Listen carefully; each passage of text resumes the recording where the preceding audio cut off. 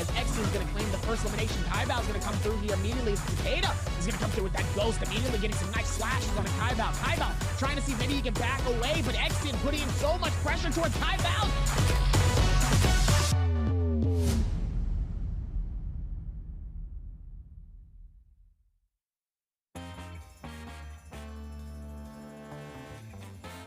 作为 Nbpl 首个3排冠军的获得者，我想说，新赛季的奖杯一定不会再摔了。虽然你摸过冠军奖杯，但是我房间里面的白红，你想摸，我还是可以借给你一下。你们俱乐部也太远了吧？来我们这念珠丸借给你们。哎，差点就到手了。过了年回来，就只剩下我一个拿得出手的劳模了。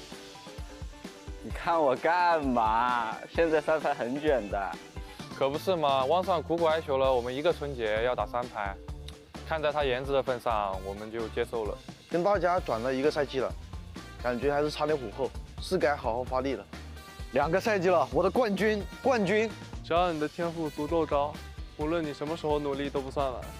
保持一个良好的心态才是关键。我同意，我心态最好，比赛全看领导发挥。 俗话说，打比赛要像常规赛的 YJG， 总决赛的微博 Gaming。少哪一点，少哪一点。这个赛季来了很多新人，作为过来人，我想说一定要敢打。新赛季要继续成为一个出色的劳模。叶然，请守护 Nbpl 劳模最后的荣光。目标就2个字：稳定。新赛季大家不要有太多压力，毕竟磨合很重要。我们已经磨得差不多了，我们上限很高。 你们将见识到什么才是最强的配合。铁杯的遗憾将会在这个赛季得到弥补。我们远远没有达到自己的上限，这个赛季不留遗憾。新赛季的冠军奖杯会继续由我们捧起。垃圾话录完了。录完了。哎，不是，你不知道哥们儿是谁吗？哥们儿是2022年锦鲤杯单排亚军 ，GT 57.8分核心打手，地气之子昊天。 那你有什么想说的吗？2023永界无间职业联赛春季赛，记得来看哦。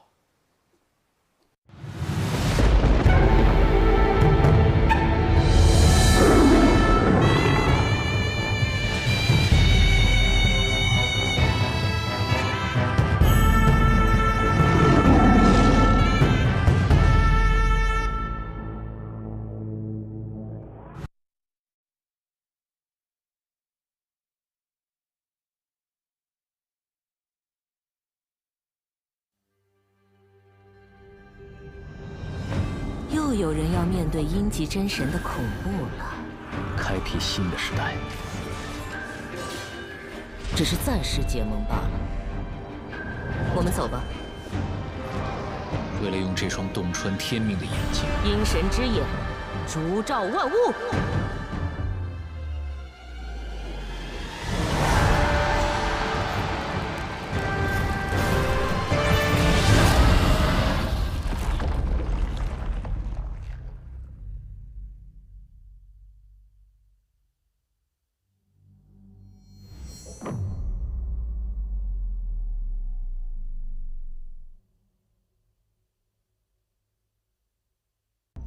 乐哉院中游，周览无穷也。百会吐芳华，重台鸟高枝。林木分交错，悬池系黄柳。清玩必详情，仙轮出战尾。座中发美赞，意气同阴魁。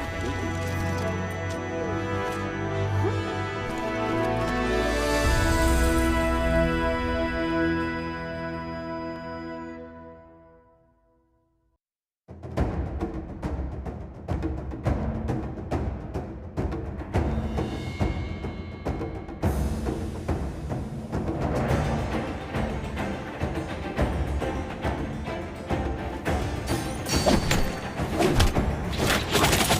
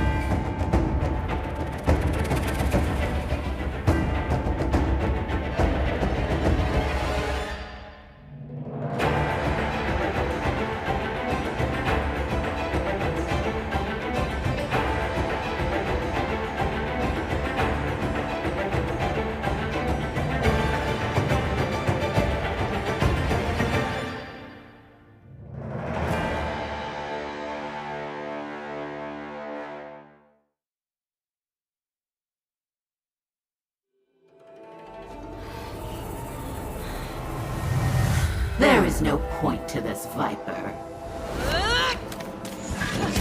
You've spent too long fighting mortals and have forgotten much. But I am no mortal.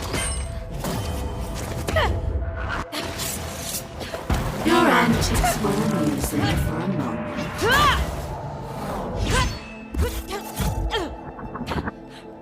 But it is time to accept your fate, sweet daughter. You're not my mother. You're a monster! How ungrateful. To be my child is an honor, for I allow you to serve me in death as in life. Now kneel. Viper? And who is this pest? Justina Gu, Winter's Grace.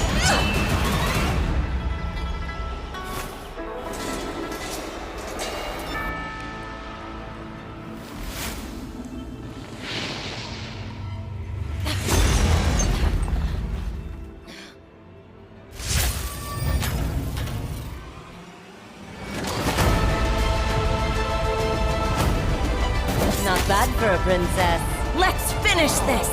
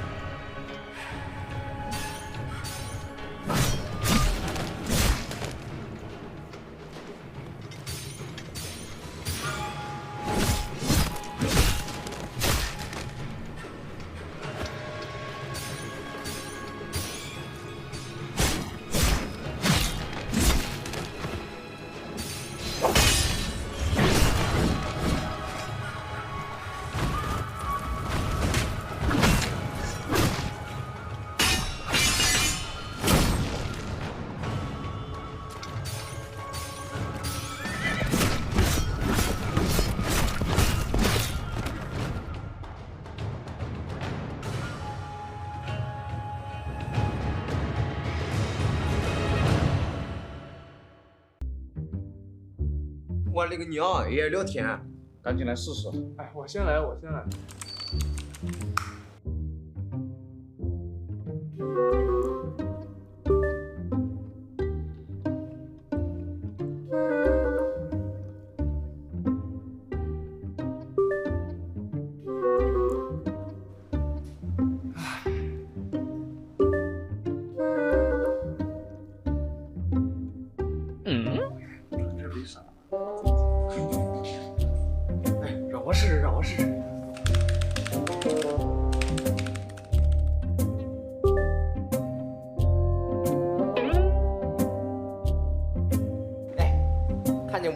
了一个娘呀！哎，看着啊！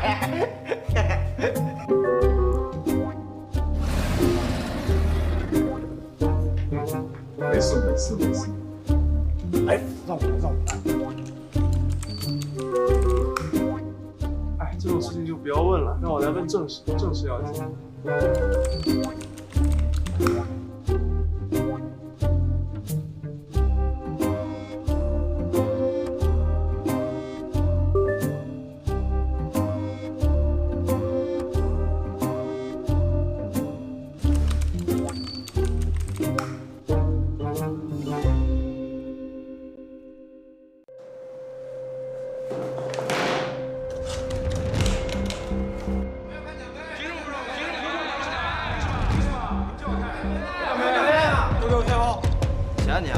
你在装什么啊？你谁啊？啊！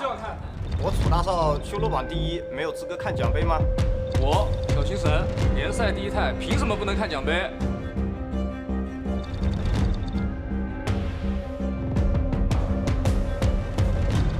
小得主，你终于来了！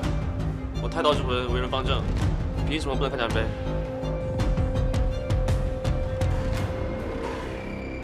还是小得主好啊！你们啊，看门都不会看，谢奖啊，小得主。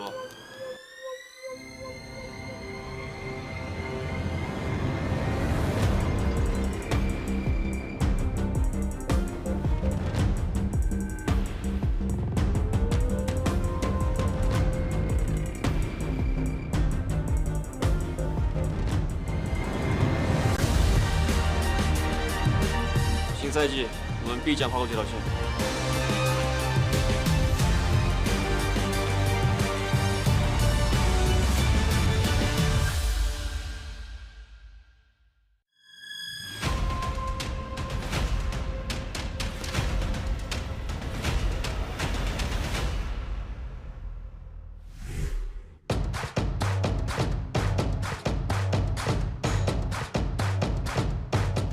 As it looks like the King is going to be able to find the combos, but Jin is able to hit a beautiful parry onto the King. Jin trying to hold on, but the King is not letting him go without a fight. He's not making it easy to get the full finish here. Beautiful hits on each side here as he pops the Q.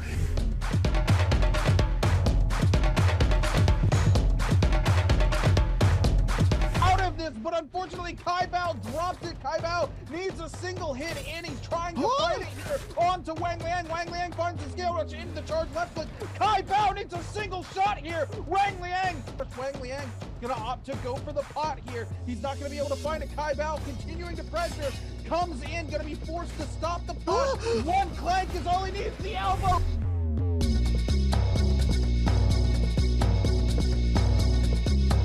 Damage coming in from Fang. Fang absolutely doesn't care. Jin so low, even with the legendary pulse sword. He gets some huge hits onto Fang though. Fang just needs to find the next one. The elbow comes through, waiting with the F here. Fang finds the elimination. 8 eliminations in a first place.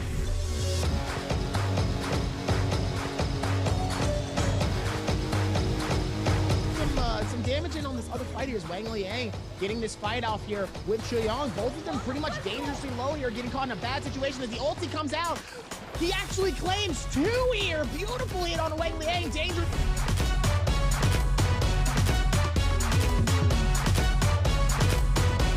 He's deciding not to here as Ego is just trying to dip away as hard as possible and passes him on the fall off.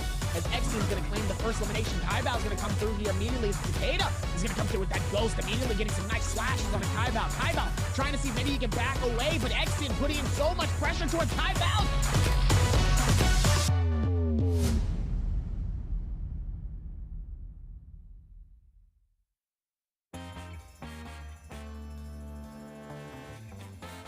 作为 Nbpl 守着3排冠军的获得者，我想说，新赛季的奖杯一定不会再摔了。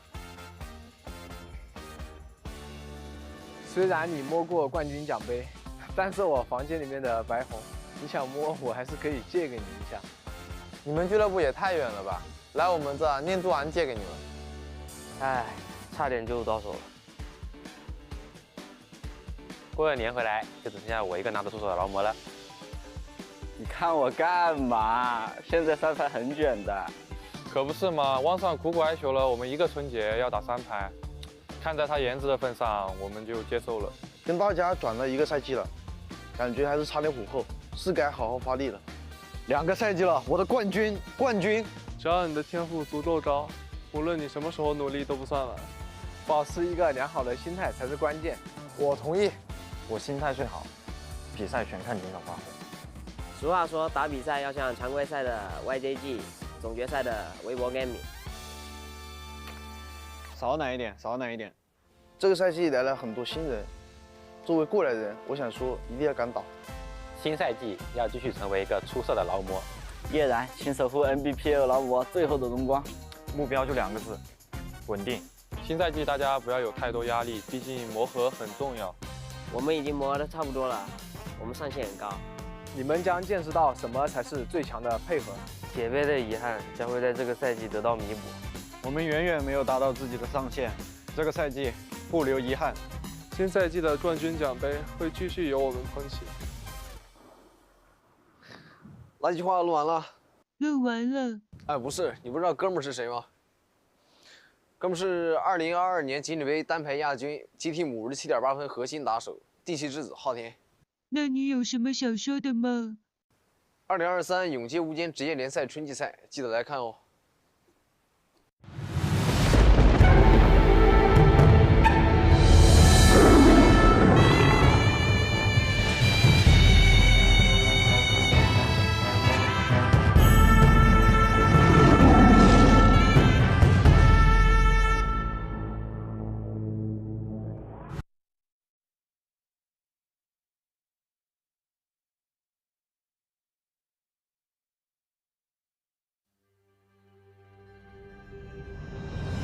又有人要面对阴极真神的恐怖了。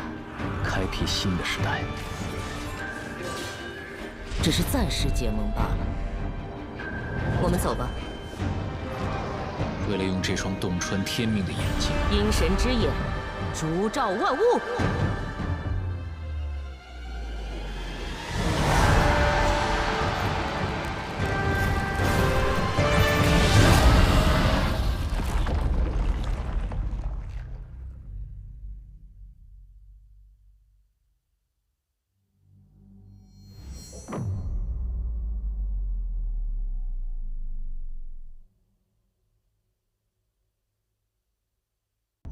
乐哉院中游，周览无穷已。百会吐芳华，重台鸟高枝。林木分交错，悬池系黄羽。清完必详情，仙轮出战尾。座中发美赞，意气同阴魁。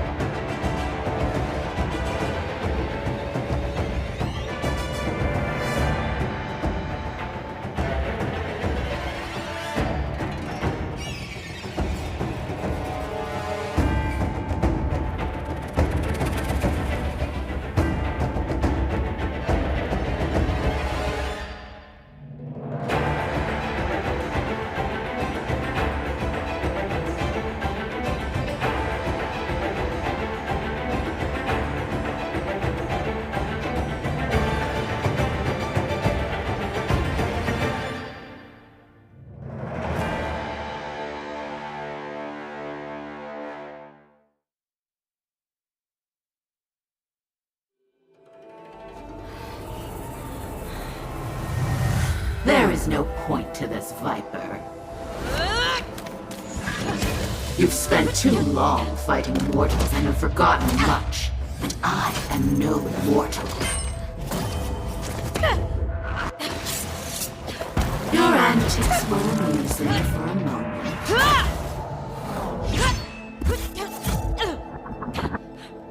But it is time to accept your fate, sweet daughter. You're not my mother. You're a monster! How ungrateful. To be my child is an honor, for I allow you to serve me in death as in life. Now kneel. Viper? And who is this pest? Justina Gu, Winter's Grace.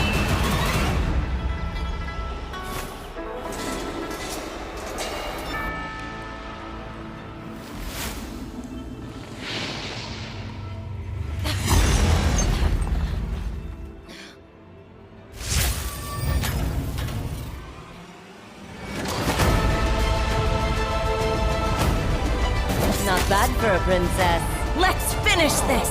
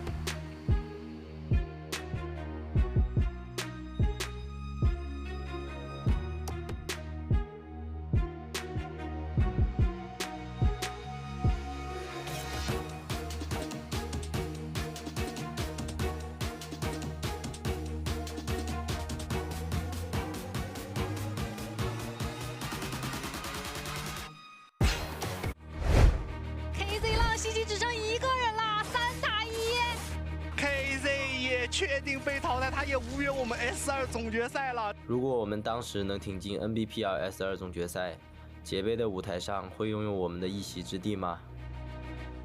如果我只是一个单排赛选手，那么杰杯单排季军会是我的终点吗？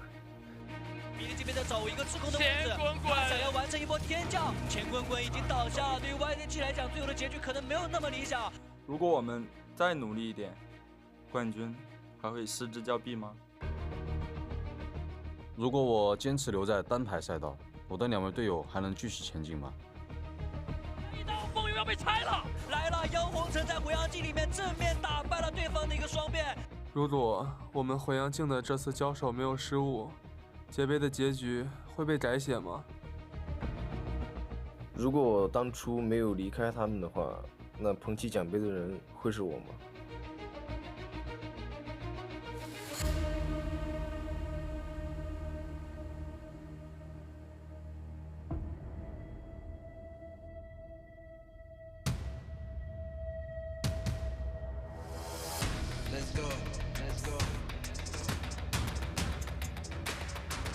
转型也好，劳模也罢 ，OUG 是我承载梦想的归宿。新的赛季，我要肩负起一个选手应有的担当。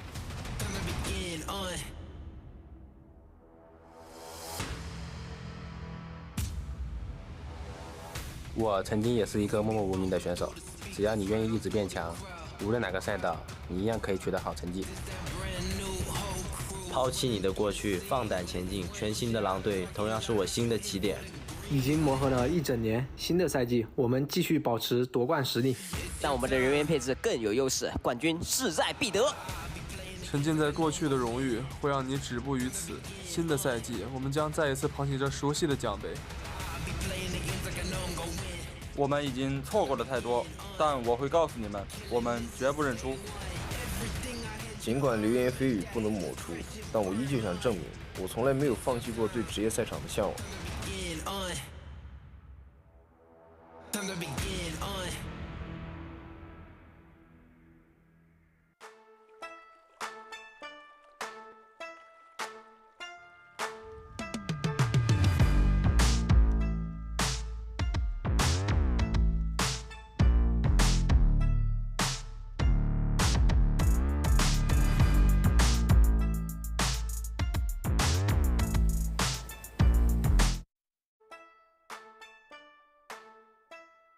Welcome to the NBPL. My name is Hiprain and I am joined by Runekeeper as we get ready to go into today's action in trios. Obviously, Rune, yesterday you were here for the solos, so you can kind of talk a little bit about that. This is my first game back after Worlds. It's felt like the longest break ever. I am so excited to be back and covering some NARAKA goodness, and obviously a whole heap of changes as well since previously we saw each other. So we'll obviously cover that a little bit later. But first of all, how are you doing, Rune? How are you feeling, mate? I'm doing fantastic. You know, I'm absolutely excited to be back. There's no place I'd rather be than with my NARAKA family. Of course, that includes everybody watching from home, and of course, all my co-casters and the lovely broadcast team as well. It's great to be back here in the NBPL. It's great to be here for a new spring split. And man, you know, if yesterday was any indicator of what we're going to be seeing in this season, things are going to get heated. You know, WBG Spider came in last season and kind of threw a wrench into the works. We saw, of course, AOW's Mike unfortunately had to step away for a little while, but he's back this season as well. Group C for this particular bi-weekly is absolutely maddening. WBG Spider and AOW's Mike in the exact same group. So those two always going to be going head to head. But yesterday it was Feng, previously known as GBL Zin, who came in and absolutely flipped the script on the league. You know, GBL Zin coming in to the first season last year was the defending solos world champion, and we expected to see a lot out of him, and he just underperformed all season, kind of in the middle of the pack, which is not where you expect to see the defending world champion. However, he is back with a vengeance. 2 less players in every lobby means 4 less kills, and he dropped a 50 bomb for the first day of solos. Talk about setting the bar, and the most BM we have ever seen in a single game of NARAKA. Goes topside where everybody can see him, drops a legendary pole sword, legendary repeating crossbow, and a legendary greatsword, and just walks away and says, I don't even need him. Come and take him. That's so funny. That is so funny. The final fight comes down to Alliance's Jin, who's using the legendary pole sword. Does not matter. Feng just pulls it out on top. Absolutely insane. Taking a look at the groups here. Today is groups A and B going head to head in trios here. And there's somebody I want to talk about in group A here, and that's Team TE, a quote unquote new team joining us this season, but their roster is made up of the original J team that took the first world championship. We're talking about LYD, VVV, TXJ. We're talking about the pioneers of the counter monk comp that dominated the first world championship. And of course, you know, J team's roster changing drastically in season 2 of last year, and the new J team defending their world title and taking, you know, the championship, while old J team and its members split up across the league, kind of providing support to a bunch of different teams. But now they're back together, and it's like the clash of the titans. They're in the same group. It's going to be old J team versus new J team, and I can't wait to see it happen. Of course, we're taking a look here. There is a difference in the match order going forward. Instead of 2 matches of Morsile and then a match of Hollowroth, it's Morsile, Hollowroth, Morsile. And then for our last 3 games, the same thing, Morsile, Hollowroth, Morsile. I'm really excited for this sort of change up here. I love going from one map directly into the next. And then of course we have the break in the middles between games 3 and 4. And then we come back and we do it again. Morris Isle has been such an aggressive map, at least for solos. I'm very, very interested to see how things have changed in trios. I have so many theories about potential comps and counter comps given the addition of Feria. There's so many, I don't know which one's actually going to be meta, Jake.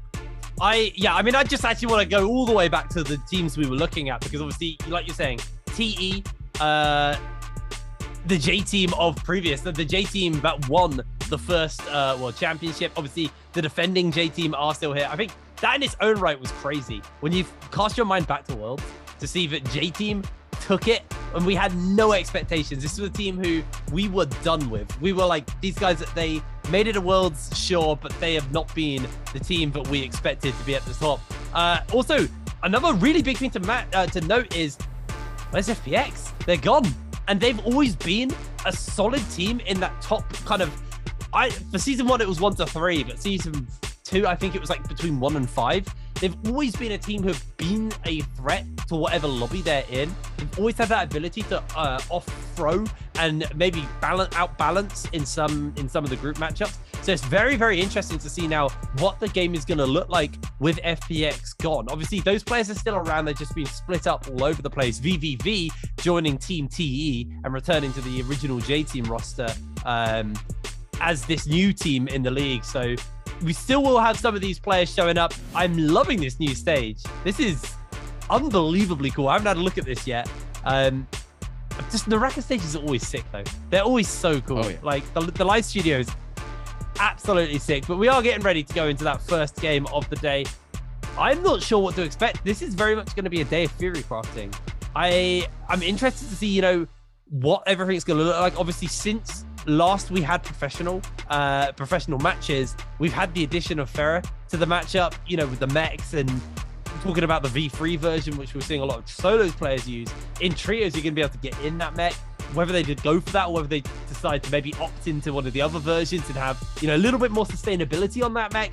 I'm very, very excited to see what the meta is going to be looking like and what the hero selection is going to look like. I think now with, you know, extra heroes being added over time, we are going to start to see more diversity within the team comps, and, you know, maybe not just the monk comps and the Yoto comps. Like, they were like the 2 comps we saw in trios, but in Worlds we start to see a few more kind of variations and different styles of comps. You know, I'm still waiting for this goddamn Valda, like the Valda Takeda comp. We tried it in trios, Moon, and I know it works. So I want to see that show up at some point. Well, look, you know, so I have my own theories about what's going to come out this season, and it all kind of revolves around Feria, right? Fifi, as we like to call her for short, she brings a lot to the table, and I think the 3 variations we have potential to see here is going to be, one, we're going to see just the straight up counter monk comp, right? Where Feria just comes in with Viper in tow, and they use that comp to outright just counter all the other monk comps in the lobby.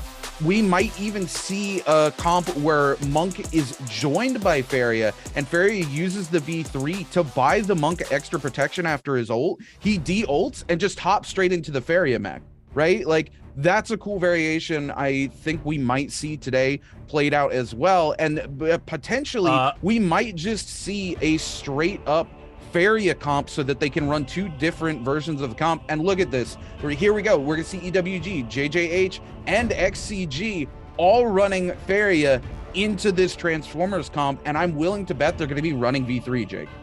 I also kind of want to note, I do believe, now I need to be corrected if I'm wrong on this, but I do believe that the teams now can't see what each other are picking going in. I believe it's blind nowadays. I think that was a change that was added going into Season 3. I will get that confirmed off screen. But if that is the case, they can't just load in, jump on the kind of the loading island, and then see, oh, there's a bunch of monks. Let's pick Feria. Like, you are picking blind at this point. It is interesting how all of these Ferias feel like they are here to support the monk instead of inherently just a comp built around her. I want to see this Viper comp with her because I feel like that would be very, very effective. I feel for whatever reason they are deciding, you know, they'd rather run her as a support to keep the monk alive. And I mean, luckily for some of these teams, there's only 3 Ferias in the game, so it's not like it's the most oppressive start. We are still seeing the classic Yoto comp as well with the Wushen and the Viper. I'm amazed we haven't seen that comp but with Feria instead of the Yoto. I feel that's like a very, very good comp to run into these monks as well, because if you don't have the mech, you can just peace out. If you have the mech, you can go all in. But here we are, on to Morris Isle for our first game of Trios of the Year. Gonna see who's gonna be able to take it all. We have some stacked teams in Group A and B, and it is gonna be a very, very explosive start. Yeah, this is going to be absolutely insane. I think what we're seeing here, because a lot of these teams are running classic monk comp, I think we're going to see teams, because of how the hero points work, run a monk comp, run the classic Valda, or sorry, not Valda, but the classic Yoto Viper comp, and then have a third comp, which is a comp built around Feria to counter monk comp. And then that way they don't have to worry about hero points, as they have 3 different comps to just kind of jump through. And save those points for when they really need them. And we'll see the first fight of the day break out here between OUG and OC. OUG quickly taking the upper hand here and picking 2 of those eliminations, but XG picks up all 3 members. No way! Cut from the dagger comes in. Oh my goodness, they almost come through with the first 1v3 of the season. That would have been such a big start, but now we are seeing KILA taking themselves a fight here versus XCG. One of the monk transformations has already come out, and QGG throwing down that Yoto ultimate. It's going to get somewhat caught up here in the air. I say somewhat, definitely caught up, slammed into the ground, losing some armor into the waiting hands of Lex Heng. Another grab into the slam, should be coming through unless he does get interrupted, and Xiaonan actually going to lose monk form, and KLA able to win this fight here nice and easy. Down by the river though, we are seeing a couple other fights breaking out as JDG do end out taking up a pick onto TK there, just forcing them away. Yeah, JDG coming in strong early this season, running that more classic monk comp here. You can see they're running Karumi and Yueshan, and this comp very much picked by these teams because it does so well into those realms of Yang versus kind of that new school comp we saw coming out for the Transformers comp much of season 2. But as soon as Realm of Yang made its way into the meta, we started seeing Karumi come back into the fold just because of how much healing she does bring to those individual fights where you don't have to worry about the potential of of the third party. And we see GS running that same comp as well with the classic Yueshun and Kurumi here, using those cannons. No surprises to see Monks once again still running those cannons, using the explosive radius to pick up as much rage as possible. And there it is. We're going to see immediately as Zhao Toto goes ahead and Monks up after landing a couple of those cannon shots. Now, though, stuck kind of in a weird place, is actually able to get over that tree root, and the remaining members of JHH just trying to keep their distance from this Monk right now. God Lee, though, here, one of the best Monks in the league, buying himself a little bit of time here. Their team, of course, running the Tumulk, that wind wall, buying them enough space so that they don't have to worry about Zhao Toto. And GS needs to start thinking about how to get out of this fight. He's going to walk straight into a poison mushroom here, though, and JJH actually has GS on the back foot now. They still have ultimates to burn. GS with no Monk form available, and the Kurumi just trying to heal Zhao Toto as they continue to keep things moving. And look at this, God Lee going to position himself straight into the middle of the fight so he can Monk up as soon as the opportunity arises. We are going to see that V3 come out from the Feria here. There it is. And God Lee jumps into it. This is exactly what I'm talking about. Feria bringing that V3 in just to support for the God Lee. God Lee knew he didn't have to Monk up for this fight and is able to use the Feria ult to cover for the team instead of having to burn his own ultimate, and has it in case of the potential third party. This comp has so much potential this season. Yeah, this is a very, very impressive comp, and you can see the power of that second shot, the primary being the kind of missile launcher, but having the ability to just lock down in place and shoot those explosive harpoons. So much splash damage comes out from them. You don't really have to be overly accurate, and just so much power. And now should be close towards how well they actually have that Monk form up and available to them if they need it. Really, really smart comp, actually. Godly right now just looking to finish up Anne here. Looks like Anne may not be clinging to life for too much longer. They are desperately trying to dash away, but with the grapple counters coming in, should just be able to finish Anne up, pin them against the tree. They did hold on for a fair amount of time there. We are actually cutting over now to JDG, who are seemingly on the chase of OUG. Yeah, they are. Okay, OUG were just a way away from them, but it looks like both these teams are also heading to a position where they can be closer within the circle. And now the fight has already broken out. Both the Monks have transformed up here as SS and LSR are just going to be pushing each other away. But LSR actually losing a lot of HP already. He may just go down before he can do anything. They've got a little bit of healing coming in from the Kurumi onto SS, but now there's a Bane's Breath raining down on these guys as well as the Monk forms are lost. OUG, seemingly the owners of that Bane's Breath, they will be able to pretty much just quite handily hold this fight for themselves as OUG are being bounced around in the breath. JDG actually able to pick up a couple of members of OUG in response there. It's actually, I don't know who owns this Bane's Breath, but either way. It's JDG. Okay, so JDG. So fun fact, if you see the little papers spinning around them with the blue aura, that means they are the ones who own the Bane's Breath. Ah. Yeah, for our Two fans at home seasons who in a are world unaware. championship, and I've only just found that out. Who would have known? We're going to see KLA coming in here for a very clean third party, though. They are surfing this Bane, though, and I do believe this is the purple tier Bane, so they're risking quite a lot given how long this Bane is still up, but they've been able to separate JDG away from the Bane. No! KLA actually on the very edge of the Bane takes a hit at maximum range, but they're able to turn it back around onto JDG, and it was an absolute clean third party coming in from them. Yes, JDG did have the Bane's Breath there, but they were so low after that fight with OUG. Even though they had Bane's Breath on their side, they were just able to come in and clean up that fight, and it's going to be 6 eliminations under the belt here for KLA as we turn our attention to AOW. Ping Tao here with 2 new members on his team, so it's gonna be interesting to see how AOW makes the adjustment to playing with 2 brand new members, and if they synergize well, if 2 months was enough time for them to figure out that sort of synergy here for the Pro League. You know this what I is find still interesting?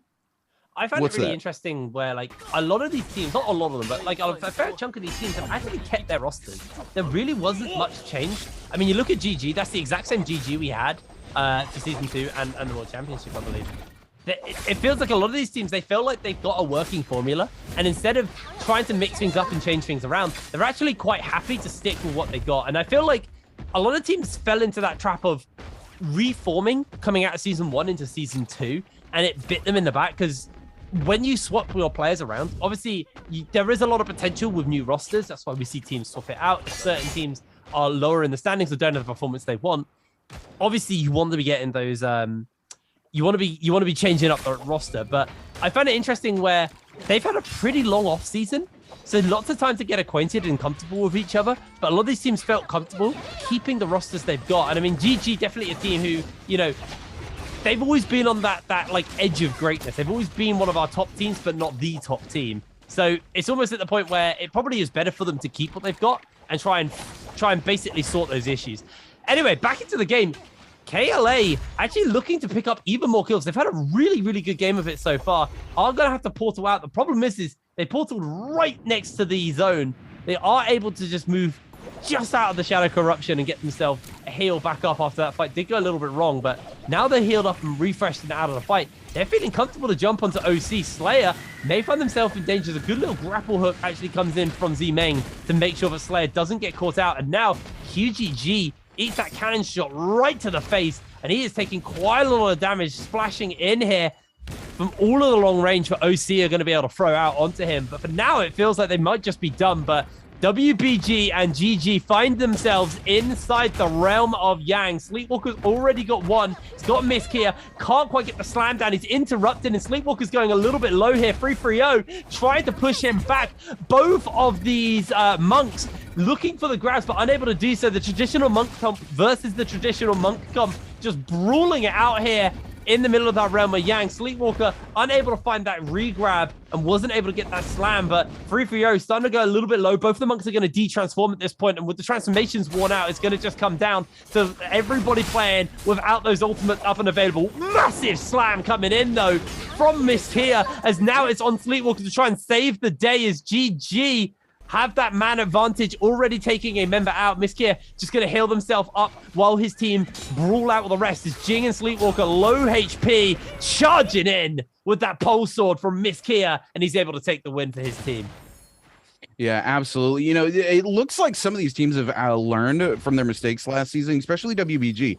WBG made a lot of mistakes coming into these realms of Yang with that Transformer comp last season, where they would monk up, but they would hold their Yueshan ult and end up getting double grabbed by the enemy monk comp, even though they had the ability to make one player ungrabbable, and then they would end up losing those fights because of the double grab doing so much damage. If you noticed, just before the wall came down, they immediately popped that Yueshan ult so that they could come in, and they weren't double grabbable, right? The Kurumi being the only player grabbable by the monk there absolutely changes those fights up for the team. It cuts the power of the monk in half in those particular instances, and it's a very smart play coming out from WBG. Happy to see them learning from their mistakes from last season. As we take a look here now to team at TK just on the side of Eventide Temple up to the north side of the map here, looking to hunt down some players here. And I do believe, is TK running Draco Storm here?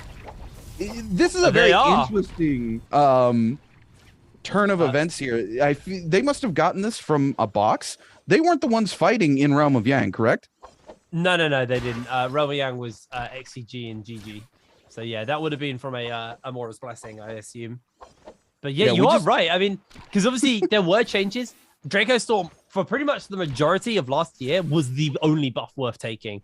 Then when we got to Worlds and we had the Realm of Yang, we start to see changes that had gone to Mystic Might and Vermilion's Birth Might. A lot of teams actually opted into those, but it didn't feel like Draco Storm was bad or not really playable. But it feels like nowadays most people just avoid that Draco Storm. It's not a bad buff to have, right? But it's not as good as the other two are. I mean, the fact that Mystic Might now has the damage reduction, which Draco Storm used to have, it obviously gives you the ability to kind of scout out without being seen yourself. Really, really big. Might have to talk about that because Battle and WBG are finding themselves in a fight here. Both the monks have transformed up as Sleepwalker has got Malmon against the wall here, trying to get the cancel out. PP, maybe he might get slammed. Sleepwalker will take him down. They're making sure it's unable to happen. Double grab from Sleepwalker. The damage is going to get put onto the teams, and the double slam battle her out. Yeah, this is exactly what WBG needed here. They're going to be able to pick up those essences there from the Karens and carry on, get rid of that Yang depletion. This puts WBG back into the game. So we turn now to JDG, who's on to Team GGG. GGG with that Vermilion Birds Might here, but it looks like it's not doing them a ton of good here, as they are down to just LXM here. They wanted to take this fight. They do pick up at least one elimination from this fight, so they do put in work there with the Vermilions. They get some extra score onto the board, but they are going to be forced to go respawn somewhere else, and it's not quite the 3 eliminations they were looking for off the back of that buff. Is turning now to XCG here in the middle of Celestra, giving chase to the last member of KZ here. Jen goes extremely low, goes to pop the Yodel ult, but Jiaonan, very smart, just backs off and immediately throws the cannon hit in. But now KLA, who has been making massive moves with third parties all game, showing up here with a third party onto XCG, and we're going to see what other members go down. Jiaonan extremely low here, looks to be the last remaining member, and that's going to be it. And XCG not quite out of the fight yet, because they do have that Vermilion Birds Might, but KLA going to be picking up 3 more eliminations, tying them with the likes of XCG. I mean, that's the thing, is Vermilion's Birthright is a buff which is consequence-free, effectively, because if you go down, you don't really go down. But there was a consequence here. KLA now, like you said, have tied up on that score, and they're not done. They're hunting KZ right now. Fanzin is currently being hunted inside that building. KLA are just going to break away and rejoin with the rest of their team. They do lose a player, and actually swimming in comes WBG. CXZ has thrown down the Viper ultimate, but he is stunned and taken out by Sleepwalker, who are able to find that pickup onto them. And KLA now down, I believe 2 of their members, only got their Yoto left, and they're in a real world of danger. You ran inside the mech here, just hunting through the streets, see if they can find a target. Sad. Need a couple of shots here from the side. Remember, when you are in this V3 of the Pharah ultimate, it isn't as tanky as when it's the Pharah using it in the F1 or F2 or the V1 or V2.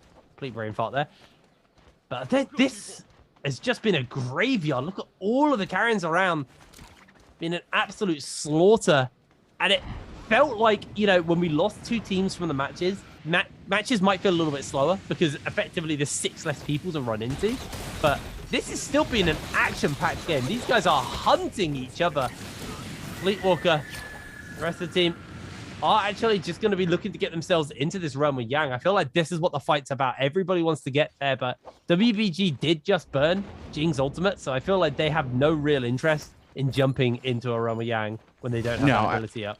Absolutely not. And we got to talk about how Sleepwalker coming in there, using that charged right click, the uppercut there on the staff to cover WBG's Jing, to buy him enough time to be able to pop that ultimate off there. Because even if he's not actually hitting somebody with that uppercut on the staff, it will deflect those range shots. And with 3 other teams around looking to pick up the kill on Jing after the resurrection comes through while he's low, very, very smart plays coming out from WBG's Sleepwalker. He's able to cover Jing. Jing more than happy to just burn the ult. It's a reason. Mech's up, doesn't have to worry about being grabbed because he's in Mech, right? Mech also going to be pummeling big damage onto 330, and it staggers him here, right? Can't be grabbed while he's in that particular mode on the mech. So 330, look at this, he just jumps over the hand as well.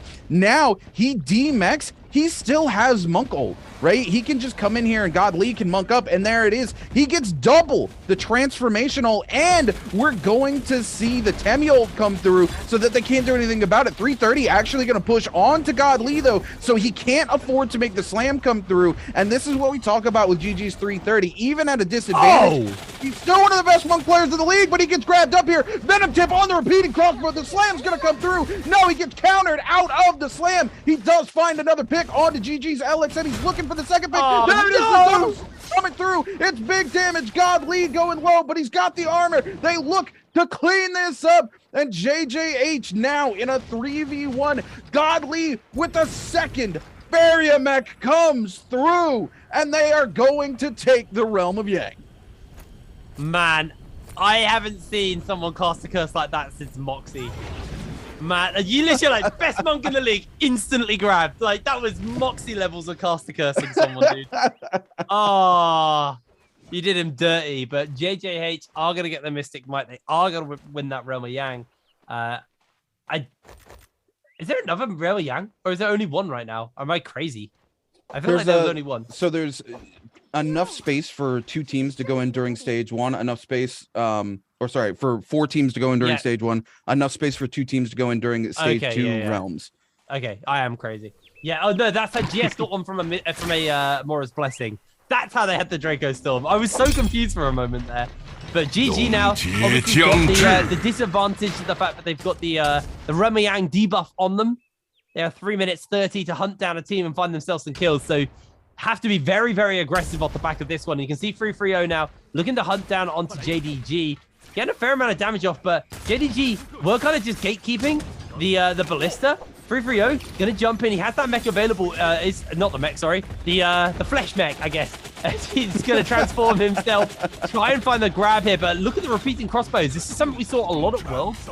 Was teams picking up repeating crossbows into Monk just to get consistent damage onto them. Feeling very, very comfortable as LSR right now is actually going a little bit low. GG 330 trying to find the slam down onto one. Copy has been caught, trying to get for that regrab. Miskia almost finishing him up, but Copy in low HP. XCG stealing away the kill with the musket shot, but as long as they're able to get those Soul Bloom essences, they will be able to survive for now. But GG, they now need to win another fight because they are being pushed up onto by XCG as this action is not done. The Soul Bloom essence is going to get taken by XCG as well. So now an opportunity from GG has been denied with 2 minutes 30 left, and the shots coming in from the ballista. 330 is in danger, but he gets popped back and sent away, and that is JDG out as GS able to finish them off, and we are down 3 teams already. But GG, I think they were denied pretty heavily there. Yeah, GG absolutely getting blitzed down there. The thing is, GG still with that Yang depletion, I do believe, ticking down onto them unless, yeah, there we go. 1 minute and 56 seconds left remaining. They need to find a fight and go ahead and get that Yang depletion gone. It looks like 330 might have been able to get rid of it, might have found a Karen to get a Soul Bloom essence off of, but the rest of the team still ticking down as we take a look here. 330 over here with the legendary staff, continuing to move across the map. We take a look, AOW up above. We are zone 3, getting ready to collapse on to zone 4. 1 minute and 30 left remaining on the Yang depletion. As you see in the left-hand corner, we take a look as GG gonna force the fight here with the likes of AOW. They really don't have the choice. 330 with the flesh mech back up yet again. Gonna be coming in here looking to pop onto the grabs here, but Ping Tao gonna also pop that monk ult in his face here, and they do have the Yueshan ult available as well. So if things start to turn sideways for AOW, they are going to be able to deny the double grab. Ping Tao actually finds the grab onto Miskia there from Team GG, and 330 half health and dwindling, is slowly dying out, even though Ping Tao with only a blue weapon here for the transformation, just not enough damage coming through from the likes of Team GG. Karumi using that tether to keep Ping Tao in the game, and now GG Miskia really the only one who has any kind of option for saving Team GG here. He's got to put in a lot of work to buy an opening for Team GG. We're gonna see AOW's Wukong there. It takes some huge hits from Miskia, but just able to heal straight through it. LXM coming in from GG there with the Mercy Havoc, trying to lock some players down. Miskia taking some hits here. We're gonna see the ult D go down here, and also now yet another Karumi ult coming in, just buying time for this other team. Miskia 2 seconds before he dies to Yang depletion. Miskia is out. 330 is low. It's a 2v3. 330 goes down. LXM versus the 2 remaining members of AOW. LXM no place to go, and AOW comes out on top. And that's the Remayang for you. It bites you in the back. They got 2 Karens, but one of them, remember, was taken, I believe, by XCG. And that just denied them so hard. The Mora's Blessing actually has a Swarm in it, which is quite a big one. Swarm obviously being one of those really solid late game ranged options. It's kind of just mega cannon. It's probably the best way to word it. EWG, I believe, are the ones to pick up the goodies in there. Got that golden armor on to one of their players, to TYC. I'm not actually sure how you say that name. I'm just gonna say 2YC. But there you go. With that Remayang, we'll just be able to kind of spray down onto GS here. Still got 30 players left in the lobby. the game's moved very quickly, but there's still 7 minutes left. Almost 8 minutes until the circle fully closes out. So there's still plenty of time. And it feels almost fitting that our first Trios game is going to end here at the Shadow J Mines. It feels like so many Trio games always come to the Shadow J Mines. I don't know why. I don't know why. There's not like a code that leans in that favor. It just feels like a lot of them do seem to end up here. So it's going to be a very, very exciting ending. A lot of terrain to work with. And nowhere near as many pharaohs as I thought coming into this. I'm surprised by the amount of just strictly traditional monk comps we've got versus, you know, versus the amount of pharaohs coming in as like a answer or an addition to those monk comps.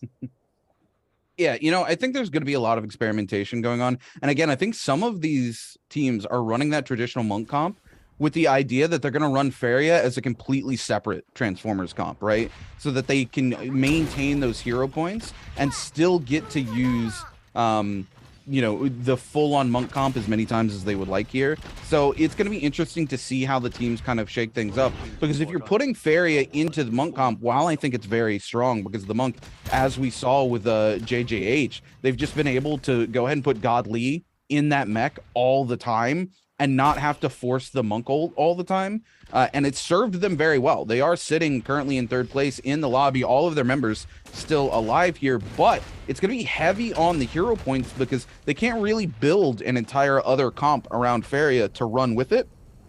They're going to be forced kind of into those 2 traditional comps and then maybe have to play kind of a wacky comp 1 game out of their 6. So they're really going to be banking on those Feria games to put as many points on the board as humanly possible going forward because of the way the hero point rules work. Team TK down here doing the classic mid-game comp for the Transformers. They're using the Temi ult to just go and buy themselves a box into the late game, get that legendary armor and gear that they're looking for. Team OUG kind of put themselves in timeout in the corner over here, as even though they're forced to burn the Kurumi ult and sit there, they are taking a ton of damage from range. OUG's The King, who also played in solos yesterday here in trios, getting bounced around. Team GS here taking a lot of damage from what looks like a ballista. They do finally find a corner they can sit in where they're not standing in the zone, and that ballista looks like it can't hit them. Turning now to OUG top side here with the monk comp. Unfortunately, that Temiel blocking them from really being able to throw grabs out. OUG's SS is just going to be forced to de-monk here. Looks for the reset. They do have the high ground, which they desperately don't want to give up here, but unfortunately they do have to waste the ults there because the Temiel just keeps them from putting any pressure onto these other teams. They're not going to be able to heal back up. 5 minutes left and 29 players. They've only lost 1 since we last talked about it. All of these teams spread out across the multiple kind of areas of verticality here at the Shadow Jade Mines. This is actually a very hard one to be the monk in because there's so many opportunities to like find cover, like exactly where TK are. You know, a monk's not really going to be able to grab you without dropping down to your level. So I reckon for now, it's going to be very based on just that kind of range poke and harass. As XDG are going to find themselves in a fight here versus AOW. Ping Tao and Xiaonan have monked up for the moment as actually Xiaonan walks into the face of GS. And this here is just a battle for the high ground. If maybe they can knock Ping Tao back into the zone, they can do some chip damage to him, but he seems to be standing far enough forward, but he's not really going to get affected as actually Ping Tao's able to knock a monk back into the zone himself. Look at the damage going in on to Xiaotou as looks like Ping Tao has found himself a grab. Slayer also looking for a cheeky grab off in the side as Xiaotou actually very low HP. Slayer unable to find these grabs, these opportunities as he de-transforms himself. Has got the Kurumi tether and umbrella there to make sure that he's going to be nice and safe. Actually, looks like OC are just going to drop down onto that low ground. Don't feel comfortable now that it lost that monk transformation. And everybody throwing out a lot of these transformations, but nobody really under any real threat here. I'm going to see XCG's Farah go in for the transform here, get that mech out and ready to kind of shoot onto these monks and stagger them. As GS have got themselves kind of with their backs to the wall against the Shadow Corruption. Lovely grab into double slam coming in from EWG's new player here. A lot of damage raining in back onto them as the Farah up in the sky, floating around, trying to get some shots off. You got double mechs here, also just raining fire down on to these monks, but with the Kurumis to tether and heal, it does feel like these monks have a fair amount of health to work, thrown down into the ground as Good little stagger, but is immediately going to get grabbed by Ping Tao. He's got one. He's got two. He's got the slam. He's able to take one down. Meanwhile, here in the low ground with the bats in the zone, getting knocked back. It looks like KZ are just in a whole world of hurt. XCG absolutely ruining their day. Also taking out EWG. XCG just coming in with an absolutely colossal number of kills, up to the 14 mark. Having a phenomenal game for themselves. They're about to get the Sandstorm up and available as well. Meanwhile, a little bit lower down, Sleepwalker's able to find himself a grab here onto one. It's going to de-transform. There's so many Transformers. There's so many mechs and monks just going everywhere. It's carnage. It's impossible to see. His PP is going to be put to bed by the King as he is slain and taken down. 16 players remaining with 1 minute left, and there is the verticality is pretty much done and redundant. Sandstorm's coming out as well to buy a little bit more space and block onto these monks. So Xiaonan needs to be careful versus this Pharamech here. Is going to de-transform and needs to get out in time. Looks like they're going to be able to do so. Meanwhile, on the low ground, OUG losing a phenomenal amount of health as everybody, like sharks, smelling blood in the water, leaping forwards. OUG are able to just about limp their way out, but JJH not going to be able to do the same as they are eliminated from this game. XCG Sound and holding this high ground and using the cannon to just farm up that rage so they can get the transformation through, as Ping Tao now on the low ground looking for the grabs onto AOW, has got Jing, will be able to finish him up, and AOW able to find themselves a WVG member here. Absolute carnage with 50 seconds left. 12 players left in this game. Ping Tao taking a fair amount of cannon shots here from Xiaonan, who's 56% of the way towards getting that monk transformation. He wants a little bit more time. A Sleepwalker from WBG going to go for the transformation on the high ground, looking for the grab, unable to get it, but look at the amount of damage and shots he's going to be taking. It's just going to side. He wants to drop to the low ground, but he's there with Ping Tao, and that's a pretty dangerous position as the Sandstorm has come out, finds himself a grab onto NiHQ. Should just be able to get the slam down onto him, but Sleepwalker going very, very low on HP. The zone's got everybody closed up. This probably is just going to the end. Sleepwalker is taking names! He does go down, but not before taking half the goddamn lobby with him. Ping Tao being nailed here by XCG's NiHQ, and XCG should just be able to take the W in the first game of the day.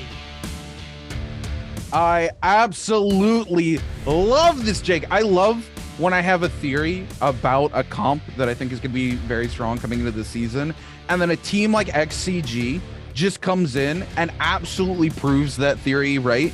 We were just talking about it before this game. The Faria coming in and being able to use the V3 to cover for the Monk instead of the second Transformer. Because what's better than having a second Transformer cover for the Monk is being able to give the Monk a second transformation. Yeah. And we see that come through. The mech absolutely. It's turned into a kaiju fight here in these final circles. It's literally just monks versus mechs, baby. It's the Power Rangers trying to fight off the big bad monster at the end of the episode. Monk, transforming into the Megazord, just going absolutely ham. And XCG proved that they were the real Power Rangers at the end of this match, just absolutely dumpstering all of these other monk teams. And some of these classic, monk players like 330 and WBG Sleepwalker, they had a little, highlights on their monk here. That, of course, being because they are some of those best monk players that exist in this league. That's what they excel at doing. But unfortunately, into these other comps where Faria is able to cover these other monks, it just was not enough. No, it really wasn't. That was a very interesting game, actually. Just, I expected to see more Faria coming in. And like you said, there's probably going to be, with the hero points and stuff, there'll be some teams who adjust and change the game plan. I'm excited to see what Game 2 looks like. Obviously, going on a horror off a different map. A map where, this is something we talked quite a lot of Worlds about, actually, was how Holoroth is a map where it feels like more final circles don't favor monk than do. But teams at Worlds still really favored using that monk. But it feels like, on Morris Isle, there's a lot of final circles where monks can do. But interestingly enough, I don't think this was particularly the best monk final circle, because it was just so much verticality and so much cover that it just kind of didn't matter because everyone was so big. It was just so many big targets to shoot at. But if they weren't finding grabs, they were just punching other monks. It was a tavern brawl for monsters. it was a very interesting game. I'm interested to see, what other comps do arise, or if we are purely in the Pacific Rim meta. I like that, and I think we will coin this the Pacific Rim meta. If that is going to be the state, then, maybe Varian is looking out, or maybe Monk needs looking out. I've been saying Monk needs looking out for, well, since I started casting this game. That hero has been dominant since day one. But, I think on the other hand, I'm curious to see, will Yotos have a place in the meta, or are they kind of done now, where there's just always too much that can deal with them? The Monk's still being able to grab Yoto out of her ultimate means, but she's not that great into the Monk anymore. For a while, people used to think she was very good because of the ability to kind of dash away and dodge, but Monks have just kind of got their timing down, so they can pluck Yoto out of the sky now, basically cancelling her ultimate and making her redundant. So it'll be interesting to see, what changes happen, what the meta kind of shapes out to look like. But here's the scores for our first game of Trios. XCG with 37 points. They got 20 kills, a 20 bomb to kick us off. An absolutely killer game coming in from XCG. AOW were just behind them. We're massively behind them in second with 17 points, and then WBG with that 14 points. Everyone else, still points on the board. No donuts coming in for any of these teams. But man, what a game for XCG. Yeah, absolutely. XCG just coming out of the gate here. And, no surprises. XCG was one of those teams that's always top 3, no matter what season we've seen them in, right? Season 1, season 2, or Worlds, they're kind of always towards the top of the order in these matches. They're a team you just can't sleep on. They execute their decision-making and their skills very well. And sometimes it is more about that consistency. And we've seen that as XCG was able to play multiple bi-weekly finals off the back of getting there and just putting in consistent games and then having one big pop-off moment. And today they just decided to come out swinging. Rune, remember they won season 2. Yeah. They were our champions in season 2. Everybody had, I think it was WBG won the first one. And it was YZG who we had our attention on being the team to watch in season 2. And the team that were going to take it all. And XCG just came in huge. They look really, really solid. And they took the season 2 finals and did win that season. Coming into Worlds, again, a pretty good performance from them. It was obviously J-Team who denied them from being at the top, as J-Team had an absolutely killer World Championship. But XCG are definitely not a team to write off, They might not hold the World Championship, but they did win the last Nbpl. And they came in with something to prove today. That first game was them very much saying, we are still the best team in the region. We are the guys to watch. 37 points. I'm not going to argue with it. A 20 bomb in the first game. But here is our MVP for game number 1. It is Ling. I always struggle with this guy there. I call him Ling Hen, but that is not how you say that name. I'm sorry. Lixing Hen. Lixing Heng, thank you. Lixing Heng, 33k damage coming in, 7 kills, 10 assists. Honestly, 33k damage, it's good, but we've seen higher. We can do better. I want to see bigger numbers in a 20 bomb. But yeah, really good stuff on that Tammy. He is coming through as the MVP, as the support player, though, right? He is there just to buy the Monk some safety, to buy Feria, some safety so that all those range shots don't come through, so that they can block the other Monk hands. And he still manages to put 7 eliminations on the board and 10 assists. That's 88% kill participation here in the first game for the support player. Yes, he's out here doing his job, dropping the ult, but also making sure he's pumping out extra damage so that as soon as those other players are ready to secure kills, they can drop those kills very easily. And that's what makes a very, very good support player here in the NBPL. You can't rest on the fact that, okay, I popped my ability I'm good now. I just kind of float around. You have to be out there putting in work. If your monk lane's grabbed, you need to be swapping to those range weapons and putting in damage so that they can secure those kills. If your Feria monk or pops up and manages to fling somebody across the map, you need to be ready to grapple in and follow up and have those whiffs also to buy yourself an exit back out so you can regroup with your team. And if you notice when we were watching XCG, that's exactly what the Temi was doing. Anytime a kill got very low, he would actually separate from his team to secure the kill, use the F to buy himself some space, and then regroup with the team. He was going out and making sure that the work that his 2 damage dealing players were putting in was paying off, and because of that, they walk away with a 20 bomb and a 37-point game 1.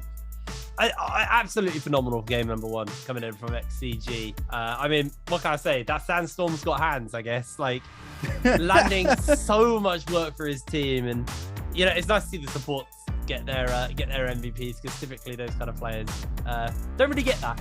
But really, really big stuff coming in from them. I'm excited to see what game 2 looks like, because obviously we're going to Holoroth. I feel I prefer Faria on this map to the Monk on this map, if that makes sense. So maybe we might see the solo Faria comps come out in this game, or you know, the idea in my head is very much you run what you run with Yoto, but you just put Faria in instead, or Faria in instead.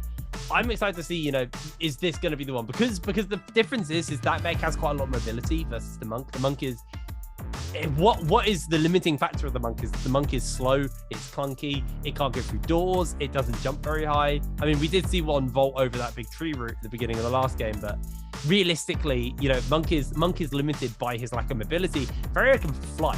The mech can take off and just hover above the fight and kind of rain rockets down on everyone. So when we get onto Holoroth, I'm curious to see what the game looks like. And I feel like if we just see more of the same, that might answer the question of, is this a little bit broken? I'm going to tell you the answer right now. Yeah, it's a bit unreasonable at the moment. But you know, I have been complaining about Monk since day one. I think the guy needs humbling. I know you're a big Monk player, Rune, so you know you might not want to hear this, but yeah, I think. Well, the big thing with Monk is he requires he requires support to pop off, though, right? Honestly, if he doesn't have his team, are you trying to tell me the supports are broken? Is that what you're trying to say?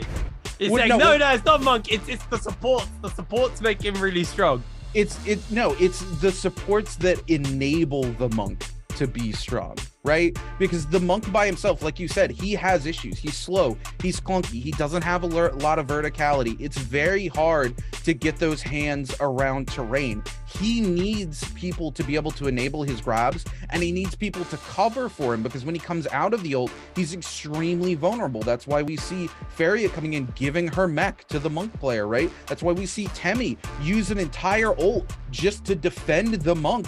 Even while the Monk is in his ult, he needs to be defended. Or a Kurumi tethering him, healing him the entire time, right? We saw it yesterday. We actually had a player lock in a Monk for game number 6, and he just gets obliterated, right? He doesn't pick up a single elimination, and he's like the first player to go out in the game, because Monk by himself can't enable his own, you know, damage to come out. He needs to be able to pick up those double grabs, and if he can't, when he picks up the single grabs, he needs somebody else to be pumping damage onto that so that he can guarantee the kill with the first slam, because it's very hard to get that slam out and pick up the immediate regrab. We do see these pro players do it pretty often, but you're talking about some of the best players in the world, and they are just playing the hand that they've been dealt, so to speak. He needs that enabling to be such a good hero, and that's why Feria coming into the meta has been so good, because she gives him a better option to cover that D-transformation, right? We saw it. Yueshan's great, but Yueshan's only covering you by jumping on you and trying to keep players off of your face, where Feria goes, here, just have another transformation. You know, it's like going from Godzilla to Mecha Godzilla at the end of the day. Oh man, it was weird because obviously when Feria got announced, I was like, I'm not sure how I feel about another Transformer. Transformers are already a problem. Are we just giving another one? And I didn't see the V3 at the time, so I was like, oh, she kind of counters him. This is cool. This is actually an answer to Transformers, where there's just like another Transformers comp as well. I'm not sure how I feel about them joining forces. This is probably the worst case scenario now. Like, but it is a cool idea and a way to kind of keep the monk alive. And I guess, you know, they will use every tool in their wheelhouse to keep monk alive. That is the game plan. I'm wondering if we'll see like the return of the Justina comps, because for a long time before Wu Chen joined the Yoto teams, you had Justina. It was Justina, Viper, and then Yoto. And the idea was you just crowd control the hell out of Monk and his teammates, but they can't keep that sustained up. And Yoto is free to fire, because I think the biggest problem, like I said, was when Yoto ults, Monk could just pluck her out the sky, like picking an apple off a tree and then just slam them on the ground, like they're a rotten apple. So having the Justina in there, you lose the safety of the Wu Chen to get you out of a bad fight. But at the end of the day, you also have the capability to basically just perma-lock the Monk down. Because if I remember right, Monk has like he can be frozen more for longer, I believe, or more commonly, or not commonly, more times in a row than other people can because of his size due to Justina. So there is a world where these comps could just return, or there's a world where we just see more Pacific Rim, and I think that might be the game plan. Yeah, it looks like we're going to see a lot of these comps, and look at the adjustments here. Many of these teams now swapping the Fairy into the comp, right? And continuing to bring in the Temi to cover for both of them, because it just buys you so much space to be able to block all the other monks from even being able to throw hands at your team. It's so good for this particular comp, and I think we're going to see quite a lot of this coming through. We do still have 4 games after this, and you can only play this comp so many times because of the hero point rule. So I do think we are going to potentially see some other team comps come in, but most of these teams probably not going to opt to swap into them until, of course, they're kind of forced to by that hero point rule, because if it ain't broke, don't fix it. Exactly.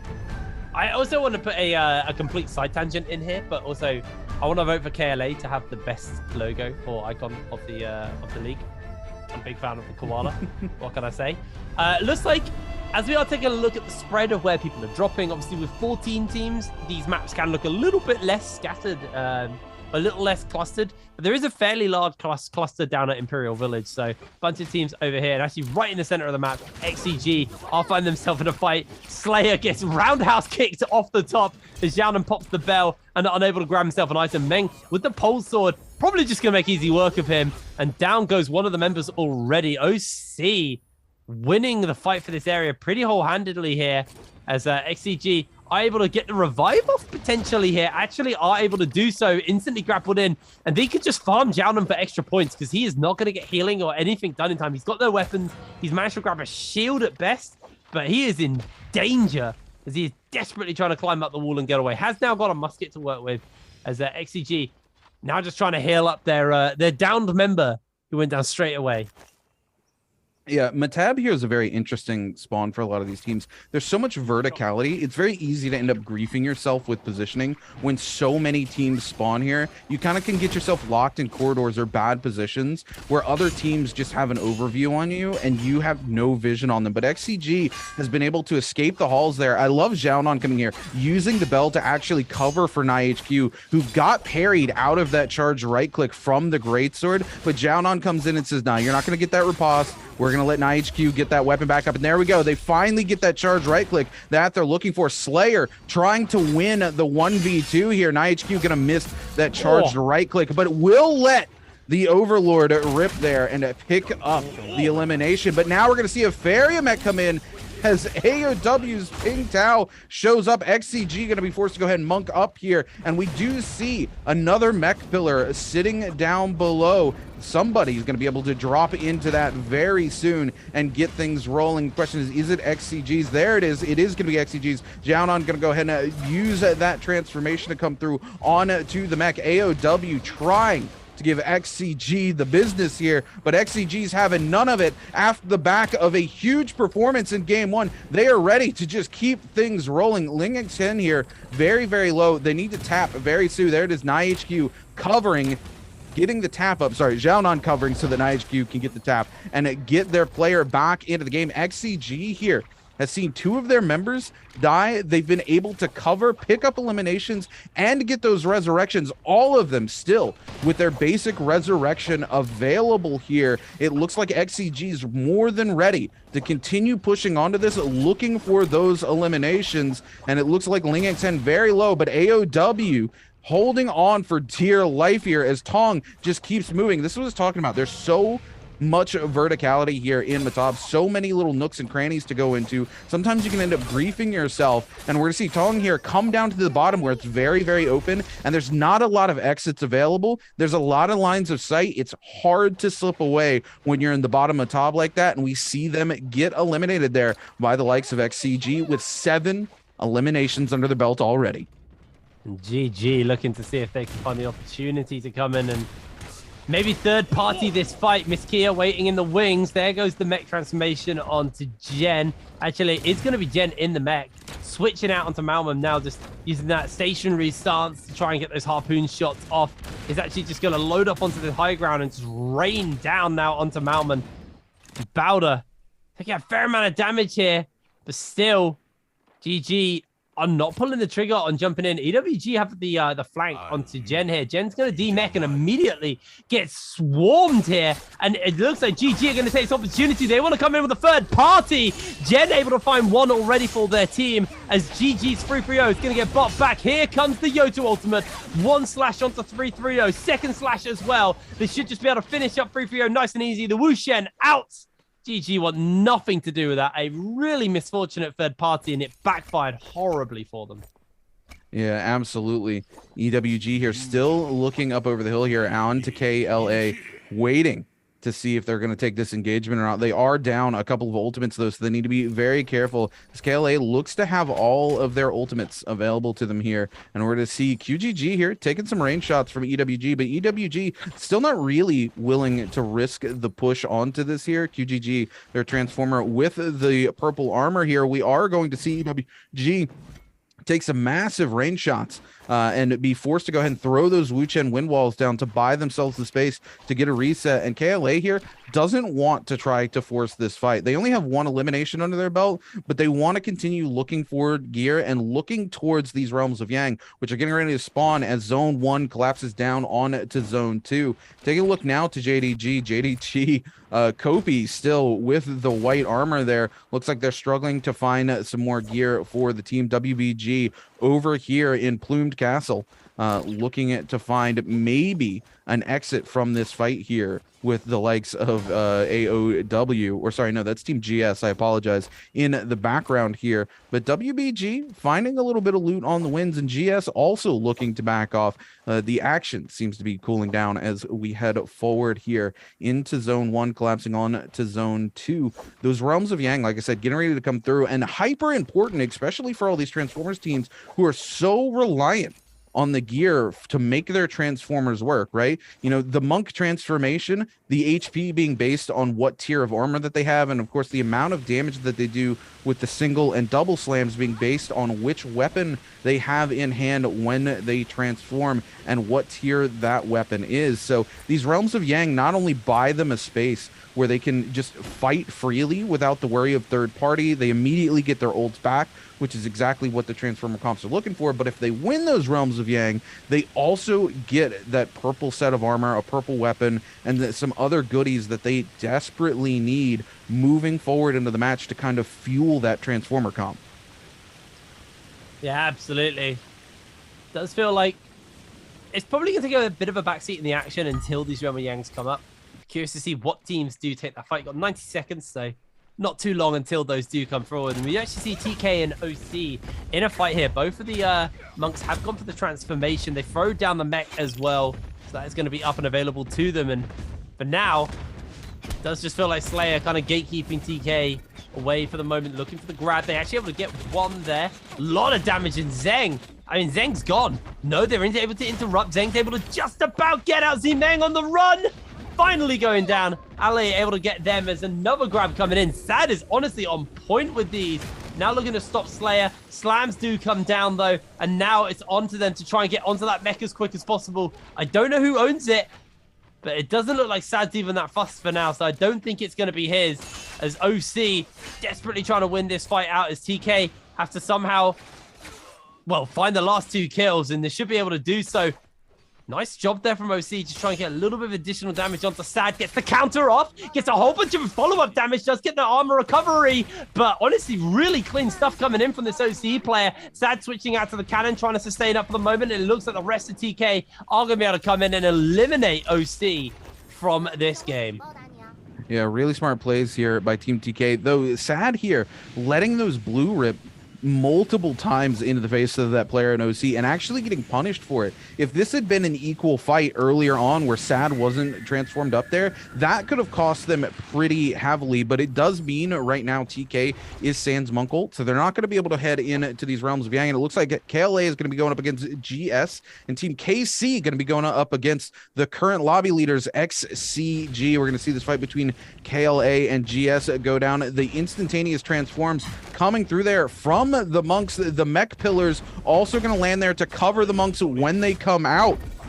I'm going to see you in the hands of QGG, but QGG going to take a ton of damage here. GS already going to grab the mech. Now QGG going to grab his mech now that he's been forced out of the transformation. Unfortunately, KLA on the back foot as YCK has been eliminated, but they will pick up the elimination onto the other monk player here. So KLA needs to be careful, and there it is, gets pushed into the wind wall. The Temi buys the elimination onto KLA's monk, and GS is back into the fight and will win the Realm of Yang, and it looks like KZ also takes the Realm of Yang from the likes of our current lobby leaders, XCG. So XCG now gonna be on a 4-minute timer. They need to go ahead and find themselves some of the Soul Bloom essences very quickly if they want to stay in this game.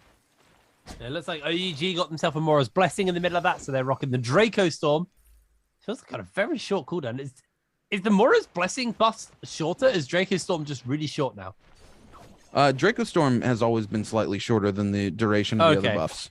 That feels significantly shorter, though.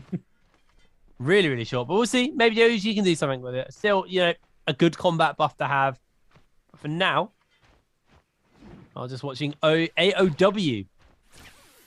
They are just going to traverse around and try and find themselves maybe some other loot. Currently only really rocking blue weapons and a few blue shields and stuff. So they definitely want to get some better gear put together. WPG might be looking for a quick jump onto KZ, but obviously with the Vermilion's Bird's Might, KZ definitely feeling a little bit more comfortable right now.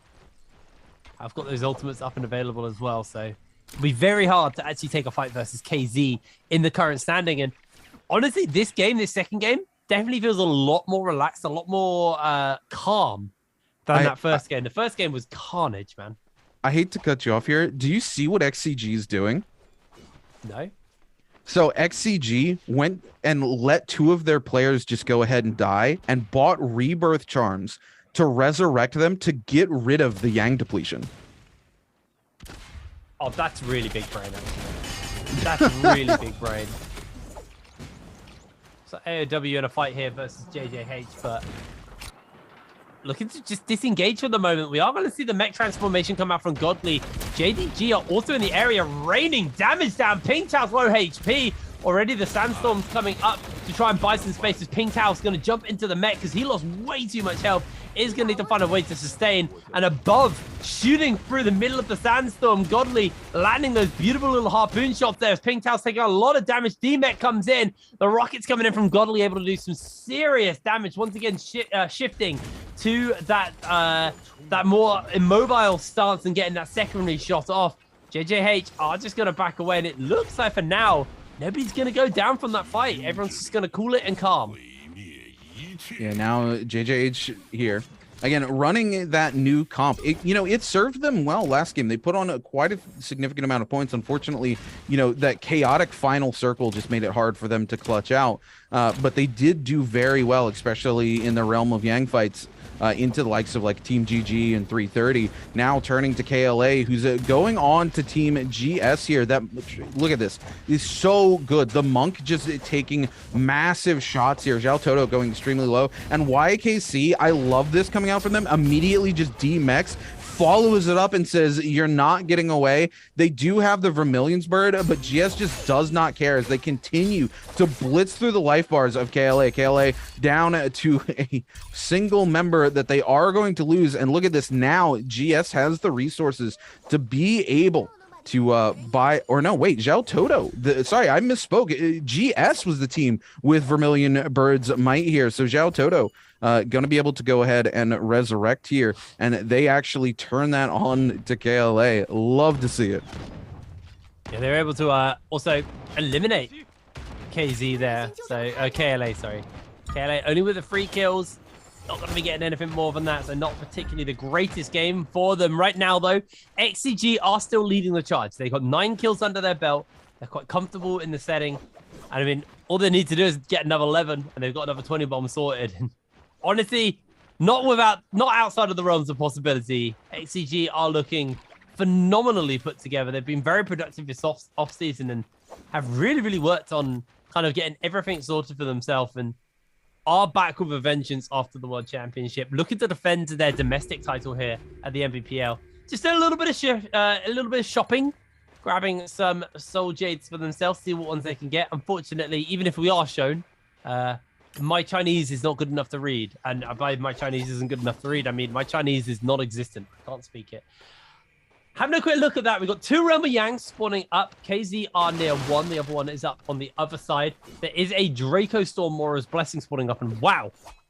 If only I knew what they had, but they look pretty good. That's a pretty kitted team. XCG definitely set up right now with some significant tools for this game.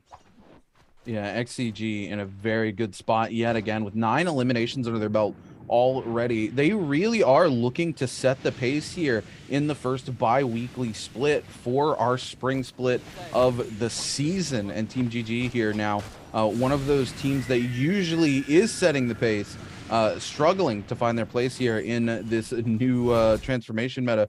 Are they debating? Or no, it looks like the Realm of Yang filled up in their face, so they're not going to be able to get in. It's going to be WBG versus Team KC going head-to-head here inside the Realm of Yang. Sleepwalker and Hazy going to immediately monk up here. We are going to see the mech immediately come out. Jen just saying, I'm just going to go ahead and get in, and we will see Temi ult for Temi ult. So those mechs not buying a lot of space. Oh, look at this though. Now the mech shots coming through the side of that Temi ult. They're able to find the angle they're looking for. And Hazley here just absolutely getting pummeled. And this is what we talk about when we say Fairy is just able to counter the monk. Yeah, look at this. They can even cancel out the grabs there because they do stagger off of those bigger cannon shots and keep the monk from going forward. WBG Sleepwalker here, very low, trying to buy space. It is a 2v2 as KZ and WBG have both lost a member. Sleepwalker actually going to be able to get a pot off here as we do see Jing buy him just a little bit of space, but immediately going to see that armor ripped right off of him. Sleepwalker sent flying there. Hazy with a huge nunchuck combo now on to Jing, and that's going to be it. KZ's going to come out for the second time in the Realm of Yang. That was such a clean fight from them as well. It looked like for a moment that it had gone bad, but it did just not. They played that super well. It looks like they're probably going to hit himself a Mystic Might. TK actually got the Draco Storm in the middle of that, and there's the Mystic Might for KZ. And meanwhile, JDG, I mean, there you go. That's some of the monk problems. Is again, a little immobile, can't climb walls, so it's just going to get stuck down. And once they de-transform, they actually do look to join up with the rest of this fight as Balder right now. Arco is just taking shots. Pingtao looking to try and find the bow shots onto Malman. Malman very low HP. One more bow shot, or he's just going to slide in. And that is going to be Zhong Wukong able to take that kill for the side of AOW. Putting AOW on the board finally, as they were down. They haven't been able to find any kills, and Balder just being their opportunity to find another one. Are they going to see Moon in the purple bush, or are they going to let him walk away? They actually do just walk away from it.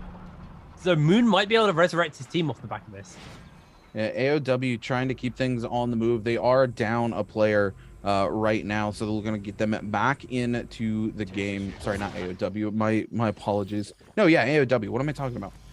Balda here, Malmon actually going to get the resurrected. Moon and Lion going to come through, and they do go ahead and get that tether out as we turn our attention to Team TK and GG. And GG a little on the hunt here, looking to pick up some more eliminations as they are only one elimination in here. And Team GG, typically a team that likes to take those aggressive early fights, pick up those eliminations and carry them into the late game. They're finding themselves in a situation they're not familiar with and not very comfortable with either. Look at this. By the way, we talk about how immobile the monk is. Ping Tao, though, over here, making him look like King Kong, swinging through the streets of New York. But he is unfortunately caught out, separated from his team, and EWG able to pick up an easy elimination on to the likes of Ping Tao. Yeah, a little bit of parkour coming in from Ping Tao, but unfortunately he did slip and fall, so not going to be able to stay alive for too much longer. Was taken down by EWG, and that's their 6th kill of the game, so they're pretty happy with that one. WBG right now hunting TK. The catcher Ali mid-air as Sleepwalker continues to chase up. There is a no ult zone token down, so that could cancel stuff out as Ali gonna get the mech in to try and save the day. Gets the knockback, immediately gets de-mech'd. I didn't see what happened there, but they were taken down as Sleepwalker. The rest of WBG can now push up onto TK in the no ult zone. That was what did it. Totally missed the no ult zone getting popped, instantly cancelling the Pharaoh. Assad is going to transform here. Jing does still have the mech to drop here for WBG. It's 3-3-0, getting himself in a little bit of danger. That's going to be one slam potentially coming in onto AK. They just get her vertical striked here by PP. He's able to pick them up, and with GG coming in as a potential third party, WBG maybe need to be a little bit careful, looking just to step away. They have that healing available to Sleepwalker as well, if necessary. WBG now pushing up onto TK and Sad, desperately trying to get away, but now is able to do so. But we are going to see the tether coming in from the Viper to look to lock down multiple people. GG able to take down WBG, eliminating people left, right, and center. AOW were knocked out of the game. Now we are seeing the Pharaoh shots coming in from the mech form, and that is another kill over the GG. Yeah, Team GG here is able to pick up some of those eliminations that they desperately wanted here. Again, a team that very early likes to pick up those eliminations to be able to bring them into the late game. So now finding themselves in a comfortable situation. Jing trying to get those range shots off there so they can at least pick up another elimination here from Team GG before they go down. But taking this fight in the zone, they're not going to be able to find that elimination that they were looking for on to Miskia, and Team GG will be picking up the final elimination there on to WBG as they get sent back to the lobby. GG just gonna take their time and pick the bodies here. It is only zone 3, so the zone tick not really going to be doing too terrible amounts of damage to Team GG as they get ready to press back out of the zone. KZ here with a surprising performance as they've been able to win both of their Realm of Yang fights here and currently have 6 eliminations to their name, sitting here waiting for zone 3 to collapse on to zone 4, and we're going to see those first sets of Morris Blessings show up with the legendary armor, which would be an absolutely massive pickup for this team here, as that gold armor would go a long way towards helping keep Hazley alive going into the late stages of the game. And it looks like they actually do find another team on the other side as we get to see one of our weather anomalies we love to see here, the meteor shower, as the stars come down and actually pick up some damage on to EWG. We love these new weather phenomenons. I kind of wish that we had some of these coming through on to Morris Isle as well, Jake. Yeah. I mean, it's kind of just like a pretty Bane's Breath. I mean, Bane's Breath's not ugly, but it's like a prettier Bane's Breath, right? So yeah, exactly. It literally is. It's just nobody controls it, so you're all in danger, and it's not quite as clustered as well, I believe. So yeah, what's really cool about it as well is when they come down, if you don't get hit by them, you can actually go over and break them to pick up some more rage for your meter as well. I did not know that. That is actually news to me, man. I honestly sometimes, I mean, like the fact I only just found out how to know who has Bane's Breath probably shows you a lot. I mean, I've casted this game and played it enough, I should know that, but apparently my brain doesn't work that smart. Speaking of which, there is a Bane's Breath down at the moment. It's not owned by XCG, but it is about to time out, so they are feeling pretty comfortable not to go for it. Interestingly, it's actually weird because you were talking about the kind of weather effects. one of the best things about Holoroth is the diversity of the different kind of weather effects and what they do.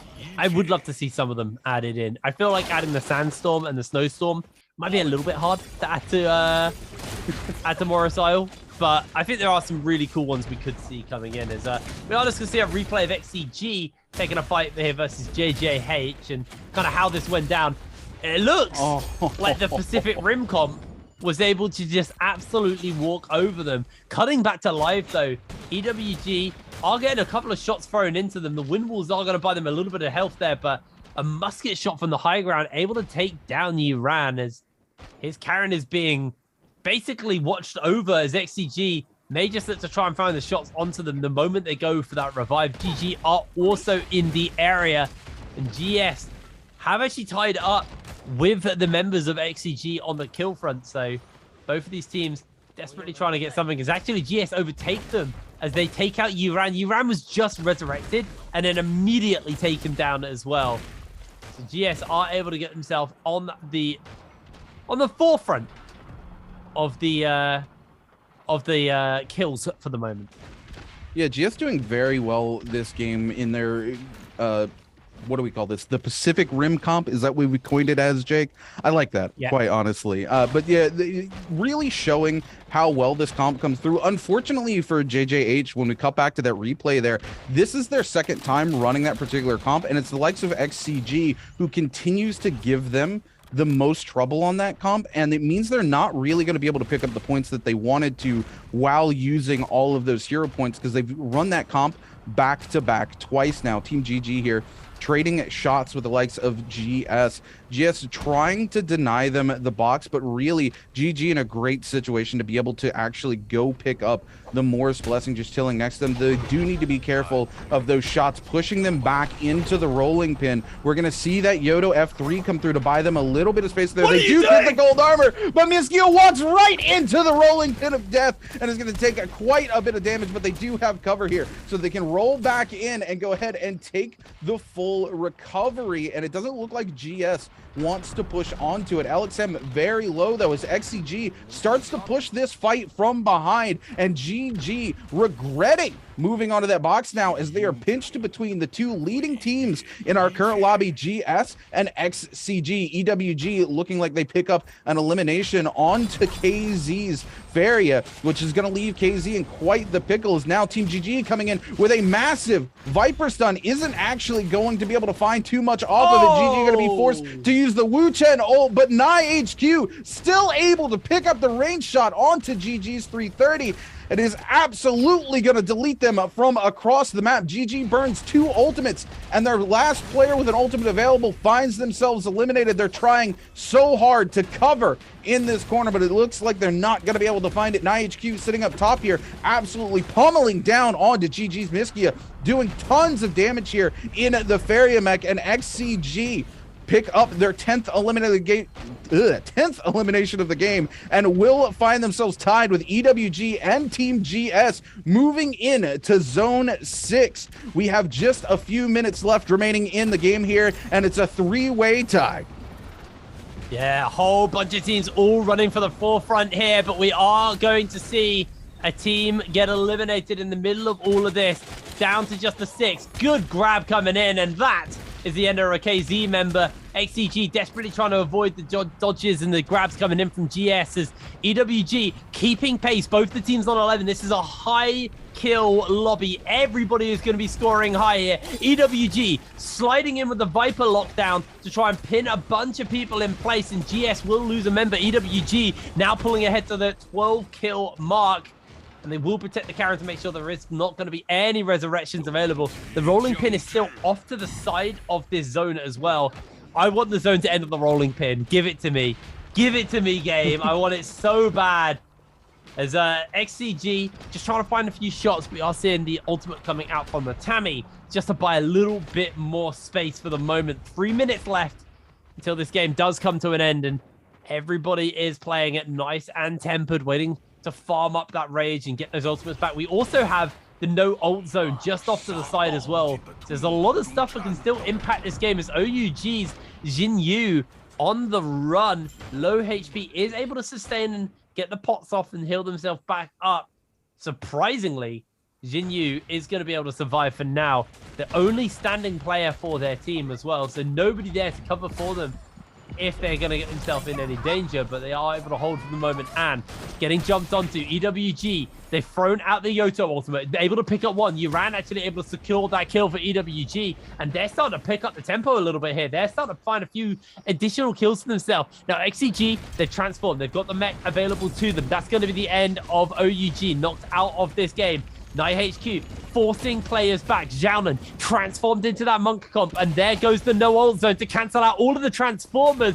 That is a rough time for all of this to come out. Just fresh off that transformation, he won't have it in the next 2 minutes. As XCG going to try and push it up forward. The rolling pin slowly rotating just off to the side. The no ult zone also going a little bit there, as it looks like EWG may just lose a member. There goes Xiaolue, taken out for the moment, as XCG are going to push up into the side of the zone. The rails are on the edge of this zone as well. They're going to force them back. The rolling pin comes in, flattens a member from EWG, taking them down. GG losing their life as well. The rolling pin delivers. It giveth and it taketh away, as XCG are going to win another game. Back to back, baby. Oh my good Lord, Jake. Back-to-back W's. If you remember in Season 2, there was a little bit of a curse. If you walked away the MVP for game 1 of the day, it kind of seemed like it messed with the rest of your day, and you could not perform on the same level following that. But XCG coming in here with the back-to-back MVP first place finishes here. And I do believe, if I'm not mistaken, that was 18 eliminations, almost another 20 bomb, Jake. Oh, they are going to be so phenomenally high in the scoreboards off the back of this. Really, really big stuff coming in from XCG. A phenomenal performance from these guys. They're going to be very, very happy with themselves off the back of that one. But man, XCG, I guess new year, new curses, because that is not the curse anymore. It turns out if you win the first game, you apparently just win the second one with almost as many points. Really, really big games coming in from XCG. I guess the question is there's still 4 games left? Have they run out of gas in the tank, or, you know, have they got more that they can potentially throw down? XCG looking honestly, very, very good. I will say, as a quick note, before we go into like looking at the points, a bunch of teams scored this time though. I think there's a massive difference. Is XCG dominated game 1, and it was just not close. This time, it was a lot closer. A lot closer. Yeah, going into that final circle, we had 3 different teams with 10 eliminations under their belt. It was a 3-way tie between XCG, EWG, and I do believe Team GS with 10 eliminations each. But we have to talk about that no ult zone popped in the end here. Also with the rolling pin of death right there on the edge of the circle. We literally expected the Kaiju fight to break out, and it was like one player walked over and said, we're not doing that today. It is skill or nothing. And I love to see the likes of XCG shoving players into the zone, taking that fight and going, I might eat this rolling pin, but you're gonna die to it. I don't care. They did it with flair. They wanted the style points. They walked away with the rolling pin elimination. And I've got to give it to XCG. They came into that final circle and said, we don't need ultimates. We're just gonna roll you with pure skill alone. I think what was probably the most frustrating for some of those teams is they were waiting for their monk moment. They're like, this is it. I got a monk. Pop. Like, it just instantly denied. No ult zones. Normally, you don't see them have that much impact. Like, they do a little bit, and like you can occasionally see teams skirmish in it. I don't think I've ever seen a final circle where like it had that much impact. And like you said, it just came down to mechanical skill and not relying on abilities. And that was a Transformers game, but the Transformers did nothing in the end. Like, it really didn't come down to that Transformers. It came down to how well those teams just played the core mechanics of the combat system in this game. Really, really good stuff for XCG. They're going to be very happy with 2 wins now back to back. And I'm excited to see how many points they put together. Like you said, you think it was about 18 kills at the end of that game. I guess we'll see when the scoreboard comes up, but also keep in mind a bunch of teams scored today and in that game. So I think this game has potential to be a really high scorer across the board, and I think it's going to be a good one. I'm happy to see that. I'm also happy not to see one team just score higher than everybody else and then just hold it over everyone else, like kind of lording it for the whole day, sitting at the top of the scoreboard and being like, you can't catch us. so it doesn't matter. Like, we'll just sit up here. You know, the FPX Classic, that was. You know, they'd get like 100 points and then just do nothing for the rest of the day. Well, you know, I think XCG here has cemented themselves, and I did call it 18 eliminations, another 33-point game. And while we see EWG pick up a 22-point game and GS with a 16.9, you have to remember XCG came out of the first game with a 20-point lead over everybody else, right? So coming into this game now, they have at least another 10-point lead on that. There's a 30-point gap between XCG potentially and even the second place team in the overall standings. That's an entire game's worth of points if somebody were to have a massive pop-off game, right? Because I mean, look at here, this is an 18 kill game and they're walking away with 33 points with a first place finish. Another team would have to have a repeat performance like this just to catch up to XCG, and XCG would have to do literally nothing in the next game. I think XCG is going to keep their pedal to the metal, and coming into the next game, I'm willing to bet they're going to perform exactly the same way they did during games 1 and 2. No, I've got the expectation. Let's not cast a curse them yet. Voice went there for a moment already. Only 2 games in, so much action, but my voice is giving out. But yeah, XCG, keep in mind, remember, they lost a player immediately. The first death of this game was an XCG member. I believe it was Xiaonan. Yeah, it was Xiaonan. He went down right at the beginning of the game. They got him up, and then they just pick up some weapons, run outside, and just murderfy people. Like, they just absolutely butchered outside. And like I said, it was a scary hot drop for them to be taking, but they took it. They were confident in it, and you know, you can paint yourself into a corner, but they kind of just painted other people into a corner. Absolutely killer game coming in, and at the end, I mean, you gotta love this rolling pin action. Flattens 4 people, gets the kill onto 2TYC as well, and really, really good stuff from XCG. They're gonna be very happy, and I wonder who's gonna get MVP this game. I think we might have a Ferret MVP. I think we might just as well. And I mean, they play very smart. Even though they lose to KC in the Realm of Yang, they come in with that huge big brain play, right? Where they go out, they let 2 of their members die, and, just buy them back immediately. And of course, like you said, it is going to be the very MVP here. NiHQ with 10 eliminations, 28,000 damage, and 7 assists. That is literally, what, 96% kill participation here for NiHQ. Absolutely well-deserved MVP coming here for XCG. You know what? We haven't seen a triple bomb in a long time. Do you think XCG's going to be able to pull out yet another MVP here today, Jake? I hope so. I think we have a hat trick for a while. Do you know what we haven't seen ever? One team win all day. We've still never had it. Could today? Am I getting ahead of myself? Yes. Am I going to hold on to this hope? Yes. Am I maybe a little bit delusional? Absolutely yes. We haven't seen a 6 bomb ever. That would be, oh man, that'd be so GG. That'd just be GG for like all of the teams in the league. They'd be like, how do we catch up on this bi-weekly if a team won 6 games in their first day? I'm well ahead of myself. We're only 2 games in. We still got, a whole bunch more to go. We've got 2 more SIL coming up.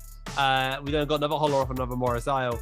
Holoroth was interesting. I think that was the most mechanically weird final circle we've seen in a while. I think the last time we had like a weird final circle like similar to this was on Holoroth as well. I can't remember exactly where it was, but it's where you have that land bridge and then a massive dip, and like everybody was kind of hiding in the dip from the monks who were standing on the land bridge. That was another really weird one. Holoroth just delivers on final circles, room. It just gives us some really, really sick ones. Oh, absolutely. But ladies and gentlemen, we're going to jump to a short VCR before we come back in and lock in for game number 3.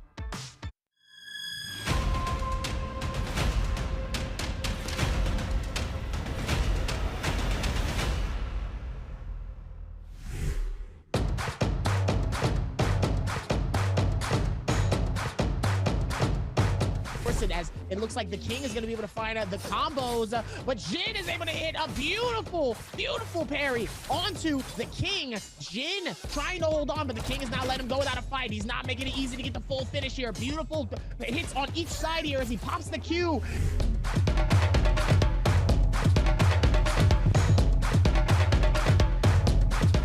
This, but unfortunately Kaibao dropped it. Kaibao needs a single hit and he's trying to fight it here onto Wang Liang. Wang Liang finds the scale rush into the charge left foot.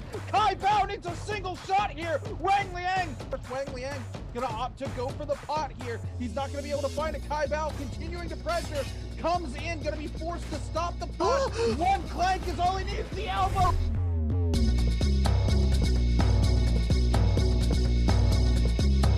Damage coming in from Fang. Fang absolutely doesn't care. Jin so low, even with the legendary pulse sword. He gets some huge hits onto Fang though. Fang just needs to find the next one. The elbow comes through, waiting with the F here. Fang finds the elimination. 8 eliminations in a first place.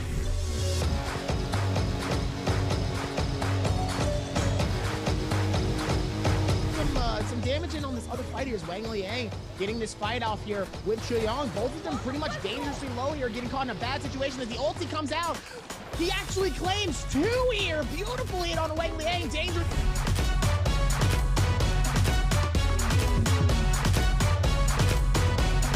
Deciding not to here as Eagle is just trying to dip away as hard as possible and passes him on the fall off. As X is going to claim the first elimination. Kaibao is going to come through here immediately. As Takeda is going to come through with that ghost, immediately getting some nice slashes on a Kaibao. Kaibao trying to see if maybe he can back away, but X putting in so much pressure towards Kaibao.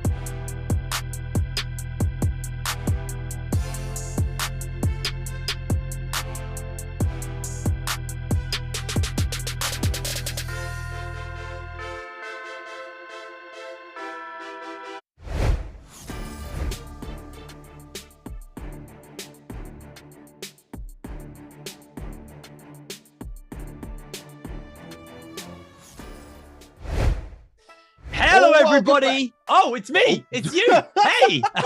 It's both of us, Jake. Welcome back to the NARAKA BLADEPOINT Pro League. We're here in our spring split. We're 2 games deep in today's trios. And man, what a day it has been already. XCG is on a tear. You know, we don't even, most days we don't even see a double dub coming out from a single team. It's always a different MVP almost across all 6 games. We do have some where we see it, and we've almost never seen a hat trick, but XCG today is really in rare form, quite honestly, and I'm willing to bet we're gonna see at least a hat trick coming out of this team today, Jake. I'm going to quickly go back to my notes from previous seasons and see where our last hat trick was. XPX week 8 did it. That was the last time we had a hat trick. They won 3 games at the end of the day. There you go. Oh, yeah, the last 3 games. I remember that. Yeah, 3 games. Yeah. But other than that, like, it is incredibly rare. And interestingly, because you feel like when you come into a new season, there's normally like a shaky bit. There's normally teams who look shaky. I don't feel like there are teams who look shaky right now, at least in B and C. Obviously, we haven't seen Group A, so we don't really know, what J Team and oh god, TZ, TK, I can't remember their name now. The team that are old. TE, is that it? There we go. I knew it was T something. We haven't seen what these teams look like, but realistically, a lot of our like top performing teams, and even some of our kind of like more middling teams, have stayed together as one unit. So there hasn't really been that shaky stage. And interesting, because season 2 versus season 1 was very different, because season 1 and 2, they were so close together, and teams changed rosters, but they looked so shaky coming throughout the entirety of Season 2. And I think maybe that spooked some of these teams. And maybe for some teams, they felt that their Season 2 rosters were just better. So they've stayed together as these Season 2 rosters. And I think it's going to make for a less shaky start to the season. I think it's going to make for a more interesting Season 3. I'm very excited to see what the spring season looks like. Anyway, before we get going with our third game of the day, we actually spoke to EWG's Yoran. Well, let's see what he had to say. 我觉得我对于取季军的话，我觉得是比较满意的一个答案吧，因为毕竟我并不是一个单排选手出身的嘛，很多单排选手是经常是有练单排，然后才就是实力会比较强劲嘛。然后至于我是3排选手出身，半路出家来打单排的话，我觉得这个季军已经是非常满意的了。我觉得如果真的要打的话，我觉得躲只打单排的话，肯定还是有更好的成绩的，冠军都是有可能的，因为毕竟你能全身心投入到这一个项目里嘛，就能多练。然后呢，但是我想的是，因为我是3排选手出身的，我想的是3排也想打好，单排也想打好，所以这两个其实并不什么耽误吧。Yiran there giving us a little bit of insight to how he felt about coming in. And of course, Yiran coming into the World Championship, moving over to solos for the first time for EWG. And, you know, he performed exceptionally well for his first time into solos as a professional player, coming through and taking 3rd place in the World Championships against the likes of some of the best players we've ever seen. I mean, WBG Spider, one of those players, absolutely, you know, dominating, and Tryhard up there in those top 4 as well, really shining a light onto NA. So Yiran was not up against light competition. So taking 3rd place, he should be very proud of himself, Jake. Yeah, he absolutely should. Just a quick note. I think this is the problem that GS has been having. He's using his mouse upside down. You can't see it now, but his hands is covered, but he's spinning his mouse upside down. That might be why. Yeah, that's not how you hold a mouse, mate. That's the problem you guys have been having. You gotta put the mouse flat on the mouse mat. Make sure that the laser's pointing down. Just a quick tip for you guys at home there. But yeah, no, honestly, GS, you know, one of our newer teams actually haven't looked all that bad, if I'm gonna be completely honest. I think typically when you have new teams join, they're either like cracked and they just completely blow open the game, or are kind of just a sad. Like, it's probably the best way to word it. Like, just sad. I'm trying to think of like who we had join in Season 2, but we had a team join and they just didn't. It's a little bit of a sad one. It's interesting seeing as well. I think these are the bottom graphic where you can see, you know, the hero selections and like the teams that they play, the percentages. Obviously going to be a little skewed at the moment because we've only got 2 games to go off, but in a couple of weeks time, it's going to be really interesting to see, you know, what teams favor and what they want to play, because we have some teams last season who would favor certain comps over others. I can't remember who, but we had like a team who like basically only wanted to play Yoso comps and kind of avoided Monk comps at all costs. So it'll be interesting to see, you know, what teams favor. And also with new heroes coming out in the next, I don't know when they're coming out, but they're coming out. There'll be new heroes coming out at some point. So I'm gonna be excited to see, you know, what they do to the meta and stuff as well. Yeah, so Akas will actually be coming out on the 16th. Which is going to be a whole lot of fun. The new hero. It's going to be really interesting to see what he does to the meta. Because, I mean, Feria obviously is shaking up the meta quite dramatically, right? And even last season and in the World Championship, we saw J-Team experimenting with Takeda, running that comp on the nighttime map for Morris Isle because they had access to the Fireflies all the time, and actually winning games with it as well, catching some of these teams by complete surprise.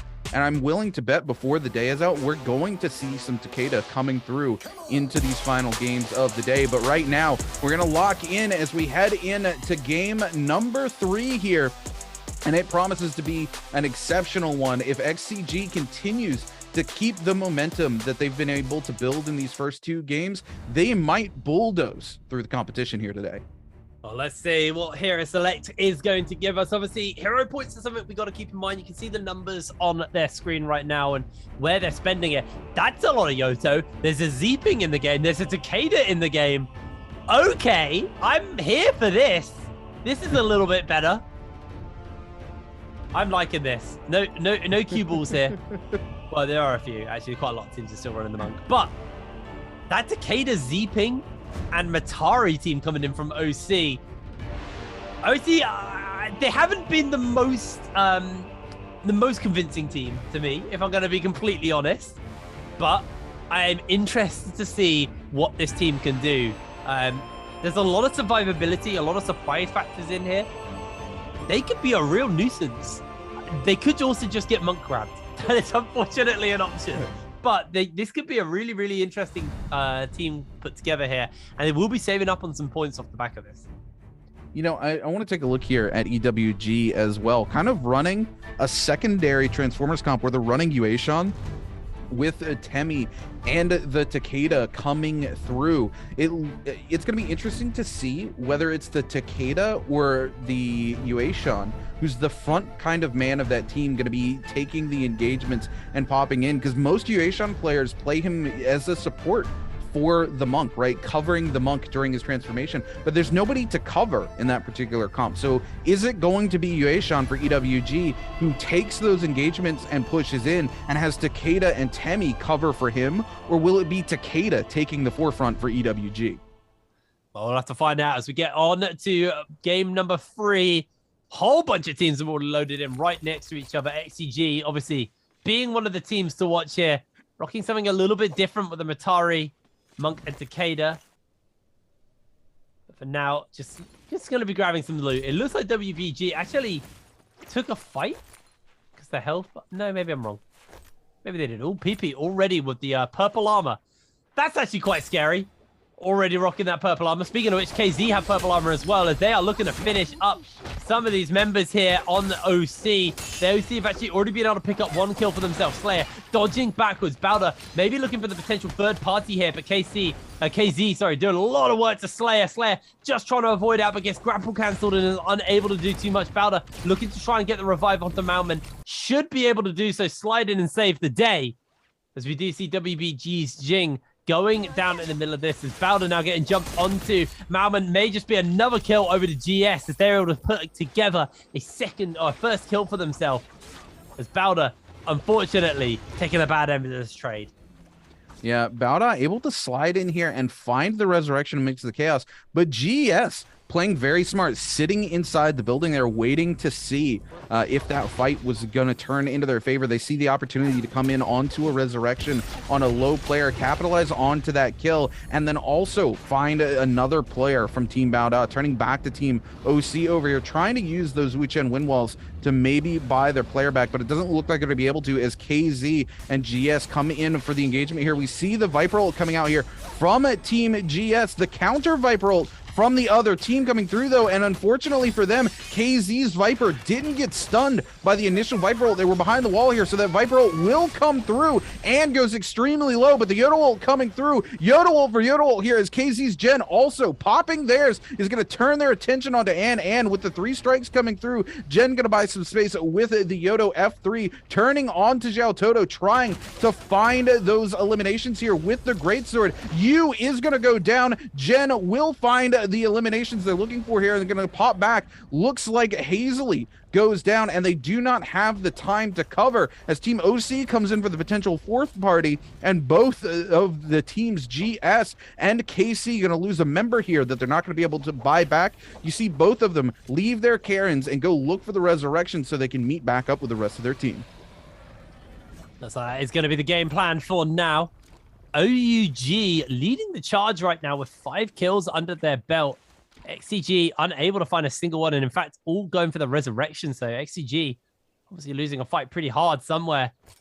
Does bite them in the back a little bit as JDG and OUG are going to see each other. Looks like for now though, with the wind walls up, OUG should be feeling pretty comfortable to actually advance here onto Xiao Hui as he is 1 grapple away from getting himself tethered up, and it looks like JDG looking to take the fight. They're going to go down for the Monk transformation. LSR able to look for these grabs. Has got 1. Can he get a second? Unable to fully connect onto it, but will get the slam out onto SS. They do put the wind wall up, but the second grab is going to get blocked out for the moment. Does grab it. Can he find the next one? Going for the Viper, unable to do so. And now he's going to get himself stunned. SS dodging away beautifully onto this. And LSR needs to de-transform. Able to just about get himself picked up in response as OUG are going to be slammed here. Now it's down to one last member. The King is going to transfer his Karens out. And maybe he can get a revive off in time. But JDG are going to be hunting for blood. Did they spot them? They jumped up. I don't think they did. It looks like they are able to just about avoid out from the middle of that one. As Sad, meanwhile, down at Shipwrecks, is going to get himself taken out.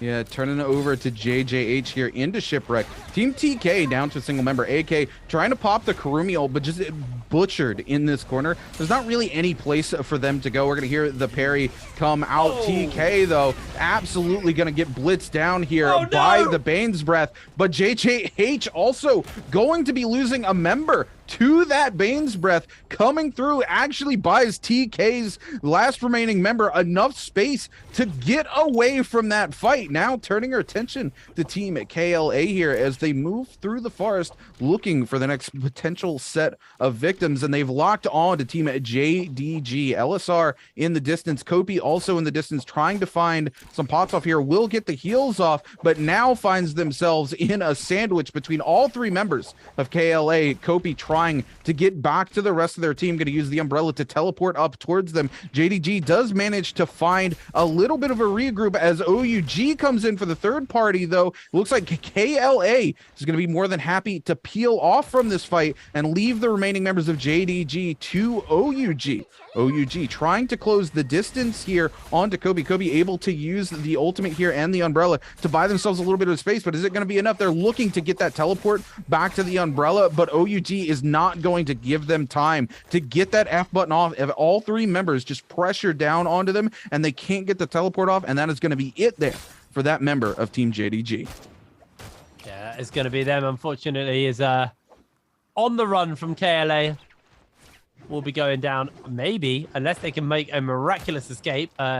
YKC actually got caught on a branch, so should spot out LSR, who's honestly using that polearm tech really, really well to just put as much distance, spear tech, put as much distance between them as possible on that run. But meanwhile, back down towards Shipwrecks, just a little bit further up, we are seeing TK finding themselves in an altercation versus JJH, who just Wu-Chen ult safety.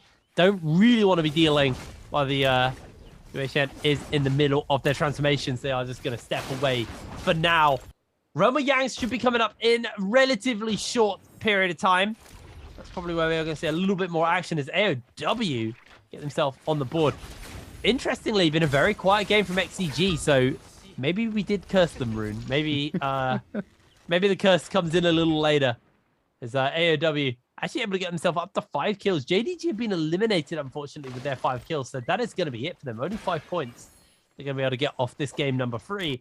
AOW still going strong. Same with OUG, who have 7 kills under their belt right now. EWG are going to jump into a skirmish here with AOW, pinning them against the wall. Ping Tao being staggered back as the sandstorm's coming out. This is really, really rough for AOW. In the zone, in the sandstorm, need to be super careful. Already lost a member. It does look like they're not quite done with this fight, though. They want to see if they can pick up a kill onto EWG. I say looking to pick up even more than one, potentially here. Zhao Lue is going to go down. OC actually coming in with a third party on the pistol, able to take this one away. And now AOW in for a world of hurt as OC looking to deal with Ping Tao. Ping Tao's being just juggled back against the wall, taken out. OC Slayer slays Ping Tao, and a beautiful third party from them. Yeah, now turning our attention to KLA. YCK here in the Monk is able to get the grab onto OUG's King here. Now able to pick up Xin Yu as well. The support coming through the team with the range shots. We're going to go for the slam here, but actually get canceled out of it as Xin Yu is able to go ahead and pop that E quick enough to get out of the grab, but not quick enough to buy themselves freedom as the remaining members of KLA follow up on the escape victim from YCK and pick up the elimination. OUG down to a single remaining member, and we're going to see those realms of Yang starting to come through, and it looks like Team GG and Bao Da, the only two teams able to make it into the Realm of Yang here for the first set of Realm of Yang. They're going to be going head-to-head. Lion with 2 seconds to get some pots off, though, quite low as they got into this realm. GG's 330 coming to the backside, not immediately monking up, is going to lose quite a bit of their armor as they go ahead and finally pop Monk into the middle of that team here. We're going to see Malmon follow suit now onto 330, and 330 is just getting blitzed with long swords as those slashes come through from range and do a ton of damage. 330 trying to stand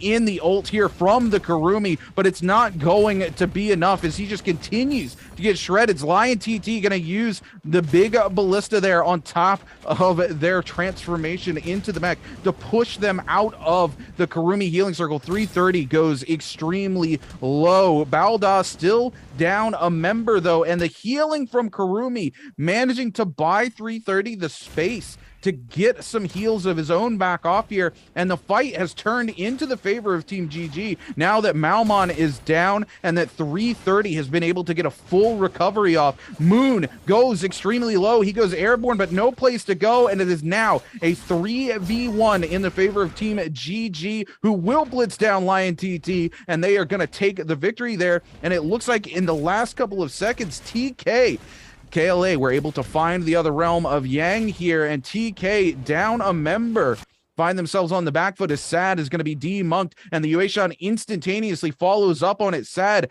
goes extremely low, is going to be picked up by QGG, and now a single member left remaining for Team TK. Ali fighting desperately in their Yueshan ult, but it's not going to be enough as QGG follows it up and continues to keep Ali staggered down, and it's going to be KLA who comes out on top.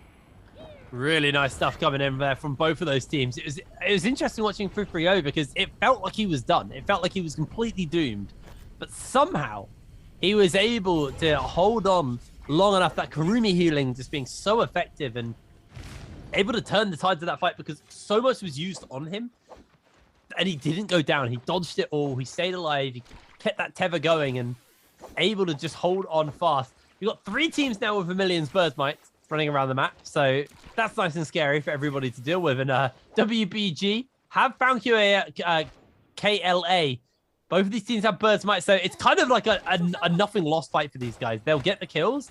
Sure, they won't get the gear, but, you know, they're not going to lose anything for losing or winning this fight, really. It just points for themselves right now. As PP trying to get those cannon shots off on to these members. Almost got that ultimate fully charged up here on the Wu Shen.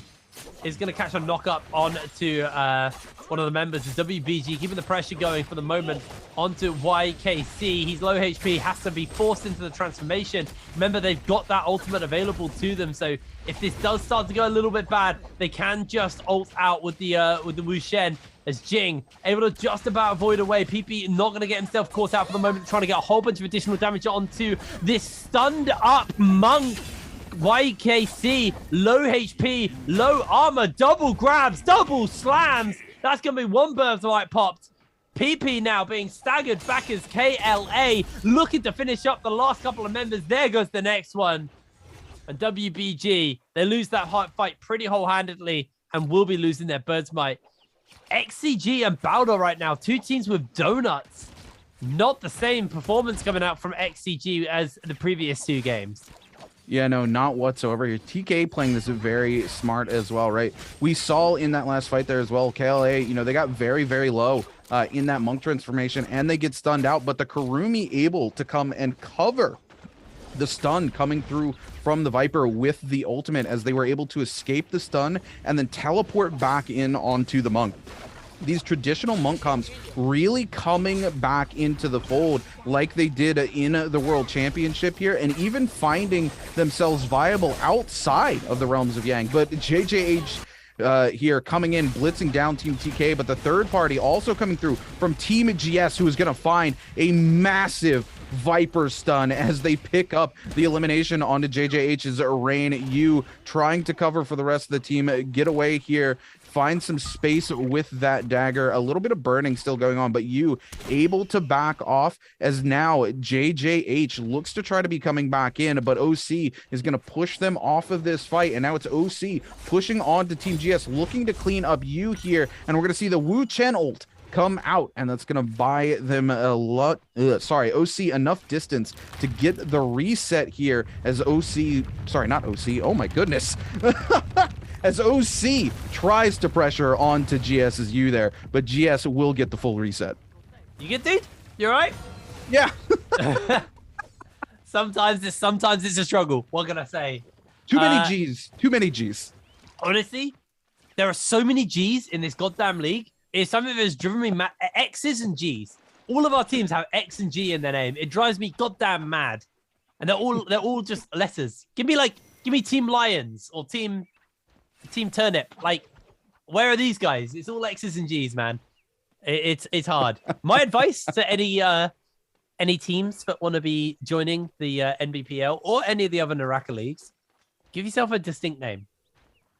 Give yourself, don't be an abbreviation. I want Team Onion. I want Team Turnip. I want, big energy. That's what I want.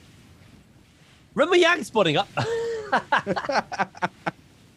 All of the teams are looking to get ready to jump to that. I say all of them. There's only going to be 2 teams who are going to be able to get their hands on it.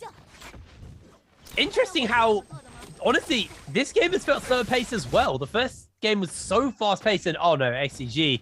Xiaonan, you can't be going out on a donut, mate. You need to get a kill for your team. It can't go like this. WPG Jing trying to finish up a member. NiHQ dodging away desperately, avoiding as PP actually did go down to Bowder in the meanwhile, as KLA and KZ able to secure themselves a couple of kills versus each other. They are going to see the Mora's Blessing come down, and Bowder are going to be the ones to pick it up, getting himself up to 4 kills now. It's just XCG who are killless, so they are not having the greatest performance for themselves so far. Very interesting to see the performance coming out of XCG. To be fair, though, they aren't on that comp that they were so dominant, during the first 2 games. They're running a variation, though, and they're still using points for Monk, as I do believe Xiaonan is running Monk for that particular, or this particular comp that they're playing. So it's interesting to see that they're willing to use the extra points just to run Monk on another comp that they don't feel is as viable as the Feria comp they were running in games 1 and 2. KLA here knocking some people out of that no zone and able to pick up the elimination there onto KZ's Hazy. That said, XCG still in the game. They are losing members, though. Ling and 10 goes down immediately, as if to just caster curse them because I said their names. They're going to lose 2 members and are now down to just their Takeda here. Bowda moving across the map. Bowda, like you said, 4 eliminations finally under their belts here as they get ready to head into our mid to late game. It is zone 3, getting ready to collapse onto zone 4 in the next 1 minute and 33 seconds here. Team GG in a very similar situation as they were last game, with only a couple of eliminations under their belt heading into the late game, but this more traditional Monk comp, a place where GG's 330 is quite comfortable, and they have the gear to back this comp up, right? Miskia here obviously has the legendary nunchucks, so he's going to do quite a bit of damage when he transforms into Yueshan, and of course the Monk with purple armor and those legendary nunchucks as well, going to be doing it quite well as we come into these final circles. JJH's Chu Lee here just absolutely butchered down by the remaining members of WBG. A little bit of a BM coming in from Chu Lee there with the poison splash. He's like, look, I'm going to make you burn some resources if you pick up the elimination on me here. But we love to see it come through. It's all in good fun, right, Jake?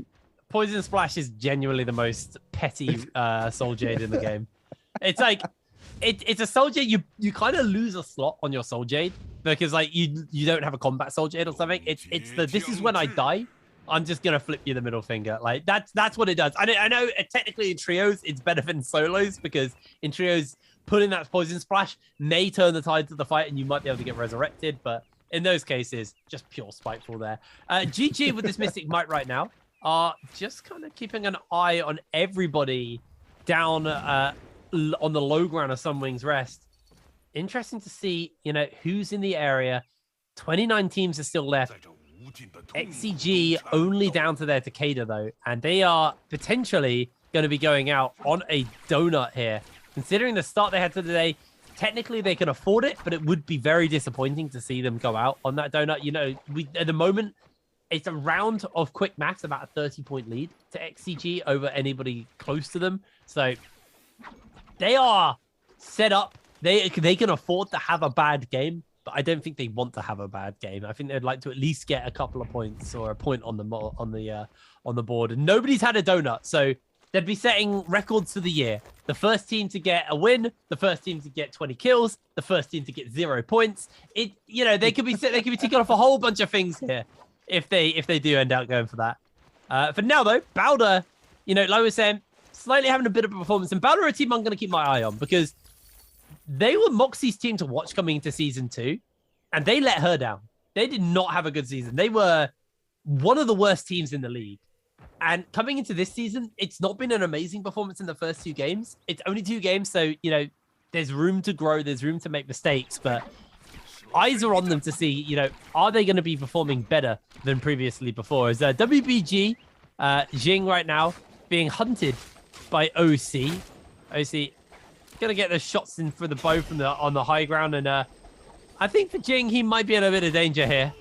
Already down one of his teammates, so could just be looking to join them, unfortunately. Is going to throw down the Yoto ultimate.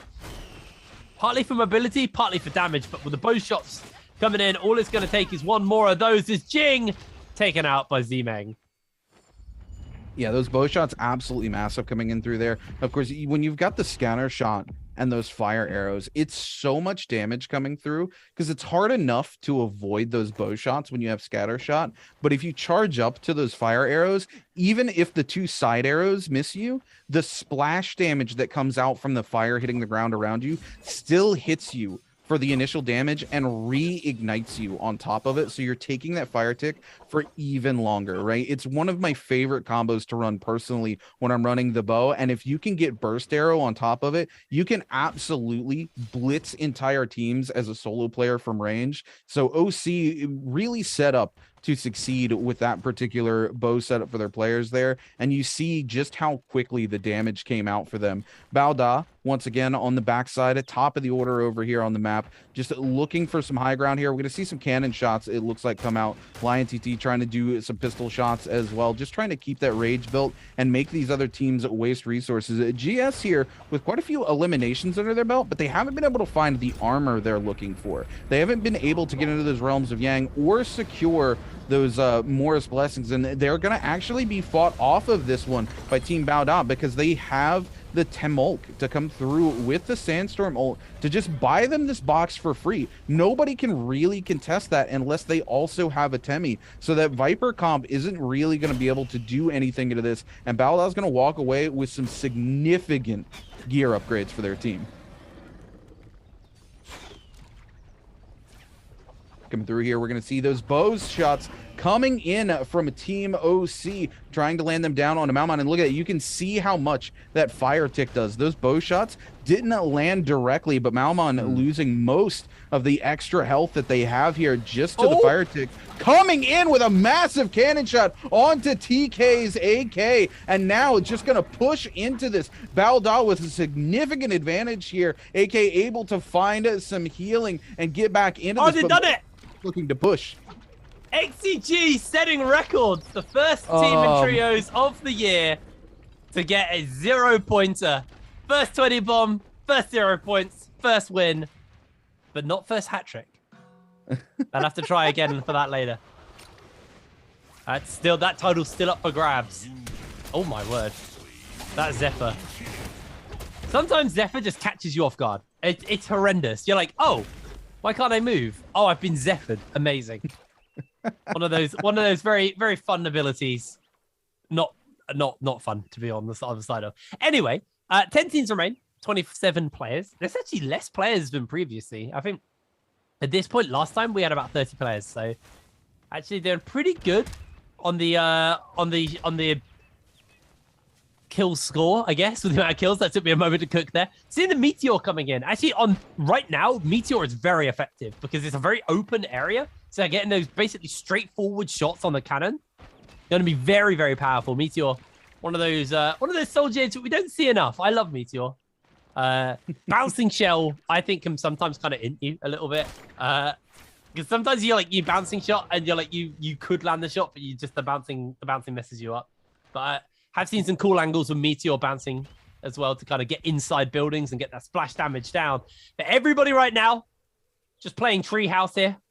Like Bart Simpson trying to see if they can remain king of their treehouse for the moment. You know what this honestly reminds me of? We've got the team in the middle and both teams on the other sides raining cannons down. Do you remember the game Worms? Yes. This is exactly what this makes me think of, with the cannon shots just coming in. They're taking turns, taking pop shots at the team sitting in the middle there. That's exactly what this feels like, Jake. Oh, bugger. I love it. I absolutely love Worms. Worms was like one of my favorite games as a kid. We just need, like, all right, NARAKA needs to add a sheep into the game. That's what we need, an explosive sheep. and then we're Worms in. That's a brilliant game. I like all the Worms were British. Like, who made that decision? Who went, do you know what? The Worms should be Brits. I don't know if it's a British company that makes Worms. I actually have no idea who made it, but man, takes me back to my PS1. That does. Yeah, it does. And again, here, it was just these cannon shots coming out. And this is all about getting these teams to burn resources, right? As well as maintaining that rage so that if you are the team that gets caught out, you have those ultimates to fall back onto when you get pushed onto. And it's very important for these teams to continue to do that. And especially, you know, burning resources seems like it's not really that important, especially if you're playing, you know, pubs or normal in the game, right? Because there's almost always stashes around for you to pick and stuff. But here, coming in these final zones, there's no shops left in the zone, and all of these little things have been picked through by these teams, right? The only time you're going to get a restock is when you eliminate other players. So making these players burn through resources is going to leave them in a situation where they potentially don't have anything and it can't re-shield up in a crucial moment, even if they can find the space to do it. And then also, likewise, if other teams are in need of resources, they may eliminate some of these teams, and if you've been burning through them, they're going to find themselves with a little kind of shocked Pikachu face when they go to loot those bodies and there's nothing there for them. No, absolutely. It's gonna be a little rough on that front, but 4 minutes left, 26 players left, and it feels like the Worms have been forced out of their high grounds and down back down to the low ground. Wow, speaking is really hard, but apparently, well, oh my word, I'm beatboxing, not talking here. Apparently, SS throwing down the Viper ultimate doesn't actually connect it onto anybody. OUG still continuing to pick up some kills. They're trying to catch up with KLA. I believe that was a counter that just came out, but we are going to see an answer from the Yoto ultimate. SS ult breaks, able to get away to safety, and everybody now forced down onto this low ground. A couple of transformers have thrown down those transformations here. Is Sad looking for the grabs, not able to find them, unfortunately, as YKC looking to try and get a kill. Actually, TK getting the pushback. They may actually lose AK in the meanwhile, as YKC is being thrown into the zone. A grab has come out from Sad into the double slam. Beautiful stuff, but he is burning, he is ticking. Ping Tao with the tactical nuke, locking the entire lobby in place.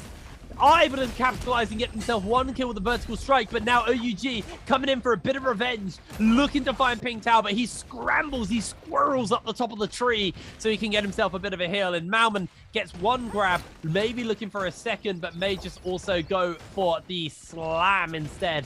Lion TT takes out JJH's Rain, and this action is going to be building. So there's still 22 players with 3 minutes left in the game.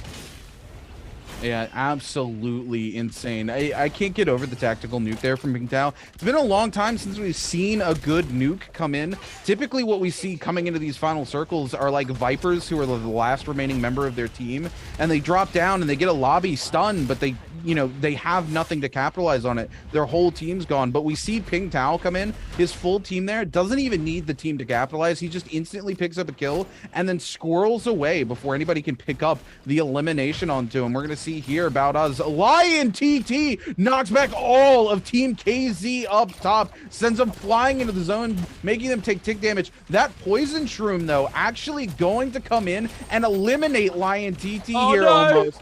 He's using that armor to just block these shots, but there it is. The mech's gonna go down. Lion TT gets pushed into the zone. There's no place to go. OC's gonna pick it up. OUG's SS coming in with the Viper ult, looking to secure to somebody, but the Matari ult is gonna keep it from coming through. Counters the Viper ult. Pinktow looking for another one. We are gonna see the Wu Chen ult come through, but they pick up KLA's QGG. Pinktow here for AOW, putting in work in the final circle. KLA down to 2 members left remaining alive, but 17 eliminations under their belt as QGG picks up a double slam onto Slayer, and another player coming in here. YKC picks up yet another slam onto onto God Lee here, and KLA goes to 18 eliminations. It's so funny because it's like, I was like, there's 3 people on the ground, but it says there's 17 people. And then it just cuts to this and it's just everybody jumping. It's just complete aerial combat right now. Everybody holding onto the tree for dear life. They don't want to be on the ground. They don't want to be near the monks. But Bowder, he is a monk and he wants to find the grab. KLA are 2 kills of getting that 20 bomb for themselves. They have all 3 members up as well. They are sitting pretty. YKC has been knocked into the zone though, so he needs to find an opportunity to heal. Back up to Squirrel Vision to see how all our little squirrels are doing. They're fighting, they're holding, they're doing as best as they can up in the higher ground. 15 seconds left. 15 players left, 30 seconds left. As everybody is going to get forced down. Pinktow coming in with another tactical nuke, trying to see if he can capitalize on. I don't think he was able to get too much. He did get himself 1 kill, and teams are getting eliminated left to right and center. AOW, they're just ticking names off. It's a death note. Everybody's getting locked. Yes, coming in. Another lockdown onto everybody. The health bars are evaporating. KLA taking people. 24 kills. What on earth was that? A 25 bomb from KLA. Okay, KLA coming in saying we don't care how far ahead XCG is. This is our lobby. You can go ahead and get out of here. The traditional monk cop still alive and well here in the NBPL as KLA absolutely dumpsters the final circle here in game number 3. They see all the little flying squirrels up top. They perch up on the ground and say, we don't care if we've got squirrels, we're gonna take care of this pest problem. Oh my word. The koalas don't need the tree, apparently. Absolutely huge stuff coming in from KLA. 25 kills. A phenomenal. Honestly, we have had some insanely high scoring games in our first 3 games of trios. This is promising to deliver as a season already. Phenomenal stuff coming out from them. Bit of a change from actually it was the Pacific Rim Comfort one. So again, as you can see, is this again AOW? If you're using each other's mice, the plural, using each other's mice, then you're not gonna have an easy time. But there we go, KLL playing it nice and cool. Thumbs up. I haven't learned which of the players are who yet, unfortunately. You know, really good game coming in from those guys, and man. XCG probably sweating a little bit off that though, and okay, maybe that point lead is fairly closable. We probably should play to win in the game 4. You know, AOW there, I think it's Pinktow who grabbed the other player's mouse there. I think that's his way of saying, you know what, if you're not going to capitalize on all these tactical nukes I'm dropping, I'm going to take your mouse, I'm going to play for you real quick so that I can pick up some eliminations off of these massive stuns. Because I'm going to tell you right now, if I'm AOW's Pinktow, every one of those massive stuns, he picks an elimination off of, and it's almost like his team's asleep. They don't realize what's going on, and I don't know if the communication fell apart or whatever. AOW picks up a fairly decent scoreline in this game, but if the rest of the team had been paying attention, like I said, this is the first time in a long time we've seen a Viper come in with those massive tactical nuke stuns, and have the full team there. The full team just almost feels like they're asleep and don't come in and capitalize on them, though. Yeah, no, absolutely. I think, you know, he might need to turn into Monk himself and grow an extra set of arms if he's going to play for his team as well. But yeah, no, I totally agree. It did. I think the most criminal one was that first one. He jumps down, locks like 8 or 9 people up, gets a charge vertical strike off, gets a kill, then the whole lobby jumps on him. He squirrels up the tree, and I don't know where AOW were. It felt like they were just, you know, picking their nose in the tree, having a bit of fun for themselves. But yeah, I think the second time was a bit better. They did jump down with them, and AOW capitalized on some kills. But I honestly feel like, yeah, this could have been AOW's game, because I believe KLA were the team who got one of the teams who got locked down in that big first one. If those guys got taken out, suddenly one of the biggest threats in the lobby is gone, and that could have been AOW's. But, you know, this is all, you know, speculation. This is all Captain Hindsight stuff coming in from us. So, you know, the shoulda, coulda, wouldas did come forward, but Pingtao did have a good game. And I mean, Pingtao is up there for me with the likes of VVV as one of the best Vipers. There we go. Complete brain fart on the hero's name there. One of the best Vipers in the game right now. So, you know, expectations are they are going to find these opportunities, these windows to find those really, really big lockdowns. So yeah, big stuff from him. I'm excited to see, you know, maybe AOW, they are a team who've kind of always been middle. I'd like to see maybe this could be a season where they show us a little bit more than that. As we will have a look at the scoreboard. I love when it comes out this trapdoor. This is such a cool stage. I think season 3 stage is better than any of the other ones we've had. Anyway, 45 points for KLA. What the hell? That's massive. Yeah, absolutely huge game here. When you get that many eliminations and you get that multiplier for first place, I mean, they turn 25 kills into 40 points. And then, of course, you get the 5 ranking points as well. This is a huge game for the likes of KLA. I do believe our largest scoring game last season in terms of eliminations was 29 eliminations. So KLA trying to come up onto that number. I don't think we got the 30 bomb. I think we got very, very close as I'm looking at my notes here with a 29 bomb. So KLA trying to work their way there. And it feels like every game, the score lines are just getting bigger, Jake. Yeah, no, they really are. It just feels like it's getting scarier and scarier for any team who's playing in Group A. Because like right now they're like, okay, we got a lot of catching up to do already, and there's still 3 more games left to go, and that's a stacked lobby. So I worry that there's an element of like Group A might struggle to score this high just because of how many good teams there are. I think there'll be such a large like kill spread that it actually might be hard to catch up, but it was all the individual scores and how everybody did on their own in that game. Just really solid stuff coming in. 34k damage, 11 kills from OCG. I assume when we get the MVP card we'll see it, but this is, you know, it was a weird start because I believe AOW actually lost the fight pretty hard early at the beginning of the game, and this was that main threat that I think did a real number on all of the teams. Yeah, cancelling out the Yoto ultimate. KLA, honestly, YKC had a phenomenal game here, but QGG, he was the star of the show. He really was. Yeah, absolutely.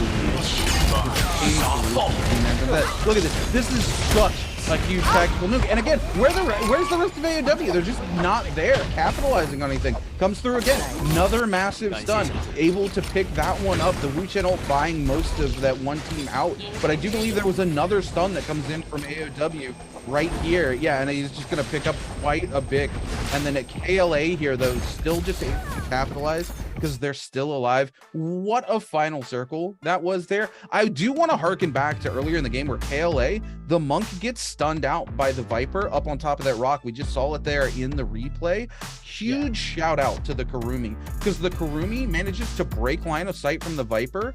And while they break line of sight, they throw the umbrella back to the Monk. As soon as the Viper ult ends, they TP back onto the umbrella and drop the ult, so that even though the Monk is just being completely focused down by the other team, YKC doesn't get eliminated. The healing is just too strong for them to kill through, and they're able to make it happen. But of course, no surprises here. QGG going to be the MVP with a total of 34,000 damage, 11 kills, and 10 assists. That's 21 kill participation out of 25. That's sitting in the 86% kill participation range for a game with a 25 bomb.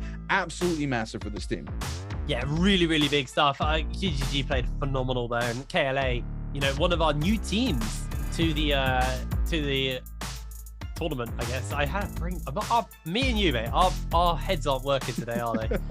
But yeah, no. Obviously, KLA, a fresh face here in the league, and getting 25 kills in their 3rd game.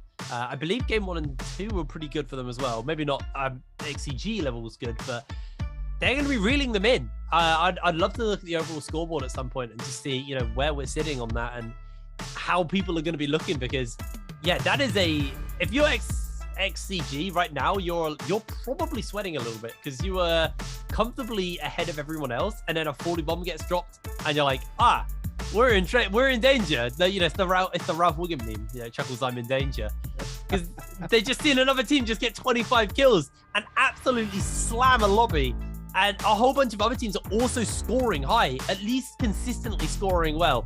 So it's one of those things where Game 4, we need to see XCG step up. But anyway, it's time for us to throw it over to Jaeger, standing by with our players for an interview after that game.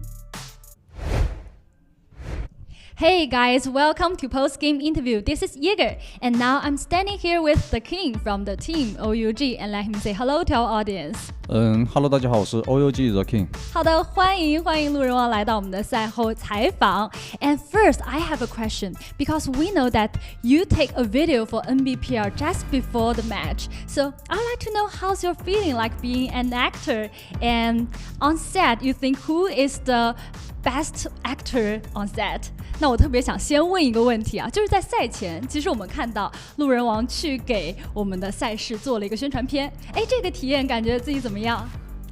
这个我觉得这是第一次体验这个东西就很新鲜嘛，然后就让我觉得现在我就觉得，他们那些就是摄组啊，就是他们那个剧组，很辛苦。是的。你有觉得谁是影帝吗？谁是影帝的话，这个我觉得都差不多。半斤八两啊。So the King said he is very excited because it's like the first time to be like an actor and take the video or like a small movie. And he think on set is very hard for everyone because sometimes a little part we need to practice a long time and try several times to photo it, and they are very hard. And I think the best actor is like all of us are just like the same, but I think being an actor is very interesting way and experience. Okay, so let's move on to the next part is answer for treasure. Okay, you guys can see a question on the screen, and if you know the answer, just type it in the chat box. And after our player counting 3, 2, 1, we will take a screenshot, and the lucky guy will be whispered. So today's question is, which team is leading the second board? 那我们今天的这个问答环节就要来了，一会儿呢就先让我们的路人王给我们来倒计时一下，我们就会截个屏啊。那今天的问题呢是哪一个战队在就是领先于了这个我们今天的这个分数榜？然后我们可以先来聊一下，你觉得这几个战队今天的表现怎么样 ？OUG 啊、KLA、TK 和 XCG 哪个队给你留下的印象比较深刻？我觉得今天 XCG 发挥非常的好啊。XCG 的话发挥非常的好。XCG 今天是你知道哪一个队伍现在领榜第一吗？XCG 啊。这么快就把公正确答案？不是吗？Okay, so he said, for these teams, they all have very good performance, and for the correct answer, I will tell you later. Okay, so our player is prepared, and let's start counting. 3, 2, 1. Screenshot. Okay, so pay attention to your mailbox, and if you are the lucky guy, you will be whispered. So let's talk about the correct answer. Yeah. And because the King said he think every team today is very good performance, and the team he think performs the best today is XCG, and also our correct answer is XCG. Okay, so I also have more question for you, because we know for last seasons you are doing the solo game, and why you transfer to the trios game, and how's that feeling? 那我特别想问一下关于你的一些问题啊，因为我们都知道其实路人王自己打单排非常的强，之前我们也看到你在 Nbpl 亮眼的表现，为什么现在会选择来三排呢？就是因为上个赛季的话其实也想打单排，然后上赛季有人嘛。赛季就是我们 OUG 就是3排少了一个人，刚好我也可以打嘛，然后我们教练跟老板说也可以玩试一下，然后我就打3排来了。好的，原来是这样。So the King said, actually, he really want to try in the trios game like in the last season, but at that time they don't have chance because in the team they already have the trios game player, and now he have chance to try the trios game, and he think it's very fun. OK， 那祝福你可以在3排的这条路上面越走越远。恭喜你，恭喜你！就是今天的整个表现其实也是非常棒的。So I would like to say good luck to the king, and we will take a break and be right back later.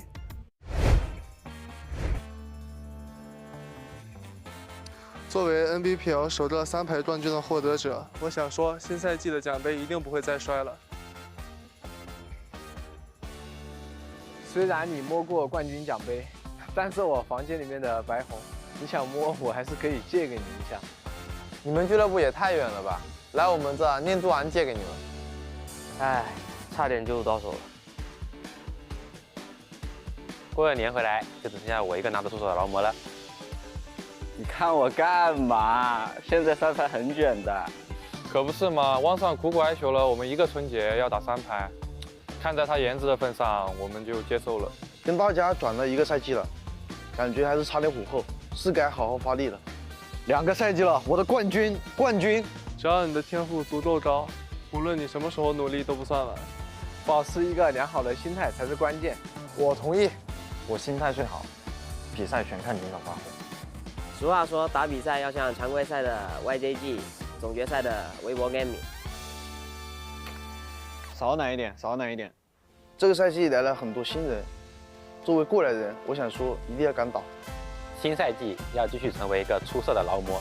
叶然，请守护 Nbpl 劳模最后的荣光。目标就2个字：稳定。新赛季大家不要有太多压力，毕竟磨合很重要。我们已经磨得差不多了，我们上限很高。你们将见识到什么才是最强的配合。铁杯的遗憾将会在这个赛季得到弥补。我们远远没有达到自己的上限，这个赛季不留遗憾。新赛季的冠军奖杯会继续由我们捧起。垃圾话录完了。录完了。哎，不是，你不知道哥们儿是谁吗？哥们儿是2022年锦鲤杯单排亚军 ，GT 57.8分核心打手，地气之子昊天。那你有什么想说的吗？2023永界无间职业联赛春季赛，记得来看哦。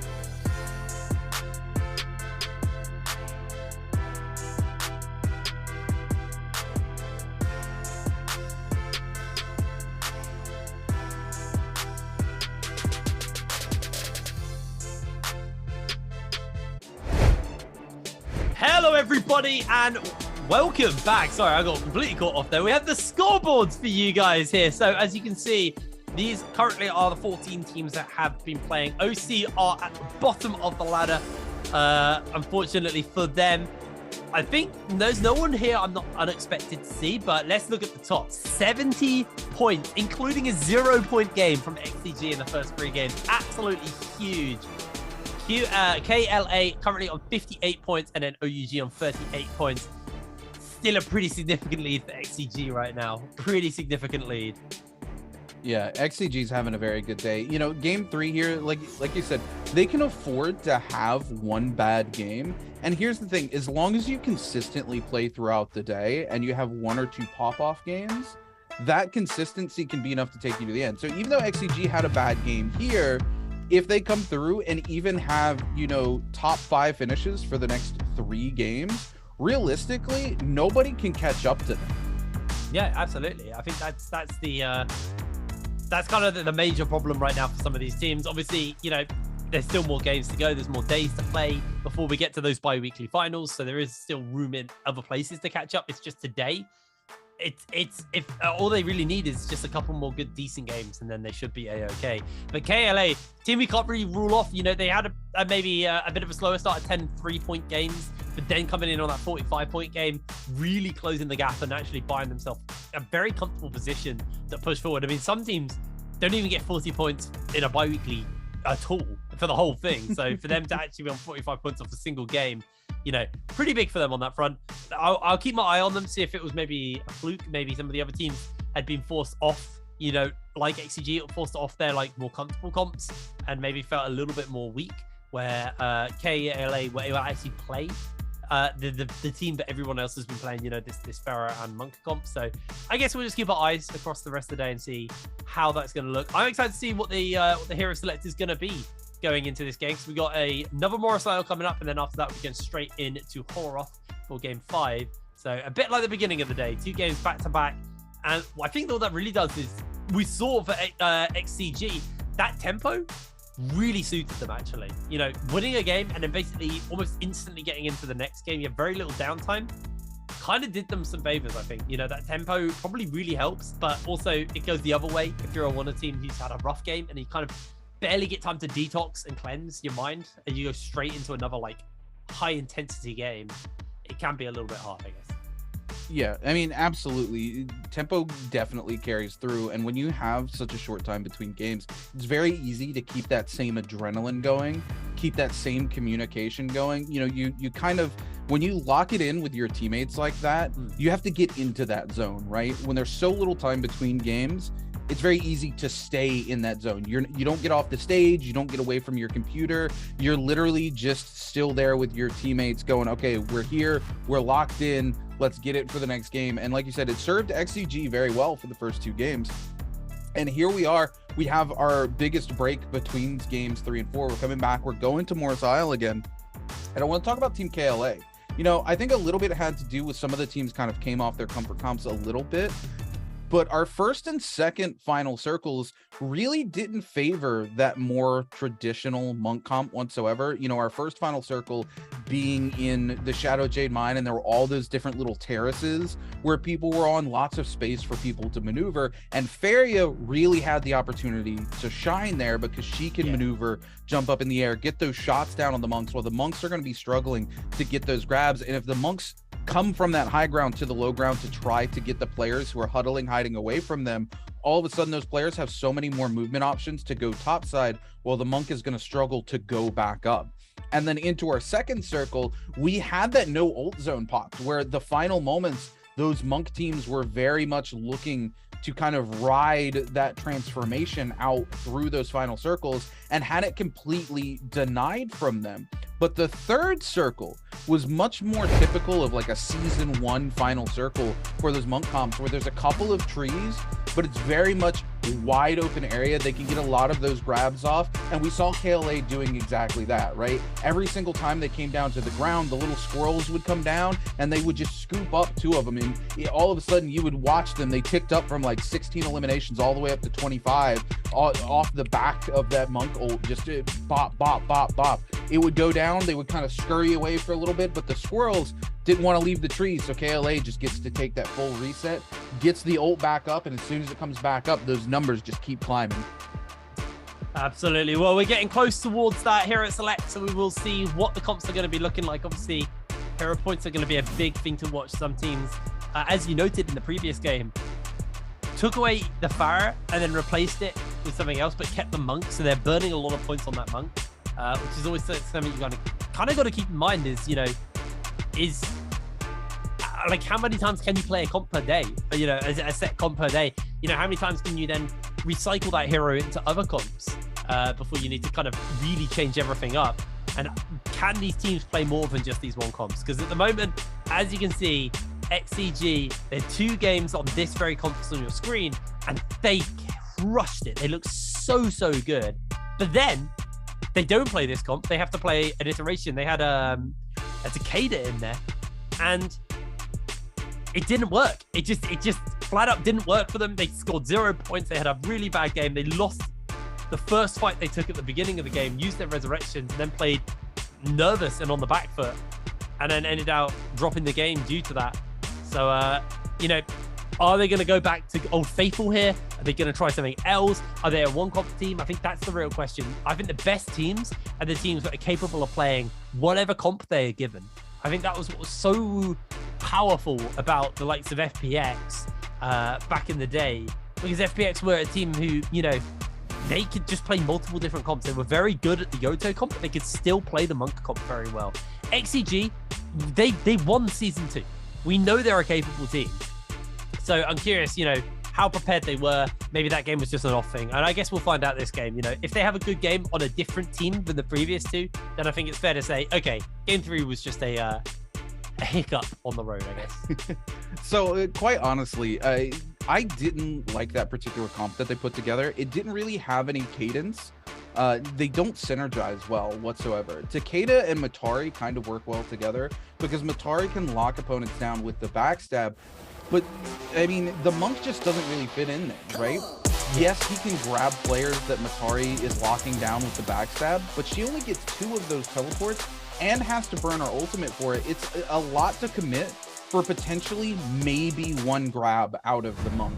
And Takeda just doesn't really do anything to buy the Monk any protection. So it was interesting to see that XCG brought the Monk into that comp. I feel like they literally could have run any other hero. They could have run Zip or anybody like that and been fine, but that's not what happened. XCG here, Xiaonan once again locking the Monk in. Now they're going to a more traditional comp, right, where they're bringing in Karumi and of course Yueshan here. But the problem is they've run Monk 3 times today. They're going to start running very, very low on those hero points to be able to continue to pick these Transformer comps.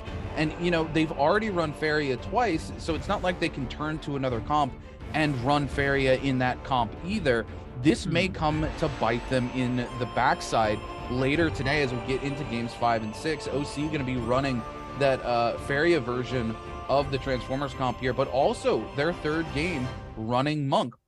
A lot of these teams still kind of crutching that Transformer comp. And I want to talk about WBG because this is another comp. Why are we running Monk with Takeda and Zping? It just doesn't make any sense. You can literally run any other hero and the credence and tempo of that team is so much better.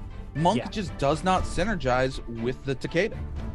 No, not at all. But that's what's been locked in. There's a few teams who are currently on 10 hero points. So they are burning through those points fairly quickly. So by game 6, we could see some, you know, Disvalders and stuff purely off the fact that they burnt all of their points. But, you know, there's still room to kind of lock in the Yoto and stuff like that as well. But here we go into game number 4. Back to Morris Isle once again. There's a fairly large cluster, I believe, towards the Shadow J mine. Siva, KZ, and KLC just off to the side of the Sunwing's Rest as well. But game 4 in KLA, after honestly the most just monumental start to a game, currently looking to grab himself some gear and get himself into this fight. Nice little blue dagger there picked up as KZ jumping on to KLA's YKC. He's got himself pinned against a tree for the moment, trying to get the damage off on to these members. Dodging away, but YKC is just being juggled around. His team are buying him some space for the moment. They've actually been able to secure themselves 1 kill already. Fans in now getting very low HP. That was a lot of damage that just landed onto him, and they should just be able to finish him up. He's trying to get away, just getting those blue charges down, but the cannon shots coming in. He gets a bunch of damage off, and KLA able to secure themselves a 2nd kill. Are they going to be able to get that 3rd? Yes, they do. Off screen, 3 members down already, and a really solid start to KLA once again. You know, I got to give it to YKC here. Swapping to the cannon in the face of the threat of those nunchucks with the meter dump potentially coming out is absolutely a massive risk, and he makes it work in his favor there as he does enough damage and is able to hot swap back to the dagger. And I think we saw a little bit of a panic come out there because the other player had that blue charge on the nunnies and decided to tap dodge away after the damage from the cannon came out. If they had let that rip into the face of KLA, they might have actually picked up that elimination, but the damage being so much I think they were just kind of caught off guard there. OUG coming in now. Speaking of catching teams off guard, on to Team OC. We do see the mech come down from Team OC, though, and SS absolutely locked down here in the Sandstorm. No place to go. OUG is going to lose one of their members. The King also stuck here within the Sandstorm, and Fifi just pummeling down onto them. OC will pick up all 3 eliminations here, and OUG, even though they have the element of surprise, I misspoke, Zinyu just popped up on the map. They only pick up 2 eliminations there, but still, OUG with the element of surprise comes in and gets absolutely destroyed by Team OC. Yeah, really nice little fight there for OC. 6 kills right now. GG actually have found KLA here. They haven't got the Sandstorm up available to them. Let's see how the others are doing on their ultimates as well. It does look like LXM at least has his. They might just be hunting KLA here. KLA will now probably see them come into view as the grapples do land in, and now KLA trying to see if they've got the ability to hold on and maybe take the skirmish here, take this fight for themselves and get themselves up to those 6 kill marks. For now, though, a lot of damage lands onto QGG. He's chunked already. Going to be forced to go in for the transformation on the UA Shen into the Terracotta Warrior, getting 1 slam down onto Miss Kia. Miss Kia's low HP. He could be in danger. 330 buying some space on his own for the moment as he is chunked as well. KLA just keeping this unrelenting aggression up as Miss Kia does get healed in the nick of time, and CXZ now in danger, but QGG coming in with a great slam to save the day as CXZ trying to heal up, just trying to keep the sustain going, but LXM is just juggling him. He's knocked up, he's airborne, he's dodging everything he's thrown towards him. Somehow CXZ is able to hold fast as YKC has gone for the transformation to see if he can find himself a grab, but everybody's on the wrong side of this tree for him. He needs to be able to reposition to try and save the day. 330 plucked out the tree, and this should just be a free and easy kill for these guys. And they're able to get themselves another one in the pocket. Miss Kia has healed up and now jumping out onto YKC. He hasn't got the transformation, does have the bell. Quick armor swap, stolen away to keep himself a little bit alive as Miss Kia losing a fair amount of health. The bell's going to get popped. They're going to knock him with the uppercut into the mushroom, potentially not even needed. Kill number 5 for KLA. Yeah, KLA coming out very strong here into that particular comp. Miskia, the Takeda, playing the very beginning of that fight very well, using the ult to shove the Kurumi out of the ult, getting them extremely low. But unfortunately, their team gets a little bit separated, and Takeda's just not able to get the follow through to get those last hits onto the Kurumi. And once they get separated, GG's 330 actually finds himself completely separated from his team, trying to go skyward to get away. The Monk picks up a huge grab, and 330, being the Monk player that he is, he just knows that it's over, right? We see the vertical longsword slash come in, the slam followed up by another vertical longsword slash. He just doesn't get to play the game. He's completely deleted there. And then Miskia, almost as if to make a little bit of a misplay for some reason, comes back into the fight after 330's already dead. Miskia was gone there. I need to turn my attention now because JDG coming in, LSR with a huge Viper ult actually going to be coming through. Kobe's going to pick up KZ's gen, and JDG here looking to clean up the rest of this fight onto KZ. Hazley going extremely low, standing in that Yodo F3, taking a ton of damage. Does find a double grab, though, is looking for the opportunity to get another, but is going to get picked up. And now KZ's Faskin going to be the last player there, and JDG will clean up this fight. Yeah, really nice fight for them on that front, but now JJH, taking himself a fight versus WBG already. Rain's taking a fair amount of damage. PP unloading as much as he can there as... Oh, that's a lot of damage coming in from the Takeda ultimate. Able to absolutely rip a hole through the health bars. Sleepwalker's forced into the transformation already. He's got low teammates and scattering. JJH is just going to kite away from Sleepwalker, trying to get a grab through the door and out the window on the other side. But JJH now, with the man advantage, they don't care about the Monk. They've put enough distance and they're just outpacing WBG. Sleepwalker's got to the other side of the building, and JJ are already gone. They're already the other side of the building. Again, trying to find a grab through that window. Can't quite line up the shots, unfortunately, there for Sleepwalker. And it's a bit of a wasted ultimate, unfortunately. Jing now getting juggled as he gets caught out by the grapple hooks. Dodging backwards for the moment. That could actually be the opportunity for WBG. Sleepwalker comes in with the pole sword and mops up the 3 members. JJH are out of here.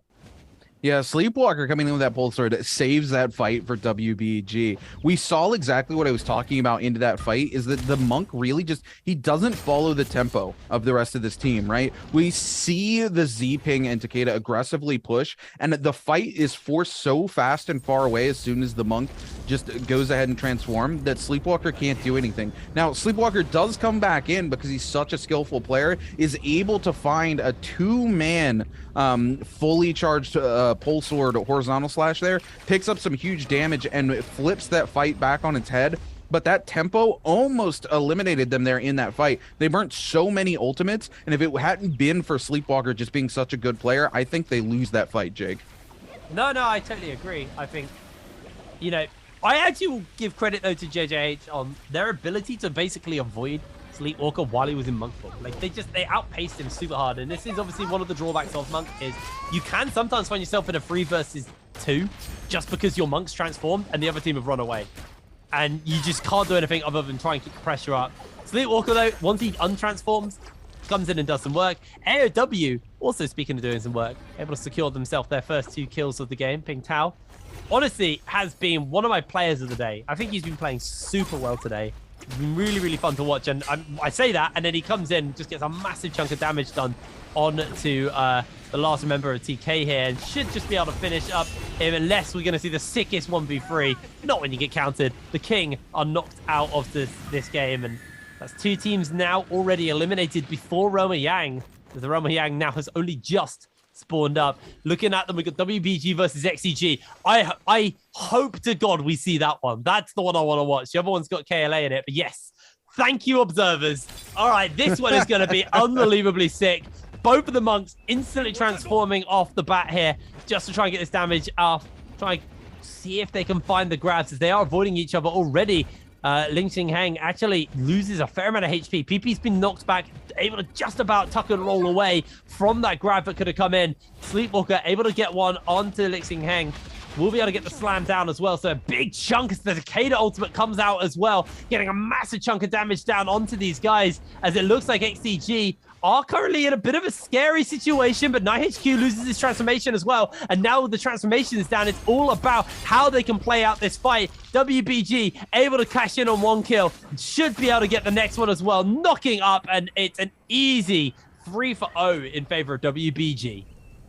Yeah, WBG plays this really well, and unfortunately for XCG, the Kurumi places that ult in a really poor spot and allows herself to get grabbed up there. And the target acquisition from WBG, or sorry, not from WBG, but from XCG just isn't that great, right? We see them on the Yuashan, and instead of the Yuashan going to the Monk as soon as the Kurumi gets grabbed up to stagger the Monk back to buy space for their Kurumi to escape, he's just hard focused onto the Takeda, who can use that ult to actually stun and push him back. The target acquisition needed to change as soon as the Kurumi gets grabbed, and it just wasn't there. KLA coming in though while I'm talking about this and just cleaning up GS. They're going to win their Realm of Yang as well. And XCG finds themselves in a very peculiar situation once again, where they need to get rid of this Yang depletion to get back into the game. You know, it feels like exactly what you were talking about. They were very, very comfortable on the Feria version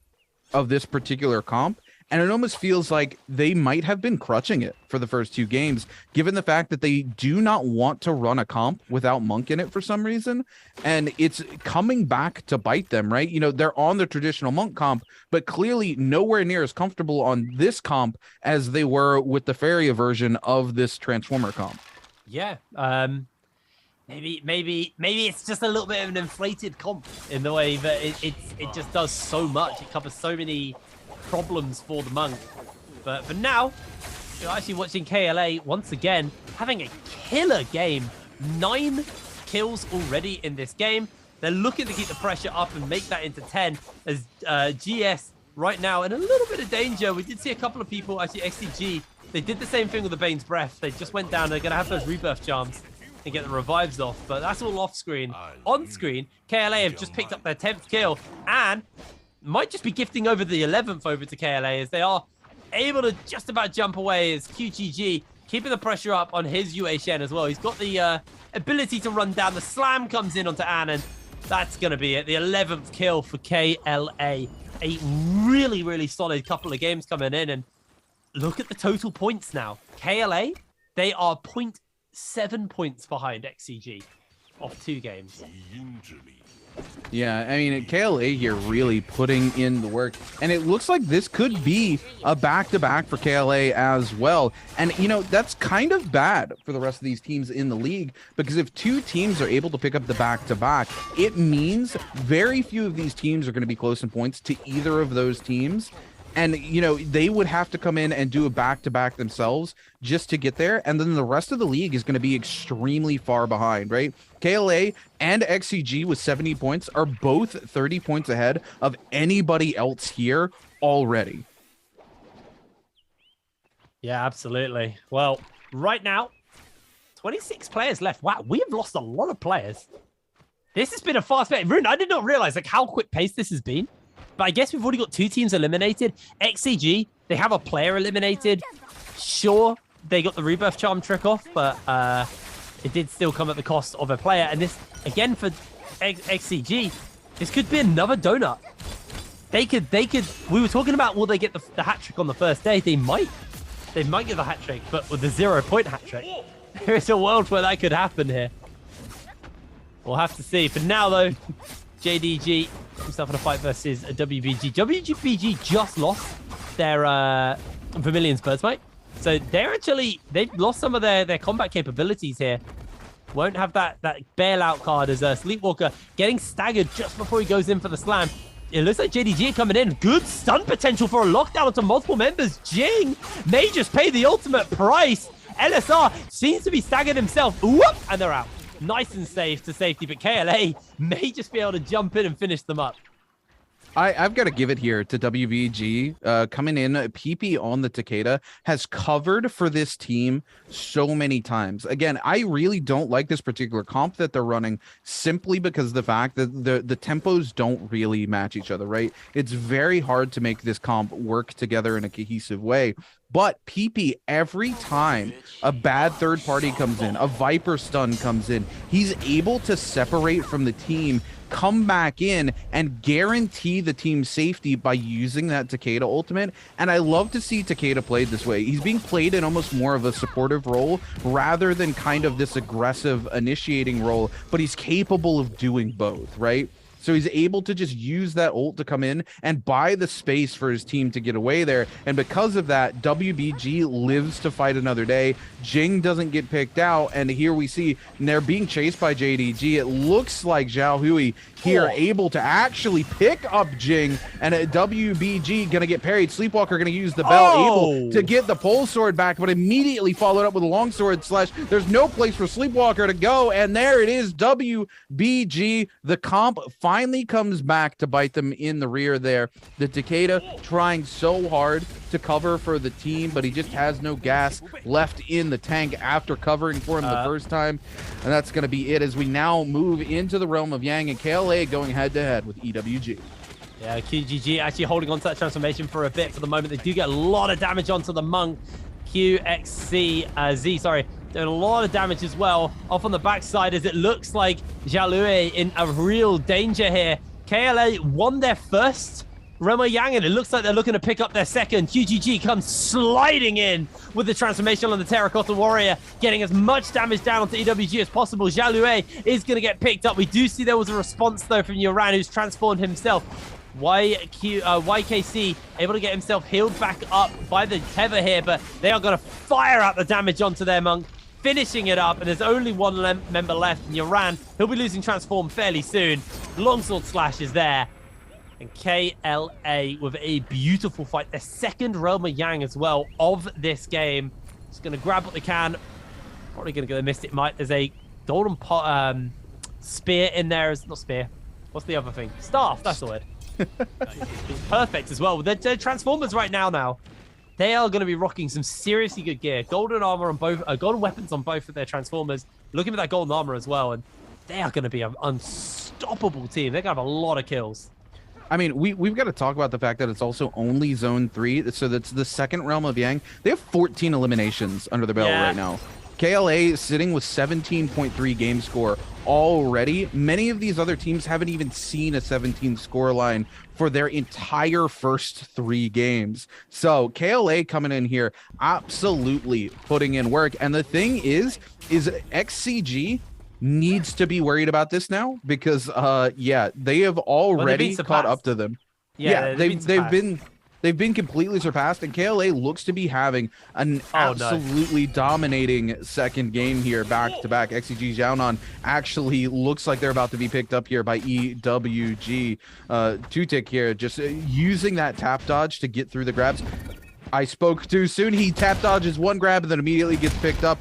Xiaonan gives up on even trying to get the second grab here on to Yiran and just takes the slam. Does finally find one onto Yiran, but Yiran about to break free. He has to slam, can't even make it as the range shots come through. EWG here are going to be able to lose at least one of those tick downs from the Yang depletion that they have because of that, but they still need to find at least one more to keep themselves fully in the game here. 2-tick playing that very, very well. The range shots coming through from Zhao Liu as well, just absolutely blitzing through Xiaonan, and I do believe that might be it for XCG.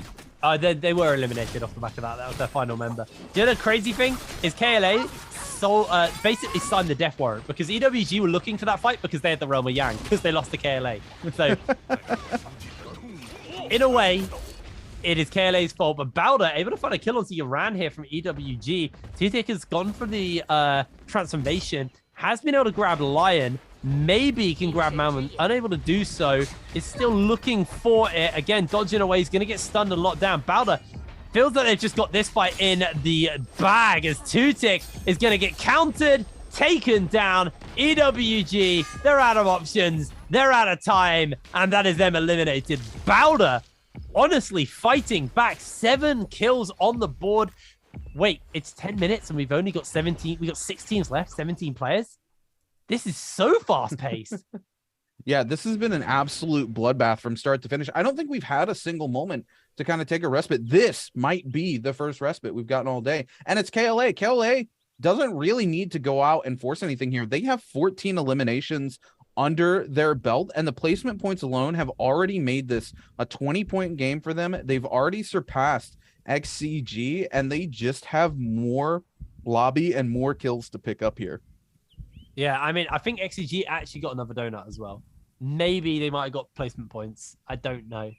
I think they walked away with 0.5 points, and it was just in placement points. Tragic. So, like, yeah, XCG really has a lot of work to do here, and I don't know what's going on with the decision to continue to bring the Monk into these comps and denying themselves, because it feels like they're kind of just signing their death warrant. Not only are they having bad games here, but they're spending so many of their hero points to try to almost, it feels like they're crutching on the Monk, right? They were so happy with those first 2 games with Feria in the comp, and instead of just swapping to another comp where they don't expend a ton of hero points so they potentially come back and play that Feria comp again and have a third big game, they've been so afraid to get off of the Monk that they have cost themselves the hero points, where I don't think they can run that initial comp a third time anymore. I don't think they can. Yeah, they've got 10 points left, and I can't remember the maths on the hero point calculation. I need to get that sent to me, actually, so I can figure that stuff out. But for now, they are going to be probably scratching their head and figuring out what the hell they're going to do. As you can see, Pink Tao's got the Meteor and Bouncing Shell. This is literally what I was talking about earlier. So that is, it's really oppressive taking long-range fights into Meteor, because it's just the cannibals go straight at you. There is no fall off. Just carries in a straight line, and it is comes quite quick. It does quite a lot of damage when they hit as well. Slowly but surely will add up. We can see the Mora's Blessing is going to be spawning as well. A couple of teams are set up. KLA actually don't seem to be that interested in moving over to the Mora's Blessing. I think they're just playing for placement points now and looking to tidy up whatever happens in the end. But there's the Mora's Blessing. Don't know what's inside it yet. The Bane's Breath has also come down on it, so that is going to be a nuisance, and it's actually not AOW who own this Bane's Breath, so they need to be a little careful. This late into the game in Immortal War, there's no Bane's Breath available, so these are all just going to be wild Bane's Breath. It just happened to come down onto the edge of the box here. And AOW more than happy to just capitalize on it and take it. Ping Tao here making the proper decision. You put the gold armor onto the Viper. And to be fair, Ping Tao has kind of been putting AOW on his back here. It seems like every time we turn to a fight, if they're winning the fight, it's off the back of the plays that Ping Tao makes and just the raw skill Ping Tao brings to that particular comp. And I mean, the two players that Ping Tao is playing with are two new players we haven't seen before. So maybe there's, you know, a level of skill we haven't seen come out of them, and Ping Tao just hasn't given them that opportunity to shine yet. But at the moment, it certainly does look like Ping Tao is kind of putting AOW on his back. Absolutely. Well, 7 minutes left. This is the thing when you do have a high tempo game. Typically, they do then cool off for quite a while because there's just no one for anyone to run into. There's no real fights for people to take. So then there's no third-party opportunities. People normally now they'll say, okay, we'll play it nice and safe. I say this, and then OC walk face up into KLA, and they are just going to trade out with the ranged shots on the cannons. Actually, YKC gets shot in the back of the head by an arrow, I believe, as well. So KLA, maybe a little bit of danger for now. Both of these guys are just going to be trading out. There is a no ult zone, but could get popped here as well. Could be a pretty scary... Look at this Zephyr just coming through like a rocket. The stray Zephyrs are always kind of wild there. It looks like he's not running the tracking wisp. He's just running the straight wisp there. And I love the confidence from the Temi to just throw the wisp and be like, it'll hit something. What, for shot? You miss every shot you don't take. What can I say, man? That's 100% true. It looks like, yeah. Just kind of chilling as a AOW, again, sitting up top here, taking these range shots and kind of pummeling them. And like you said, when you have such a fast tempo game coming into the late game here, things are going to die down quite significantly because nobody wants to be the team who initiates and pushes into a fight early, because those two teams are going to become the target of the lobby. And many of these other teams are just going to have an easy time at capitalizing on those two teams fighting, and they're not going to have to burn a lot of resources to potentially pick up some kills. Speaking of picking up kills, though, off camera, Baodao's Moon picking up an elimination onto OUG's Xin Yu with a massive bow shot from downrange.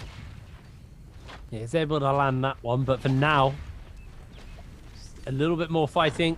Ping Tao's going to move over, grab the Mora's Blessing. This is the second one for him, potentially. I think he gave the golden weapon over to one of his teammates, but there's so many cannon shots coming in. It's really hard for these guys to actually properly contest this. And actually, it looks like AOW are just going to back off. Not the best weapon inside, to be honest with you, but the golden armor, very desirable, especially for the likes of KLA, who have got themselves that transformer comp. They're going to actually send multiple people in. The Mora's Blessing is going to get popped, and AOW are going to get the golden armor out. I don't even know if they're going to take the golden weapon, to be honest. It might not even be that worth it. QGG could take it for at least the transformations, give him a little bit more damage to work with, but he might not get the opportunity because AOW advancing forward, taking a serious amount of damage in response here. Actually, I'm just going to jump out to safety with the Wu Chen ult.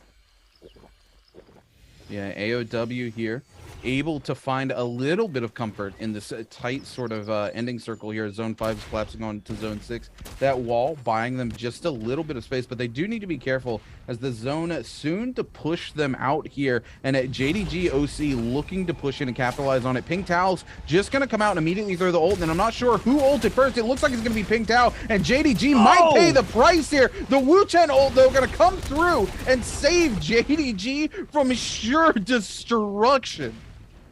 That was a rotten escape. It's heartbreaking for AOW. KLA are quite happy. They're just going to hold ultimates until the circle gets even smaller. They're just going to play this high ground. They're watching everybody else burn their ultimates. It is buying them some space, but Bowder actually able to find a kill there. QGG does get one with a cannon in response, so another kill up to 15 right now. But Bowder actually in range of catching up with KLA, and they're probably a little bit nervous about that one. We'll have to keep our eye on this because AOW, Zun Wukong is going to get locked down by the ultimate from OUG here from the Viper. And Zun Wukong may just burn out to the zone. He does go down.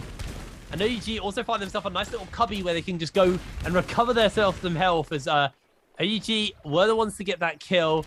OC also getting a kill as well in the meanwhile on the kill feed. Down to 11 players remaining in this game. Yeah, I mean, we got to talk about KLA here, by the way. More than happy to just rest on the number of kills that they've got and not hyper push in. I say that as CXZ just lands a massive bow shot onto Baoda's Moon. And it's funny because the last time I literally just said that it was Baoda's Moon landing the bow shot from across the map and picking up a kill onto OUG. It looks like CXZ more than happy to return the favor on to Baoda here. As KLA has 16 eliminations under their belt, one of the only full teams left remaining here. They've got Monk, they have Karumi, and of course they have Yueshan, all their ults available to them because they've just been sitting in the back here and throwing those range shots, capitalizing on these other teams just kind of duking it out with each other, which is kind of interesting given the fact that KLA really is the threat here in this lobby for all of the players. OUG trying to go airborne here. AOW's Ping Tao up top in this tree, and that's a scary place for Ping Tao to be when they're playing Viper. Well, 10 players left, 2 minutes left.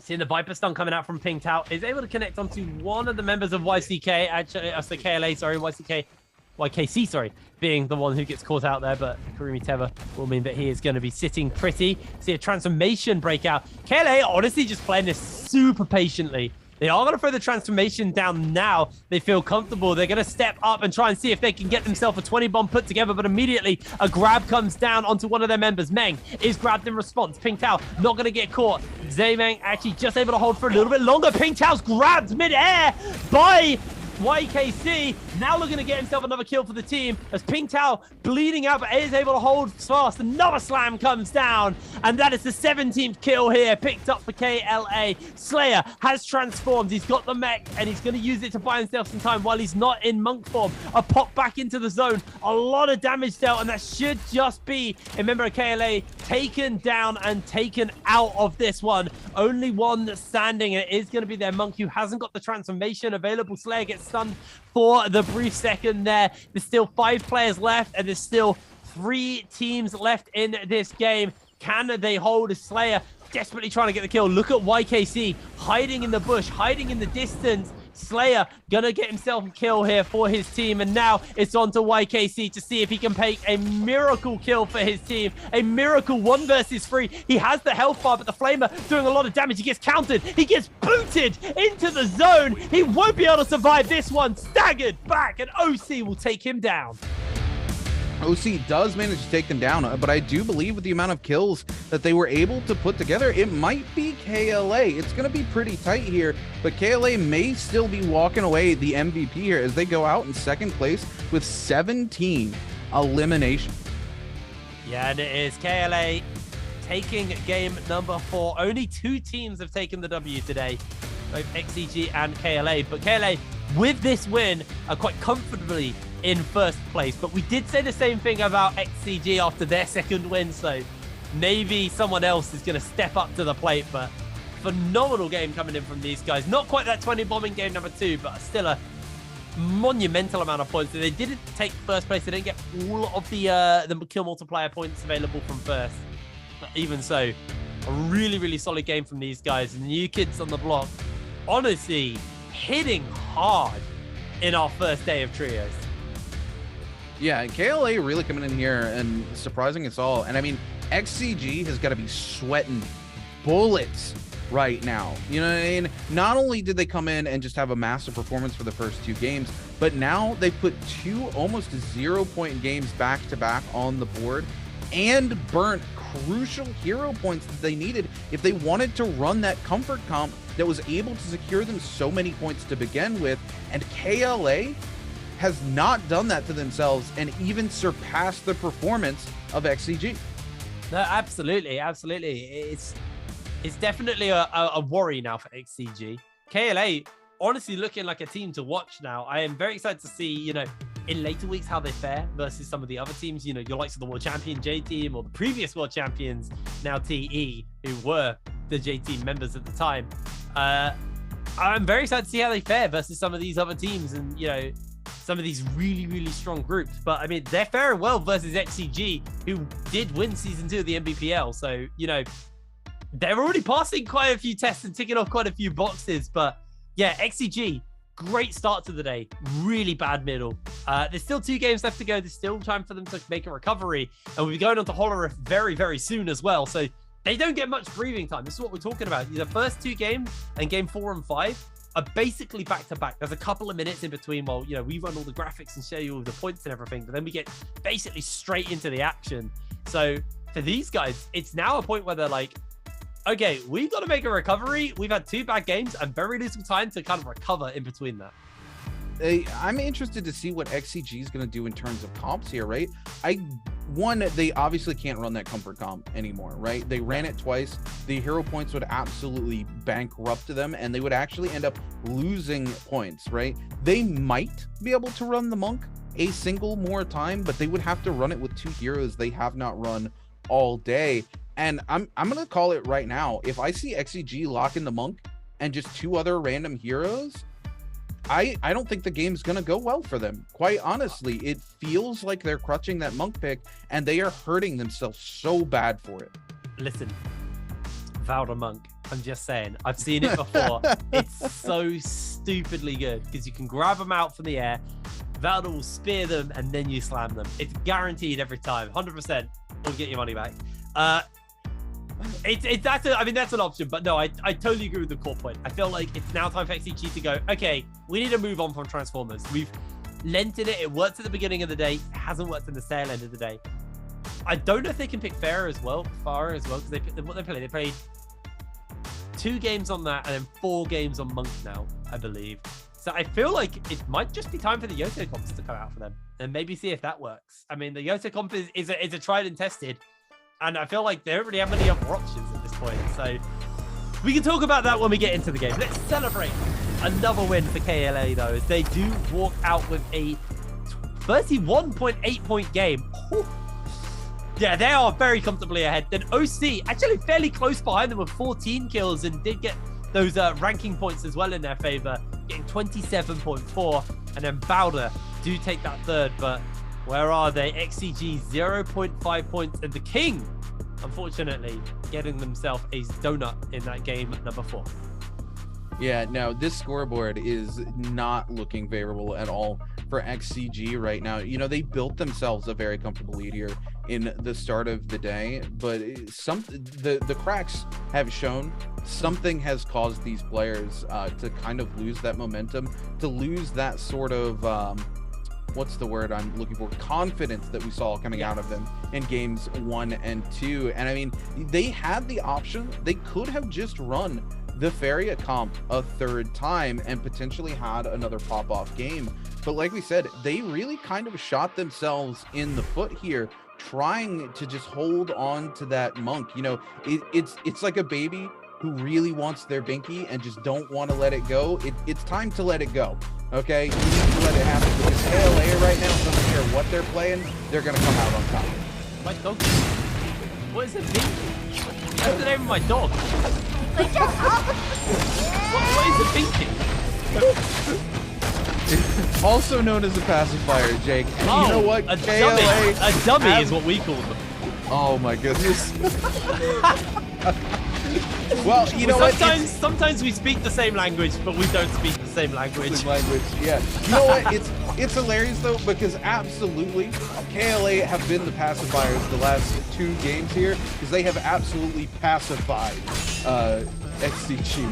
Well, I don't know. I feel like XCG have been the pacifier because they suck.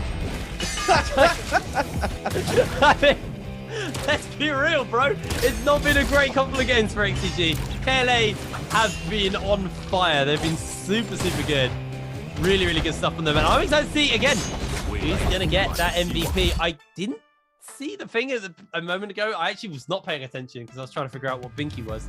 KGG got our previous MVP. So maybe, again, I don't know. I didn't actually see who did the most damage for KLA that time. But we still got 2 games left to go. The hat trick is still technically achievable for KLA if they win this next game. I wonder, do you know what the largest amount of wins in a day is for a team? I feel like it's 4. It's right? 4. Yeah, it is 4 wins. That's not possible for KLA, unfortunately. They can get a 4, but they can't get a 5. Was that 4 in a row though? I don't think it was 4 in a row, but it was 4 for the day.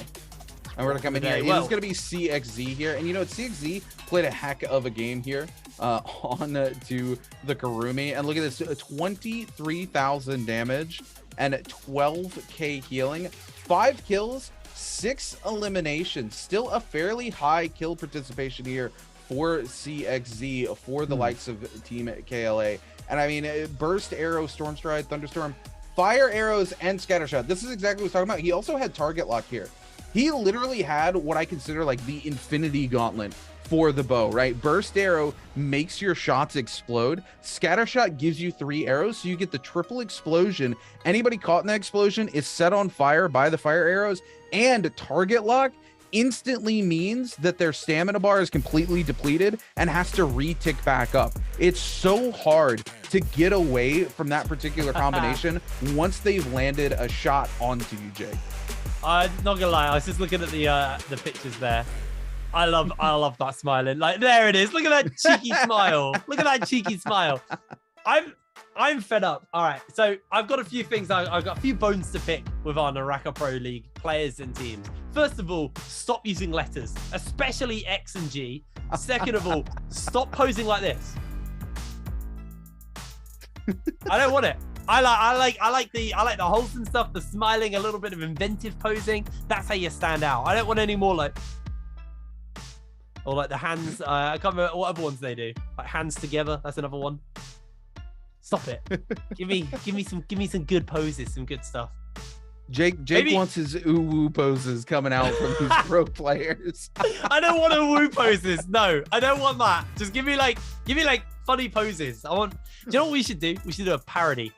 All of the NBPL casters. We should do a parody of like the player poses and stuff.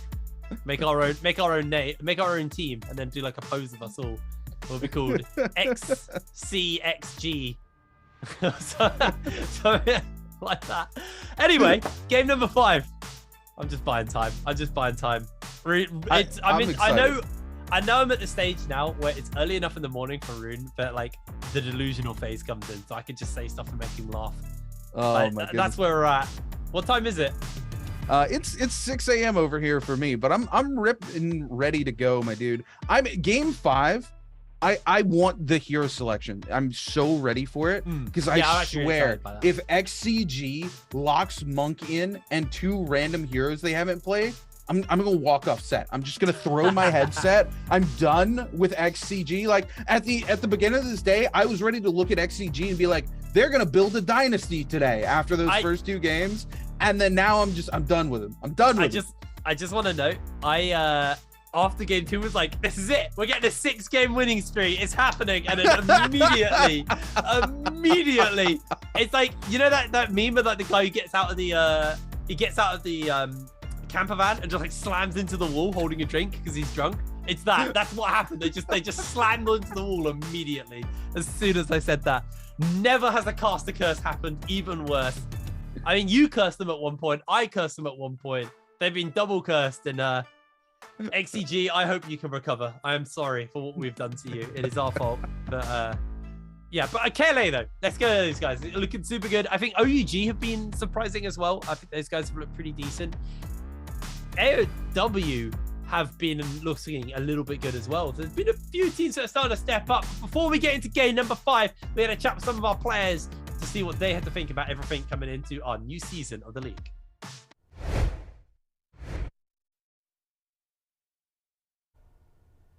因为我们第1赛季的 S1 是总冠军，并且在节杯的时候大家都非常的想赢，并且没有拿到那个冠军，失败了。我想对于今年的第1赛季，应该大家都非常有信心，也非常有那股冲劲。我觉得我们应该可以拿到更理想的成绩。因为本身上一届节杯临时招皮皮过来也是去补一个沙男的位置，因为皮皮打的也是1号位，但是我们需要的是一个3号位这样的位置，所以说我觉得经历这么一长时间的磨合，再加上新赛季我们也会更加的努力，也会更加向往好成绩，所以我觉得我们的配合应该会更上一层楼。我觉得新赛季对我们最有竞争压力的队伍有 TE， 有上一届节杯冠军 Go Team， 有已经补强了的 JL。Oh man, Spider there gave us a little bit of insight how he felt about the World Championship there, and coming back here to the league. Of course, WBG here, Sleepwalker, you know, not somebody to sleep on, so to speak, Jake, as he is been touted as one of the top 3 monks in the league. And I do have to give it to him. They played very much an unorthodox comp last game, and Sleepwalker and PP just, you know, PP covering for the team using that Takeda ult, seeing the bad third parties coming in. It's like he has 360 vision. He's got eyes in the back of his head, right? Every single time a bad third party came through, PP was able to peel away from the team, come back and peel for the team, utilizing his ult there. And it definitely bought them out of some sticky situations. And Sleepwalker just being such a good monk player, even though he doesn't, you know, carry great momentum with that particular comp, was still able to make some things happen. Yes, they go out in the middle of the match, but I'll be quite honest, playing into that comp, I expected them to go out much earlier than they did. I'm trying to now rack my brain on like who I think are the top monk players. It has to be 330. I think he's a phenomenal monk. It's 330, Sleepwalker, and Eagle. Yeah, those 3 have been the top monks in the league. There's another one other than Sleepwalker who I'm missing here, and it's really going to annoy me. It might be. It might just be. Yeah, 330 Eagle. Yeah, it might just be Sleepwalker, you know. I'm trying to think if there's anyone else. Oh, no. Tian. 101 Tian. 101 Tian is a great monk player, but unfortunately we only got to see him for the 1 season.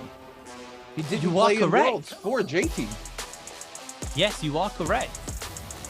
Good point. Well, game 5. I'm just gonna pass this over the Rune because I want to see his reaction when XCG lock a monk in. I'm watching XCG like a hawk. I'm like right now. I need production to just go pass a mic to XCG's coach and explain to them how bad they need to not pick monk. Where are you, XCG? I see you up top. Xiaonan, if I see you lock that monk, it's not going to be a good... Okay, thankfully, they're going to a freaking... They're not running the monk. That's all that matters. You know what's funny? XCG. Everyone else is running monk. Look at this lobby. It's just Pharah and monk everywhere. And I tell you why. Pharah really suits this map. We talked about this, but there's so much verticality. It's typically not a good monk map. But the ability there now to fly and shoot above in your transformation state with the mech, she's so good on Holoroth, man. She's so goddamn good on Holoroth. The ability to give your monk a mech so that he can fly up top and then transform and grab people. Like... Yeah, I mean, the Pacific Rim comp, it feels like... I mean, you got like intense weather effects. You got like the Pacific Rim element. This is very much the Pacific Rim map, man. Like, I love this. All we need is like heavy rain. We just need heavy rain, and like the next map needs to be like a modern city or like a futuristic city. You know, we were talking about this, me and Dobby, yesterday. I would love to see like an underwater kind of city with like some big wet caves and stuff, where there's like no sky, but it's still like a big giant cave. And there's this massive city underwater and like tunnels filled with water you can go through and stuff. I really feel like water is just the element we're missing from NARAKA right now. We're on these islands surrounded by it, but we haven't really had it involved in the maps yet, and I think it would be a great place to go. But speaking of places we're going, we are going to Holoroth, and like you said, this is the Pacific Rim meta, and we're gonna see how well these kaijus and robots go head to head. Yeah, a whole bunch of teams that are dropping in the same spot there. That is going to be a bloodbath over in the east. I am so excited to see this bit. Game number 5, we're kicking it off. There's OC right now. Just in the area with TK or the Kings. There's already Sleepwalker has opened us up with a kill. We were just talking about how he's a good monk and starts it off with a kill. So, you know what? You might be right. He definitely didn't transform for that kill. He just killed them as a mechanical skill.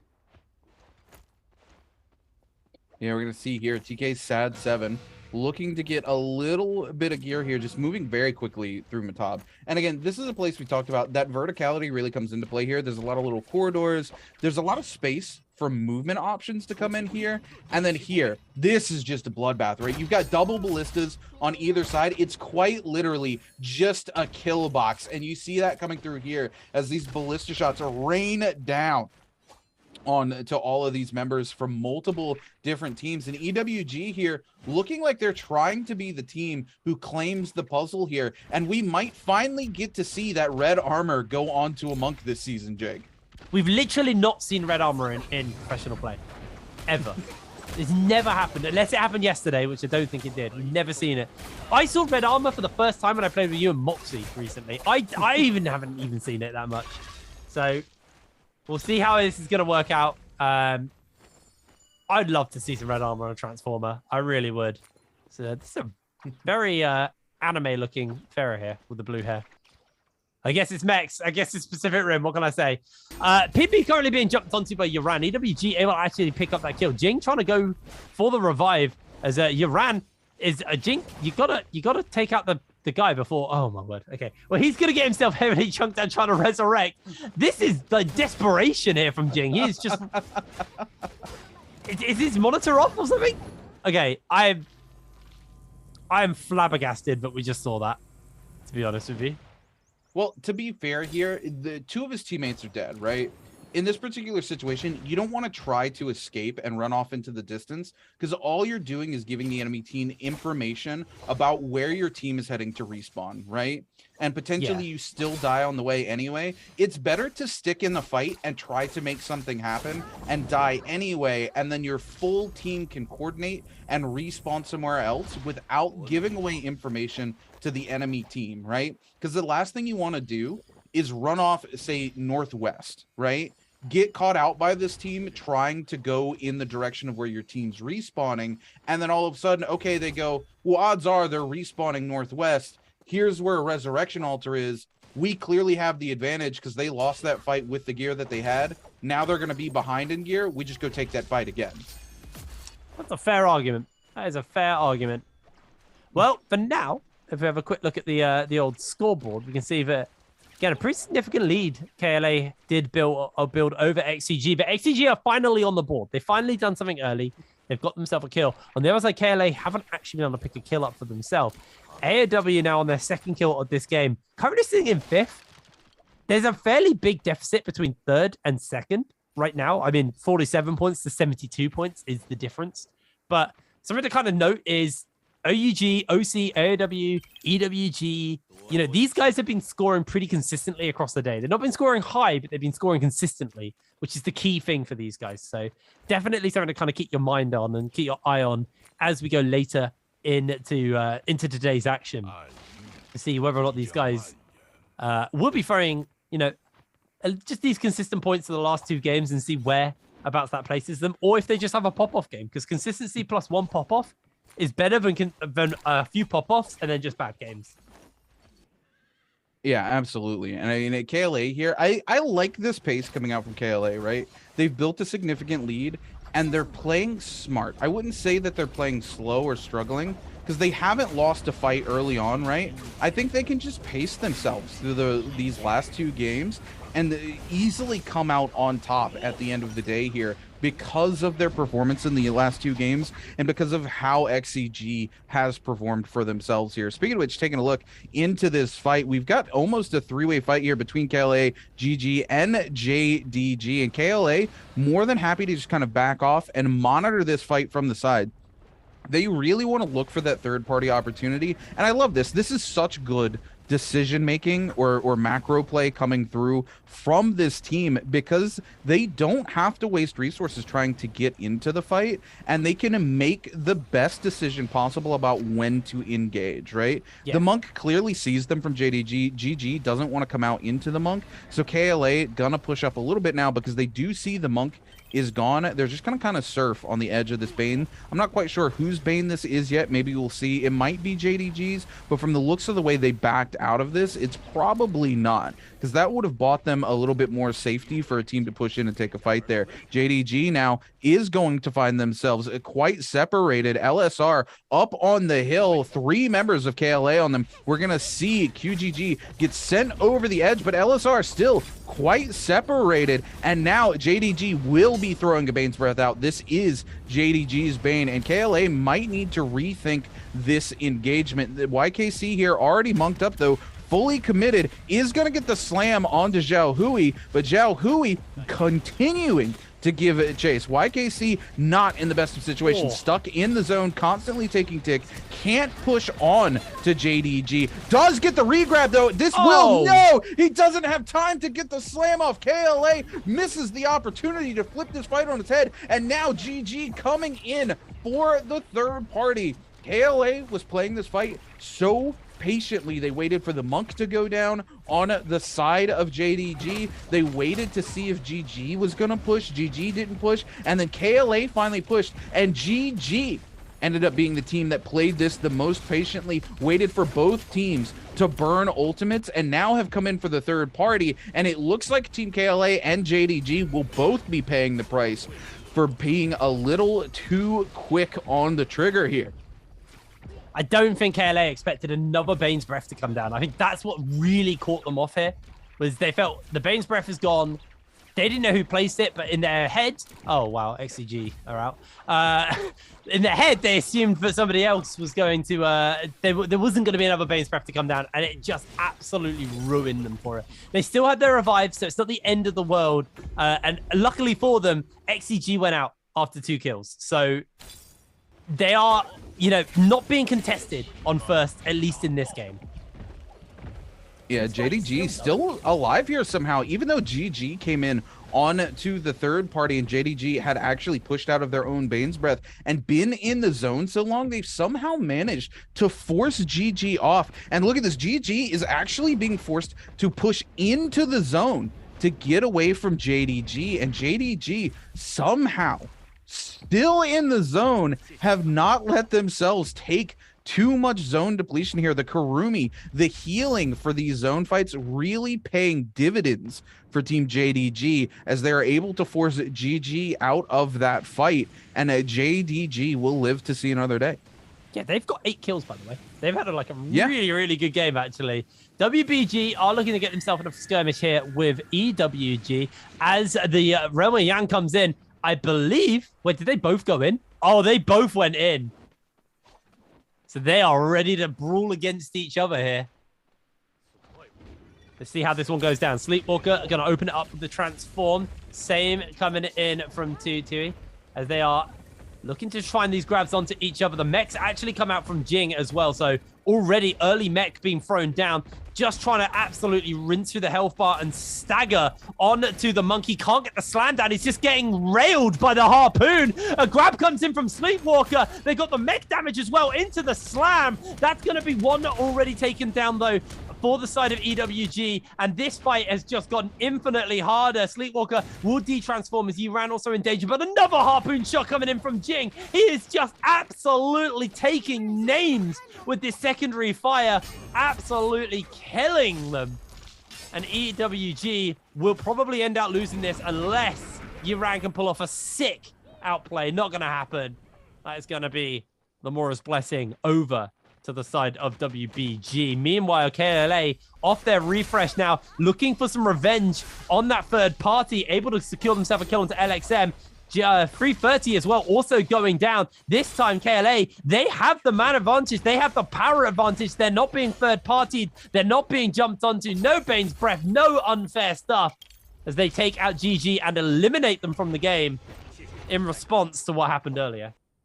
Yeah, KLA making it known that they were not happy about that third party there from Team GG, and more than happy to pick up their first 3 eliminations of the game here. And like you said earlier, XCG's out early with just 2 eliminations under the belt. There's nobody even in range to threaten KLA, right? The biggest points we've seen today was a 45-point game. If OUG was to get a 45-point game right now, they would be 1 point ahead of KLA, and KLA is still in this game. We're going to see now here, they pick up Moon. They're looking for the second grab, but they're not going to be able to find it, so they are just going to take the slam, not able to find the regrab. The ult is going to come out. KLA in a bit of a precarious situation here. Balda really starting to put the pressure on to YKC. YKC into the ultimate, though, is going to find find the healing that he's been looking for this whole time. Is going to demonk with the armor. Malmom, though, gonna catch the parry onto YKC, but doesn't want to risk following it up there given the positioning of YKC's teammates here. YKC with the tether on them from the Kurumi, the constant healing, keeping them in the fight. The communication coming out from YKC and the likes of KLA here is very, very good, but they need to be careful. JJH coming over the hill here for the third party. Both Balda and KLA could potentially be eliminated here to the third party. QGG goes so low, is forced to take the armor swap into a white armor, but it's not enough as the blistering edge from the pole sword on Godly burns through their HP and just completely ignores the new set of armor they pick up. And JJH will pick up multiple eliminations here, one on to KLA and one on to Team Balda, and Balda will also go down here, going to be forced to use their resurrections. Yeah, we're going to have to see whether or not the side of KLA are going to be able to grab themselves a rebirth charm. It looks like they have, because that's exactly what's appeared at the top of the screen, so it's not the end of the world. They only lost one member. They will be able to pick them back up. EWG able to get rid of the debuff from the realm of Yang depletion after losing their fight to WBG. So they are... Oh, wait, only one of them's okay. No, I can't tell. I think they're all okay. Either way, it's done. They're sorted. KLA still in this game after getting... third party has been the bane of their game. They've been constantly getting jumped on by multiple different teams, and it has kind of paid a price for them on that front, but this is a very weird kill spread. If you look at the scoreboard, JJH have 9 kills. You got 3 kills on TK. You got 8 kills on JDG. Like, the kill spread is very spread, and a lot of people are getting kills this game. So this is a fairly high-scoring game. And what this means is for XCG, who only got 2 kills and were taken out as the first team in the game, they are going to be sweating because the gap that they built in the first 2 games is quietly and quickly catching up on them. And eventually, that massive lead they built for themselves won't be there, and they'll be overtaken, or teams will be breathing right down their neck. Yeah, absolutely. I mean, XCG has just put themselves in the worst possible situation after those first 2 dominating first games, and honestly, it doesn't look like it's getting better. It feels like not only is the team comp falling apart for them, not only have they made poor decisions in terms of the hero select and costing themselves points, but now the mental of the situation, right, is just getting to them. Their communication's off. They're not winning fights. They're losing almost every hot drop that they take in the last 2 games, and then they go out early this game as well as last game, and it's really causing them to kind of just suffer in that mental area, and it costing them multiple points that they really need to stay alive here. And right now they are barely holding on to second place. So many teams now within spitting distance of the massive lead that they built in those first 2 games, and just being able to overtake them. Whereas KLA, even though they've had some bad engagements due to third parties, have continued to play very well and execute that communication well. They were able to pull out of that third party very quickly. The Monk and the Kurumi were the 2 players that they needed to get out, seeing as the Kurumi actually had enough Darktide coins there to just go ahead and buy their teammate back. Their other teammate stays in to keep the other team from engaging onto them as they split off. Balda loses the rest of their members, and KLA is just going to be able to go buy back one of their teammates. And you're going to see they're probably going to do that right about now, right? Because you've got these realms of Yang up. It's much easier for them to slide in to a shop now because multiple teams are away from them on the map. They have an idea of where teams have pushed to, trying to get to those realms of Yang, so they know what shops and what resurrection altars are going to be safer for them to push into. I'm willing to bet we see that resurrection come through very soon. JJH here coming in to fight Team TK inside the realm of Yang, and there it is. There's the rebirth charm, exactly as I called it. Sad just getting blitzed down here, both with a repeating crossbow and the Fifi. Sad trying to get something, but not able to find anything, as just the continuous fire coming through from Godly there. And this is it. Godly out of the freaking transformation with the mecha into his own transformation, and it's just Mecha Godzilla into regular Godzilla. No place to go. Team TK is going to be completely TKO'd by the likes of JJH. I prefer Flesh Mech. That's my favorite now. I'm going to stick with that one. Golden Katana in there. They're going to get themselves Mystic Might as well. And there's also, I believe... Oh, no, someone's already grabbed the purple armor. But either way, they're going to be quite happy with that one. I'm going to cut over to WBG, who found themselves in a bit of a skirmish here with Bowder. Bowder, Lion TT, loses the transformation and loses his team. He is out of this game. Fully eliminated at this point. WBG racking up even more kills, up to that 10 mark now. Maybe looking to go for the full 11 because they've got themselves a fight with TK, who, fresh off a loss, need to try and find these Soul Blooms. Can they get one? They should be able to grab one for now. That's one recovery.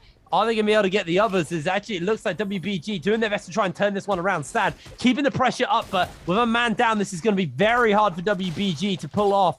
Looking to see if they can get the scale rush off. Sleepwalker slides in. Sad, losing his armor quite quickly. Ali actually has only the gray armor, so his health bar will be forfeited fairly soon. Sad's transformed, trying to see if he can save the day here. And Sleepwalker's going to get pushed back, but Jing is just going to be absolutely whacking away at that health bar to make sure that there is no way he can find a room for a grab. And Jing's going to transform as well to make sure that this is extra bad for them. Slam down. Ali loses a whole bunch of health. The shots should just be about enough. There it is to finish it up. Sad on the stairs. Sad, can he slide away? Yes, he can.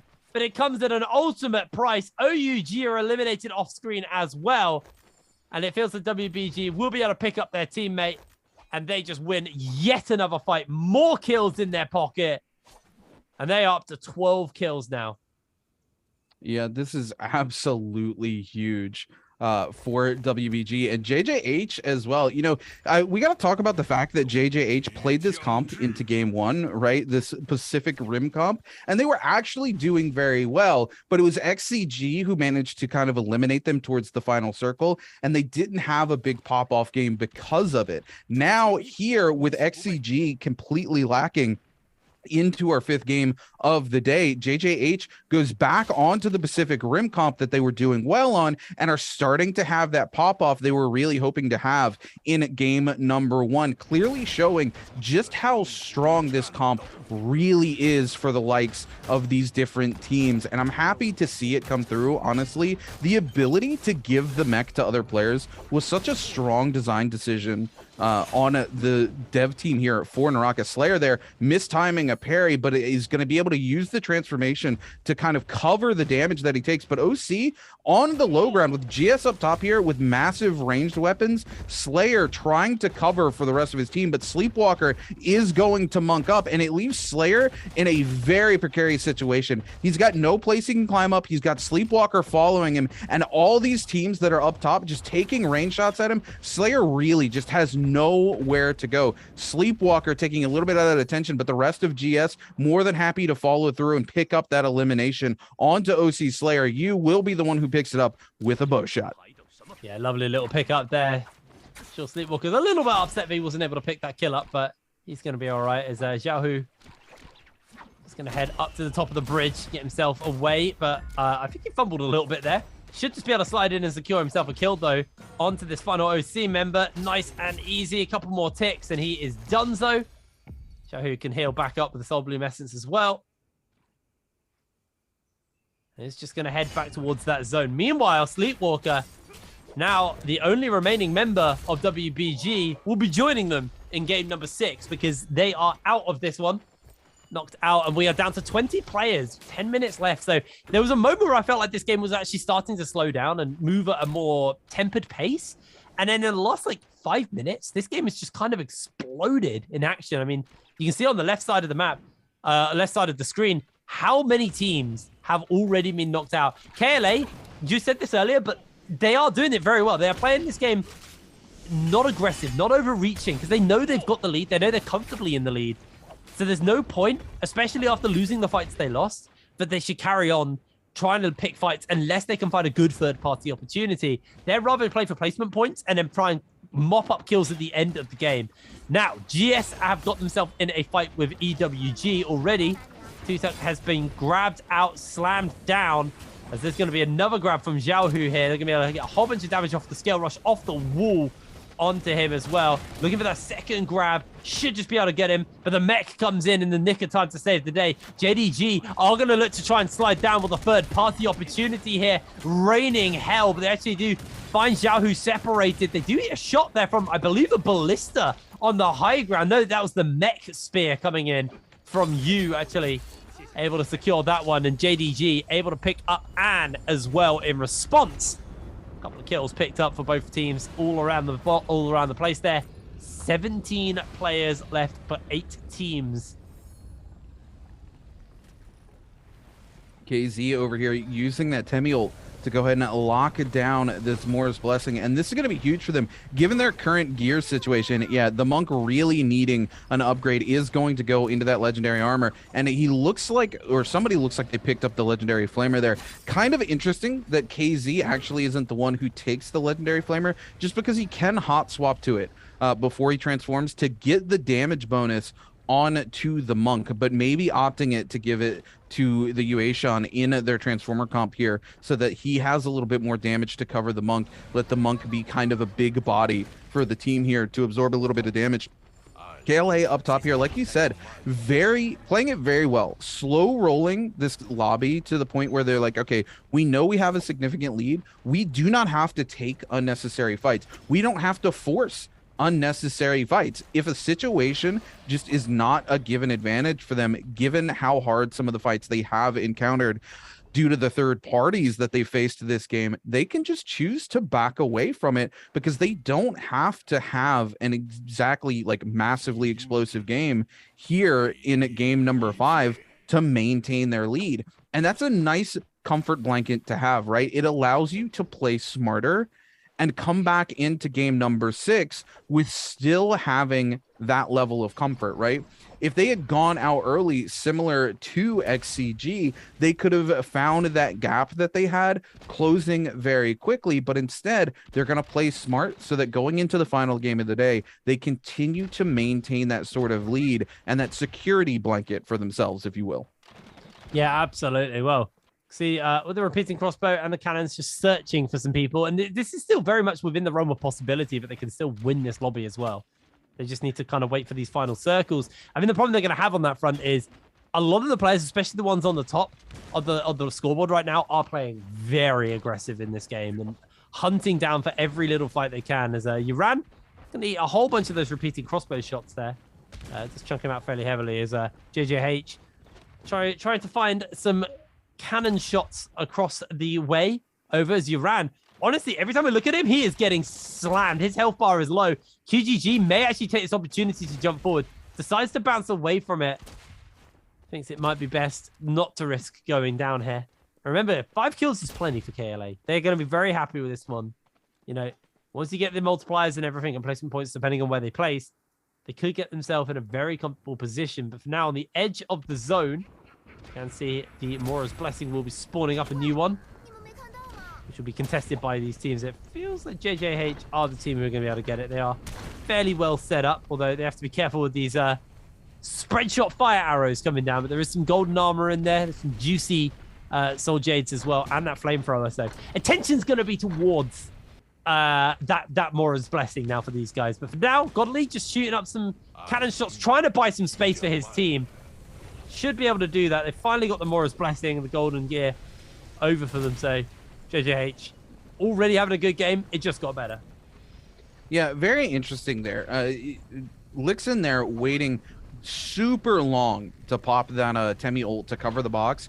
And, you know, I can see maybe not after the first or second shot, but after about the 5th or 6th shot, it's time to just go ahead and drop the Temi ult and take the box. I mean, that's why you run Temi in the comp to begin with, is to secure those late game War's Blessings, to get those armors for your Transformers comp. There's no point in just trying to save the ult and not using it for the box, especially while you're under fire. Just secure the box. That's what he's put into the comp for. And speaking of teams, you know, playing specific comps, we're talking about KLA kind of sitting on those 5 eliminations and being happy with it. But one of the other things to take note here is they are playing that more traditional Monk comp, and that Monk comp is a late game final circle comp. That's where they're looking to pick up their eliminations, so they don't have to worry about eliminations in the early to mid game, as long as they have managed to actually pick up what they're looking for in terms of gear, and they definitely have. So KLA can still pop off and have a phenomenal game as we move into the final circle. 14 players left alive. This is zone 5 collapsing onto zone 6, and I want you to take a look at this positioning here for KLA. If you remember, in our last game on Morris Isle, they were positioned very similarly, right? They had that rock where they had that little edge. They could just come and repair stuff, and they are playing textbook the exact same game that they played on Morris Isle here on to Hollow Roth, and this just happens to end up being a very favorable circle for a traditional monk comp. Yeah, absolutely, and that's the key thing I was going to note on as well, is typically when you have a final circle on this map, it's not particularly that monk favored. This is a dream monk setup. KLA still holding fast. They're waiting for all of the mechs to de-transform, and here we go. Transformations coming out. YKC, can he find the grabs? Just going to shove back JDG for now. Looking for the grabs onto the members. Hasn't been able to find one. Is set on fire, unfortunately, for now. But still trying to find these grabs. Unable to fully connect them. There's one already for KLA. They're going to get onto Koopy. Repeating crossbow. Standard monk stuff there. Popping them into the zone and making sure that kill is gifted over. He is burning, but with the Kurumi Tether, he's going to be nice and healthy. Will lose the transformation now, but that was one kill. Gonna head over, get that Soul Bloom, grab another, as much energy, as much rage as possible before the next transformation. As soon as a tornado coming out, actually here is Godly going in for the transformation himself, trying to see if he can find onto these members of KLA. Looks like they are able to disengage away from this high ground for now. KLA up to 6 kills. JJH, though, are absolutely ruling this lobby with 14 kills under their belt. There's still 10 players. There's still plenty of opportunities for JJH to catch themselves into that elusive group of the 20 bomb, which we've already had 2 teams get. And with the Transformer, with the primary carry getting caught from the KLC, they are in they are in danger. They're able to heal him up and keep him alive. Godly now transforming on the high ground, going to just spray down into the corner where KLA are hiding for the moment. But with the harpoon coming in, that secondary shot just doing so much damage, bopping into the zone. JJH are going to push up for more to see if they can get the damage off. Another great shot coming in from that secondary fire on to the members of JDG here, and that is a great shot to Zhao Hui, able to secure a 15th kill here for JJH. We're seeing another transformation as LSR is able to get himself up onto the high ground. I'm going to call him Loser because that's where his name's going towards. Getting himself a grab onto QGG. Going to slam him down as well, forcing him onto that low ground. Now we're seeing more people go in for transformations. There's so many people, and just plucked from the low ground. Loser able to find himself the grab. Absolutely fantastic. Godly is going to get himself grabbed in response. Slammed into the zone. Going to pop the bell for the moment. YKC trying to find another grab, but he does de-transform. And honestly, KLA not being able to find the kills they want in this late game here. Still 8 players left, and Hazley able to hold onto this high ground. Godly being forced back for just a moment is a way away from getting his monk transformation back up and available for him. But JJH pushing up onto these KLA members. They're actually staggering QGG into the zone. He's going to be able to move his way out safely, but YKZ in danger. Here comes Chewy jumping in with the mech transformation, switching into the secondary fire, catching it up to 17 kills now, I believe, for his team. Absolutely phenomenal late game for these guys, and just early game. They've had a really stellar Morris Isle, making it 18 kills. They're going for the 20 bomb. They're going to join the likes of XCG and KLA on a 20 bomb day, an absolutely big one. Godly also transformed, slamming down 19. They are 1 away from the 20 bomb, and JJH have had an absolutely killer performance on Holoroth in game number 5, as they are putting more numbers, more kills under their belt, and it is a absolutely beautiful game for JJH. Yeah, textbook here for JJH, and I do believe it's going to be a 21 bomb for the likes of them and a first place finish. And I want to talk about the moment that absolutely secures this lobby for JJH. They already had a ton of eliminations under their belt, but KLA was perched up in the perfect place for a Transformers comp. JDG pushes onto KLA, forces the transformation out of KLA. KLA able to pick up an elimination from it and go to the backside. KLA feels like, okay, we're safe. We did this last game. We're going to be able to just maintain this little corner. But JJH is watching. JJH held on to their ults for that precise moment. And as soon as KLA no longer has the transformation available for themselves, it's JJH who pushes up onto the rock. We see an instantaneous monk transformation from God Lee, who scurries KLA away, giving JJH the high ground to be able to secure multiple eliminations. And then immediately God Lee mechs up as soon as that transformation goes, bops KLA out of their new hiding space, and KLA is just scattered and separated. And it's JJH who's able to fully capitalize on the rest of the lobby after being able to take out their biggest threat. I think the big thing for me is it felt like JJH controlled the tempo of that game. Like, that final circle was very much theirs, and they were...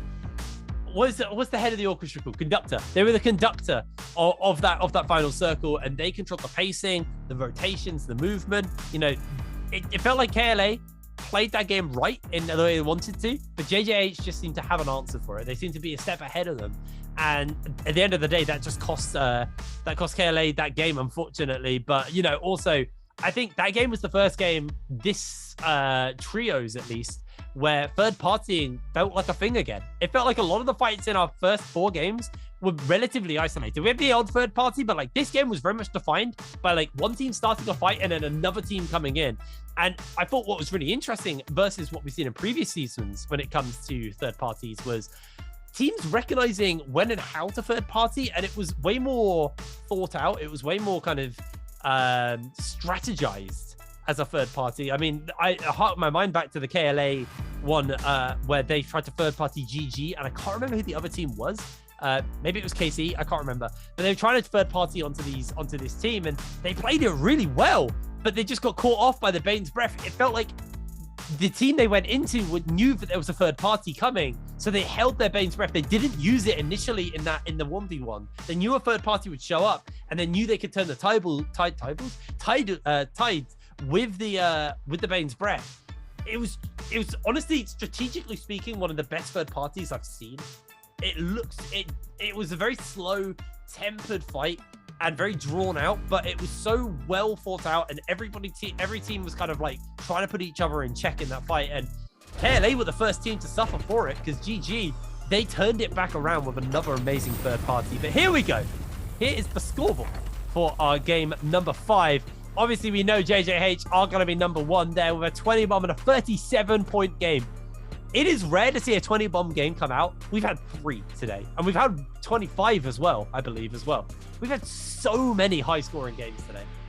Yeah, absolutely. I mean, yeah, 25 did come through. And again, that's very rare. I do believe the record is a 29 elimination game for trios. And keep in mind, there are 6 less players. That's potentially 12 less kills in the lobby for these teams to be picking up, and we're still seeing games that are coming close to reaching the records from last season, right? Yeah, I can't understate the importance of the fact that there's 2 entire teams less, and I say realistically 6 kills, right? Because they are gonna use that resource, they're gonna use that resurrection and then go in, but it's potentially even more kills from that, because we have seen teams before let teams pick resurrections so that they can farm eliminations off of the team just getting those resurrections and the player being low, right? Yeah. So it could be potentially even more than 6 eliminations that these teams are missing out on from there being 2 less teams in the lobby, and they're still dropping 20 bombs back to back. I think there's a very explainable reason for why this is happening, and it actually comes down to third partying. I think a lot of the fights that we've been seeing in previous seasons, sometimes you'd see teams who just didn't want to fight early because there was always a threat that somebody is around. With 2 extra squads missing, the map is already quite big.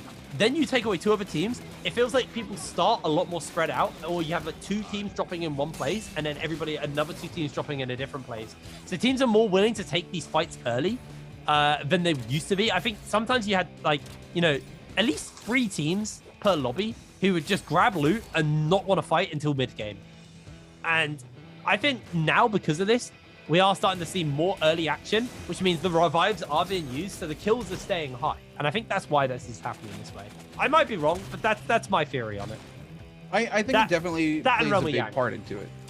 Yeah, I was going to say, you know, because Realm of Yang also has changed the pacing of the game dramatically, right? Because we're talking about those teams that don't want to take fights mid-game because Transformer Comp, again, it's so reliant on gear, and the only way to guarantee the gear that the Transformer Comps needed used to be securing those Morris Blessings, right? Which is why we saw the Temis just lock into those comps so hard. But now you have Realms of Yang where you just don't even have to worry about the third party, and you can still secure that level of gear. But I want to take a moment here to go ahead and just talk about Chewy here. The MVP for JD obviously coming through on the Faria. And again, this comp served them very well in game one, but XCG was just able to come through and dominate that lobby. And unfortunately, JH just didn't find the game that they wanted there. But we're going to see here 6 kills and 8 assists for Chewy there from JJH. And I mean, with XCG being eliminated in this lobby and them coming back to that comfort comp that they enjoyed in game one so well,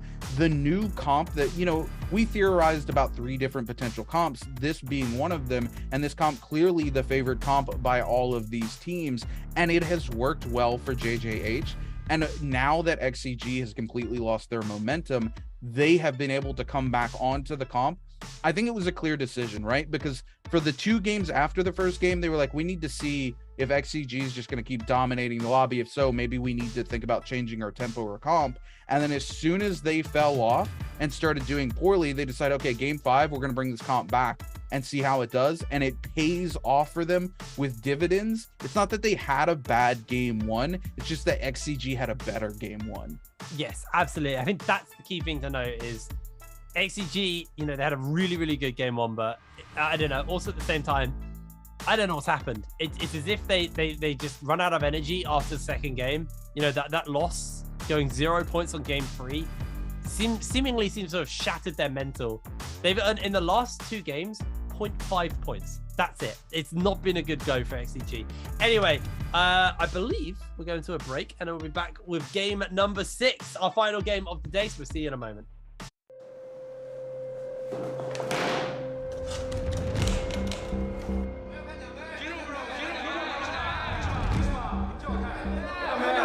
都给我开炮！谁啊你啊？谁啊你？你在装什么啊？你谁啊？啊！我楚大少修罗榜第1，没有资格看奖杯吗？我小星神联赛第1态，凭什么不能看奖杯？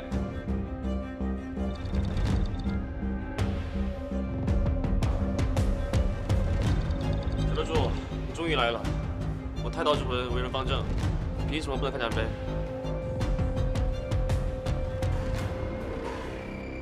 但是小德柱好啊，你们啊，看门都不会看。谢谢啊，小德柱。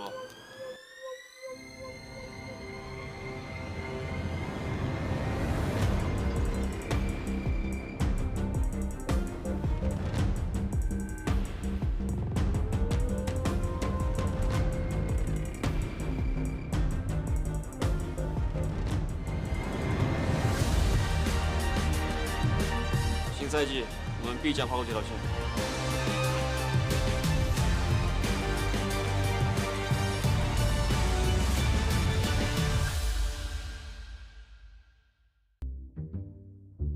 我勒个娘，也聊天，赶紧来试试。哎，我先来，我先来。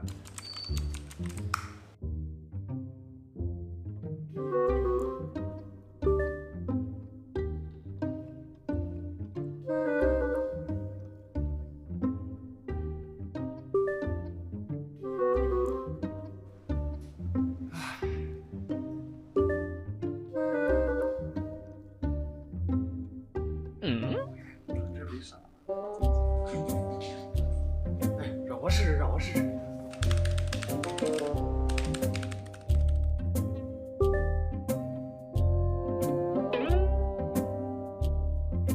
哎，看见没有？我勒个娘呀！哎，看着啊！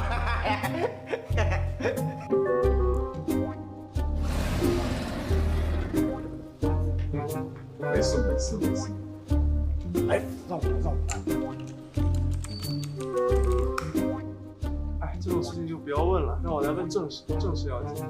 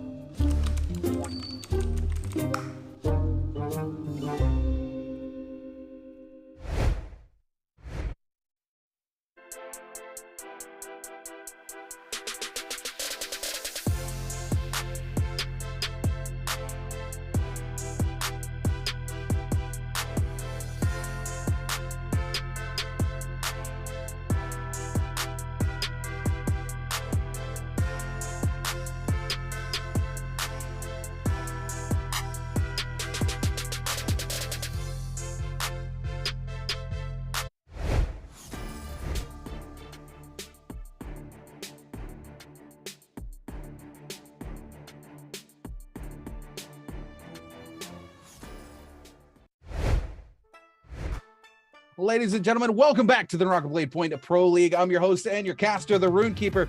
Joining me today, it's been an absolute pleasure to have my boy Hip Rain here with me. And man, what a kickoff to the spring split here. These trio games have been insane. XCG, I really thought was coming in after those first two games, and you felt it too. You were like, man, I could see them winning all 6 games today, and all of a sudden they fell apart. They crumbled in game 3, and I think after that it has gotten so bad to their mental, they've just not been able to bring it back. I don't know what you're talking about. I definitely didn't think XCG were going to win it all. I don't know where you got that information from. Your sources have lied to you. No, it's been a rough day for SCG. Let's be real. It's been a real rough day for them. Maybe they can make that miracle recovery at the end of the day. They've had a little bit of a break in between game 4 and 5 now, so they've had a bit of time to recover. I love this new pacing for the show and for the way the game runs, because you basically shave like about an hour and a half off the day. But what the hour and a half is normally used for is recovery, is for planning, is for talking. While we'll be filling the air and chatting to you guys, and you'll be watching adverts and videos and stuff, the players backstage are going, okay, what worked? Why didn't it work? They don't have that much time now in between.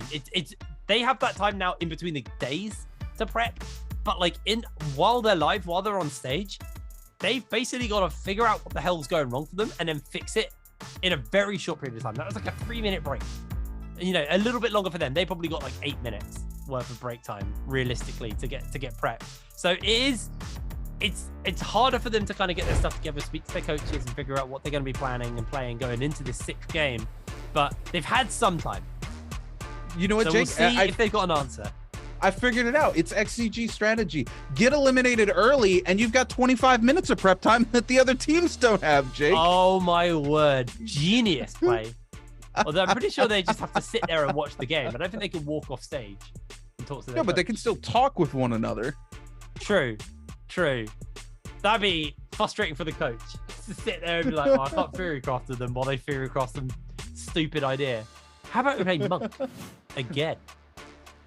I'll see what they pick. I'll see what they pick going into this. I think they have about 5 or 6 hero points left. Remember, the first time you pick, it doesn't cost anything, so they have some heroes they can afford to pick. Actually, they might not have spent any points last game. I can't remember now. No. They spent 0 points last game because it was all heroes they had yet to play. I'm not sure. Don't quote me on this. They could potentially play Monk if they play 2 heroes that they just haven't touched all day. And it's the same thing I said last game. If I see Xiaonan lock in Monk, I'm gonna lose my mind, Jake.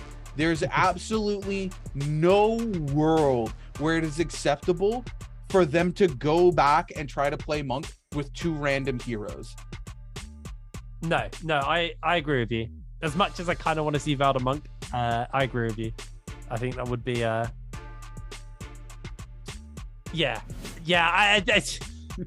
we'll see. I guess we'll just see when we get into Hero Select. We can see what they decide to lock in here. But man, on the other side, I think we should probably talk a little bit about JJH, right? Like, these guys have been kind of sleeper all day and then just pop off in game number 5, and it was just intelligent play. They played it really, really smart, really well.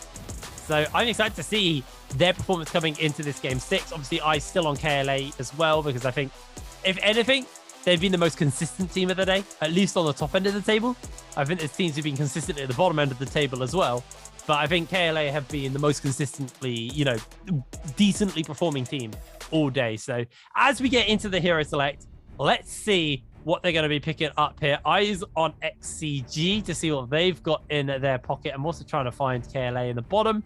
Oh, they've both gone for the same team. The Zipping, Matari, Tammy team. There's a bunch of monks still getting picked up here by these guys. And actually, interestingly, KLA have used more hero points today than XCG have.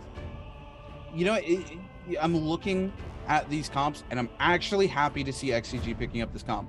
This is a very similar comp to the one that we saw J-Team trial with Takeda and worked very well, and specifically on the Morris Isle night map, because there are more Fireflies available to them. This is the first team comp that they've picked up that feels like they're actually trying to make a strategic decision and not just throwing stuff at the wall because they're panicking after their first 2 games. Yeah, absolutely. Well, we are loading through onto Morris Isle for our final game of the day. And that's a fairly clustered start. Everybody's starting roughly on around the same area. So expect them to skirmish and find each other. KLA are down by Shipwreck. I can't see who dropped with them, who'll be spawning up there as well. But there is a bunch of teams all in fairly close proximity to one another. So this could get bloody very fast. Oh yeah, this is going to be a very intense game. XCG needs to come out of the gate, and they need to W key this lobby. They just don't have a choice anymore after how poor their performance has been over the last 3 games. If I'm XCG, I'm looking for KLA, and I want to eliminate them early, right? Look at this, 102 points on KLA. XCG, 30 points behind. JJH, even after commanding game though, because they had 4 kind of meh games to start the day off, still in 3rd place, but still many points behind XCG as we see Team GS here going head to head straight with WBG. They're going to pick up the elimination onto Sleepwalker, looking here on Jing, but Jing going to turn a massive parry onto GS's end. Jing coming in with the charge, left click on the katana there, goes for it again, but Ann going to get the clank off there, keeping GS into this fight. WBG Jing going to be forced to back off as AOW shows up, gets the grab and the elimination onto GS's Zhao Toto, and AOW is going to pick up a couple of eliminations here early on into the first game, and the rest of WBG waiting in the wings to see if AOW is going to back off of this so they can pick up the resurrection and not have to use an early one, but all of Team GS going to be sent back to the Soul Altar. Yeah, going straight back as KZ pinned against the wall here. The Bane's Breath takes out 2. Oh, that was beautiful. EWG just got punished, countered. The bell comes down, but the bell does toll as EWG lose all 3 members. That was a phenomenal Bane's Breath. And I know it's random, but it was a phenomenal Bane's Breath regardless. Cutting over to JJH, winners of our previous game. Godly going in for the transformation here, trying to see if he can grab Ping Tao. Able to do so, looking for the second grab as well. The tether is onto Ping Tao. 1 slam in. Can he find the re-grab is going to be the question. Unable to land that one or the second one either. It looks like they're going to keep the pressure up. They do get the double grab, the double slam. Godly finds the 3rd grab as well. Whole bunch of additional damage into the slam. Chutong grabbed once again, and down he goes. JJH kicking it off in style. XCG, though, they are here with force. 6 kills under their belt. They want to catch up to KLA, who have found themselves in a fight here versus OC, securing themselves their first kill of the game, making it their second as well, actually, as OC sliding in maybe more people here. Oh, Bane's Breath, it's their Bane's Breath. I'm getting excited for nothing here, but they do find Xing Meng and OUG also in the area.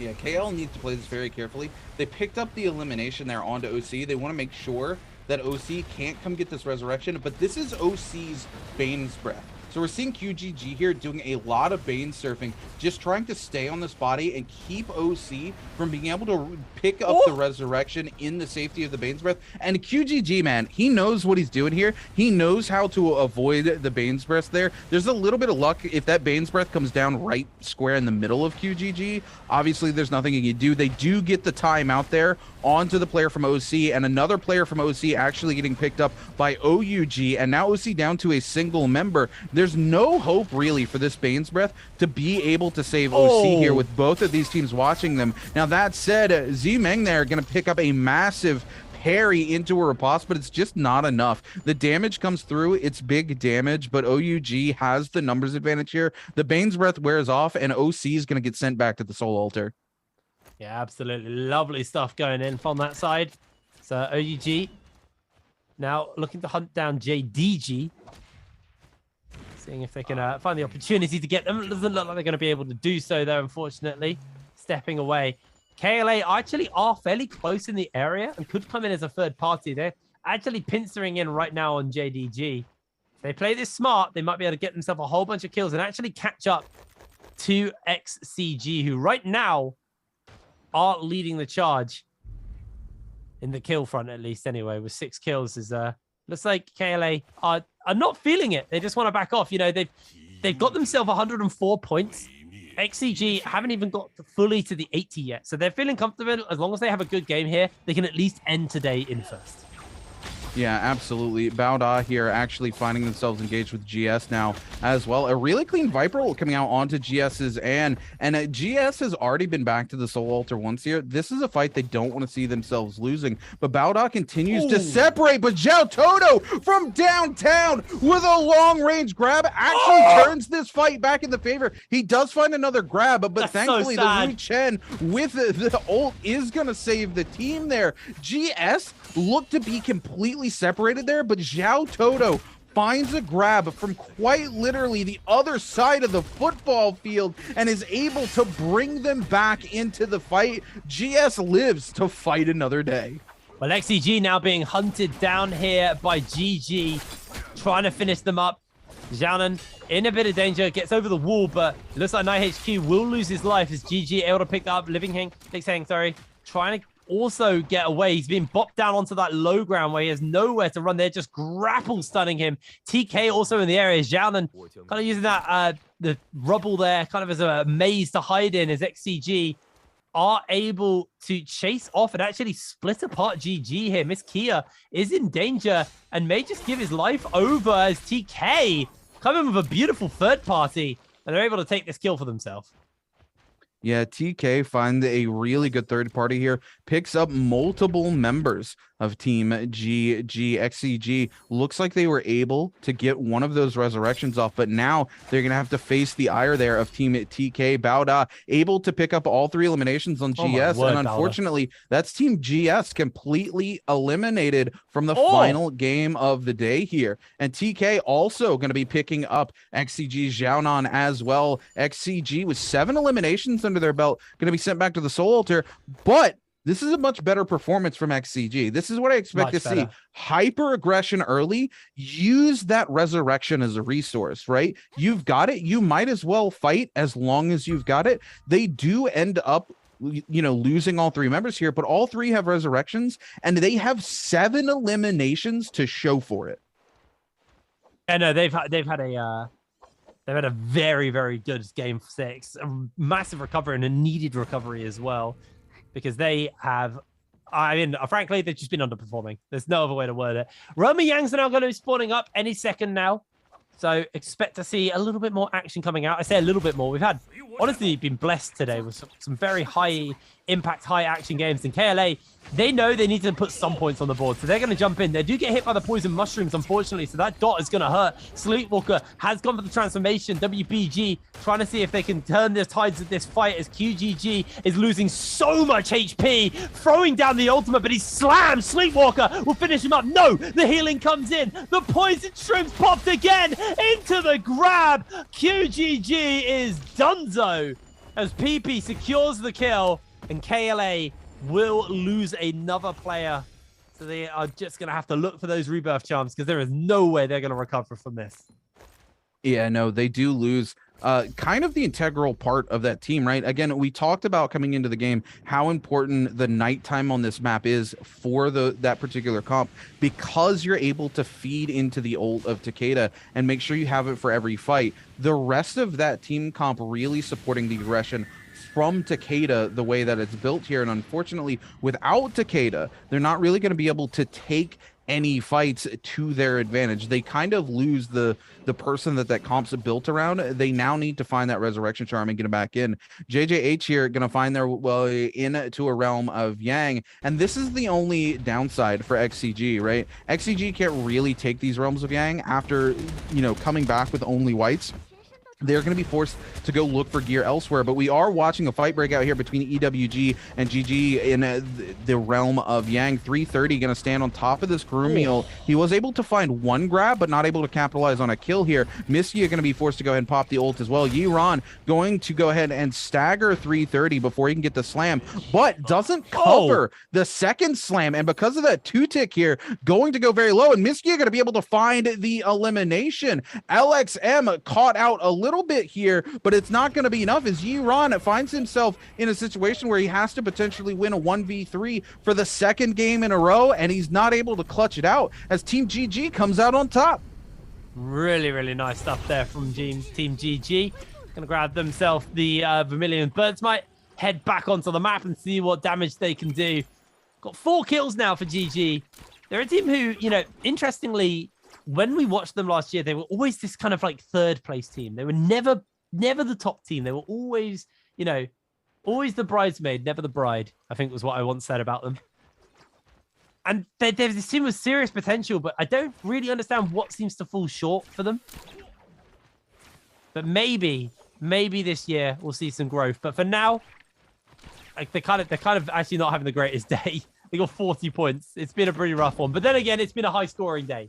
In GG's defense, there's been some pretty bonkers numbers turned out. I mean, when 14th place is 27 points, that's not a lot, but I've definitely seen more teams have lower than that by game 5 before. So, you know, absolutely. It's been a very high scoring day. A very high scoring day. Very high scoring. EWG here actually finding grab onto OC Slayer here, and textbook. We just see that repeating crossbow turned onto the player into 2-tick's hand here. 2-tick actually going to be able to pick up one of those oh my goodness, my brain just died. The Soul Bloom Essence, so we can get rid of that Yang depletion, but EWG desperately needs to find some more. They're going to find the second one here, and I do believe only one player on their team now has that Yang depletion, so they can just buy him back realistically if they need to. GG here with that Vermilion Bird Might pushing in to JJH. JJH also, ironically, the other team with the Vermilion available. So GG going to pick up some eliminations there, but JJH not really going to lose too much to it. We still see in the kill feed TK picking up a couple kills onto XCG, and I do believe that could be it for XCG. They're down to a single player left alive. Bauda coming in for a massive third party here. Lion TT trying to make something happen here with that Yodol, but the Viper stun comes through from Bauda and actually stops GG's 330 in his tracks. We're going to see LXM actually just slip through the hands of GG's 330. Can't get the slam onto Malmon, actually gets out of there. We're going to see the TP come out. 330 tries to turn that fight on its head, even though they were the ones who get third party there. But thankfully, Bauda has the Wu Chen ult to buy them freedom, because 330 almost made that a bad decision for the likes of the other team.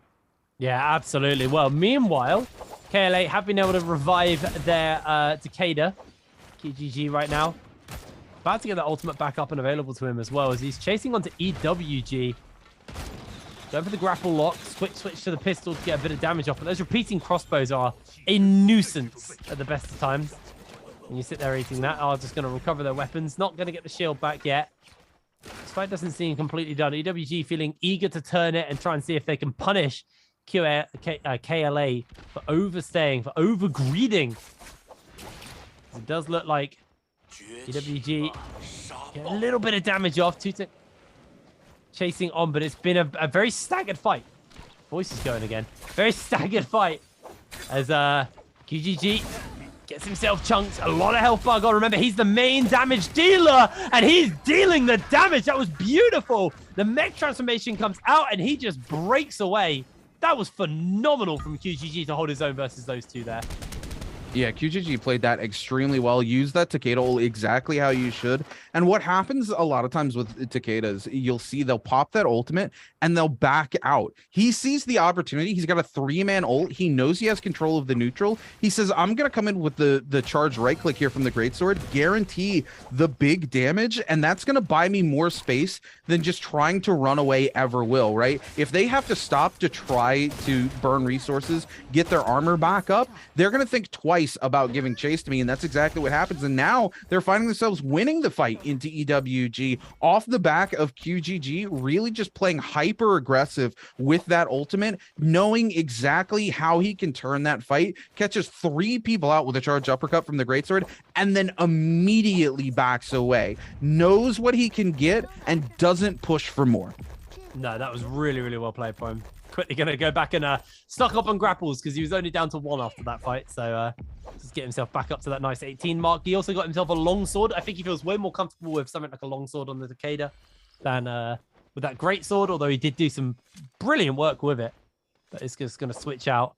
And now we'll see what KLA can do. That is their 3rd kill of the game. Again, kind of had a bit of a quieter tail end to the day, but, you know, again, consistency has been key for these guys. They have been really on the ball on at least scoring something every game, and then they have their 2 pop-off games. Like I said earlier, you want like a couple of pop-off games and then some consistent games rather than loads of pop-off games and then no scorer games. Here in the realm of Yang, WBG will be taking a fight versus KZ. Especially the transformations coming out. The mech can get picked up as well if they want to take it. They're actually holding off on the moment as LZ goes for the transformation, grabs Jing immediately. Is going to be able to get a bunch of damage off with the bow and the slam. Jing is chunked. Looking for the regrab, unable to fully connect. He's actually going to transform as Jen jumps into the mech. What happened there? They just lost the mech and all of their health immediately. Jen's going to get grabbed by Sleepwalker, and that should just be the end of Jen here. Sandstorm down. They're going to get popped. Able to just about avoid for a little bit longer, but they're getting chased onto. Ling's able to finish it up with the Terracotta Warrior. Now all of the Transformers have pretty much timed out as it's a man down for KZ, and they need to somehow find a way to make this work for them. But they do have Jing. Jing's still on the transformation. It's going to de-transform out with the uppercut. It should just be the counter they needed. Jing has no weapons to work with. Switches to the pole sword. Tries to get that snipe off, and there it is. WBG find the win. Yeah, WBG playing that very well. If you notice, Sleepwalker standing where he can deny access to the pillar for the Transformer.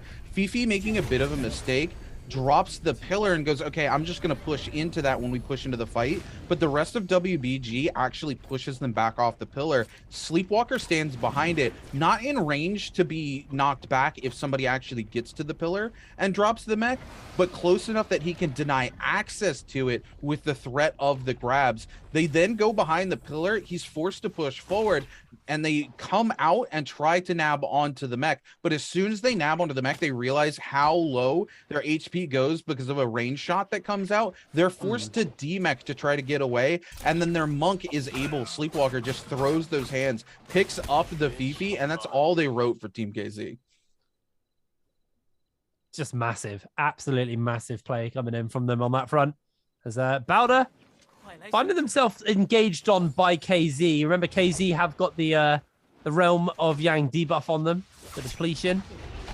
As Bowder, they've been pretty good in the tail end of today, to be honest. They've been picking up quite a few kills here and there. They are just going to back off, though, as KZ trying to chase onto Bowder. Obviously, the timer is ticking away. They've got, I believe, how long have they got? 3 minutes left on that before they unfortunately will fall victim to the depletion. And it actually just feels like Bowder aren't overly interested in taking the fight. It to me feels like they are just playing this nice and relaxed and just backing off for the moment. So we cut over to GG, who find themselves in a fight here versus OC. Ultimate has been used with the UA Shen for the transformation. It looks like GG just gonna disengage for now from OC. Yeah, GG here, though, still wanting to keep OC you know, in distance where they can see what's going on. And it looks like one of their members actually really separated here. Yeah, GG's instantaneously going to capitalize on this. No way they're going to let Z-Ping get back to the rest of their team. And the rest of OC just going to be forced to leave Z-Ping there. If they turn around, they're really just feeding another kill into the machine that is Team GG. It's great to see GG finally having kind of a pop-off game, because they really were in Season 1 of NBPL last year.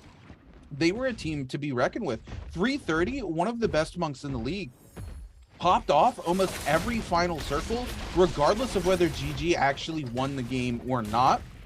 They always kind of put points up on the board and were towards the top. They were one of the teams to keep an eye for, and it kind of sadly towards the end of Season 2 and the beginning of Worlds, they just fell off pretty heavily last year. Malmon here from Bada coming in with the tactical nuke. Unfortunately, it's more like an extremely tactical nuke where it just targets a single player, but it happens to be KLA's CXZ, and that is going to be a player eliminated here from KLA. And unfortunately from KLA, the zone is pushing in. They don't really have the option to try to get CXZ back into the game here with so many teams around, and the threat of this zone tick going to zone 4 as soon as it fully collapses. They're going to need to go ahead and get deeper into the island and just let CXZ stay where they are.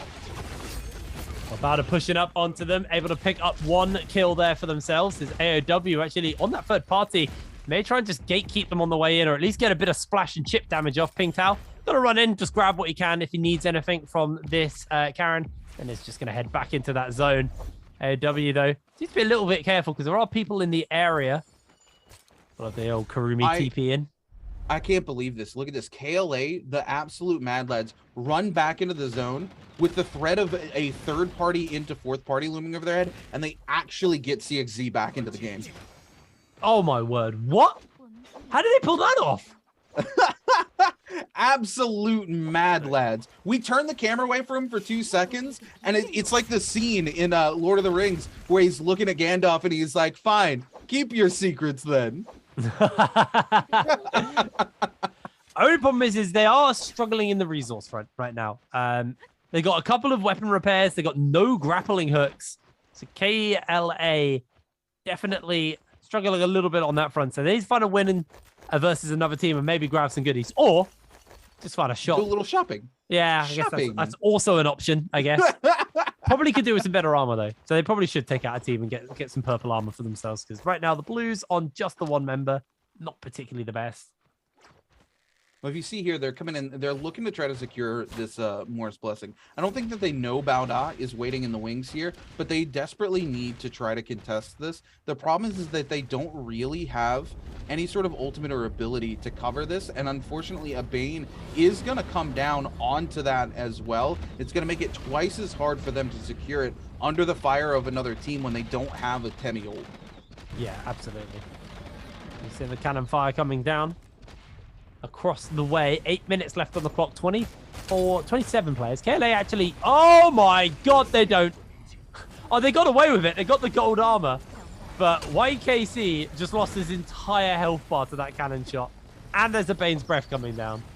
That's rough. That's real rough for KLA. Seriously having a bit of a tough one, to be honest. I think it's probably the best way to word it. It's just been a bit of a toughie. The tail end of this day for them. Yeah, absolutely. Like, I give it to KLA though. They're playing very smart and strategic, right? They know where their positioning is in terms of the point order, and they don't have to force fights.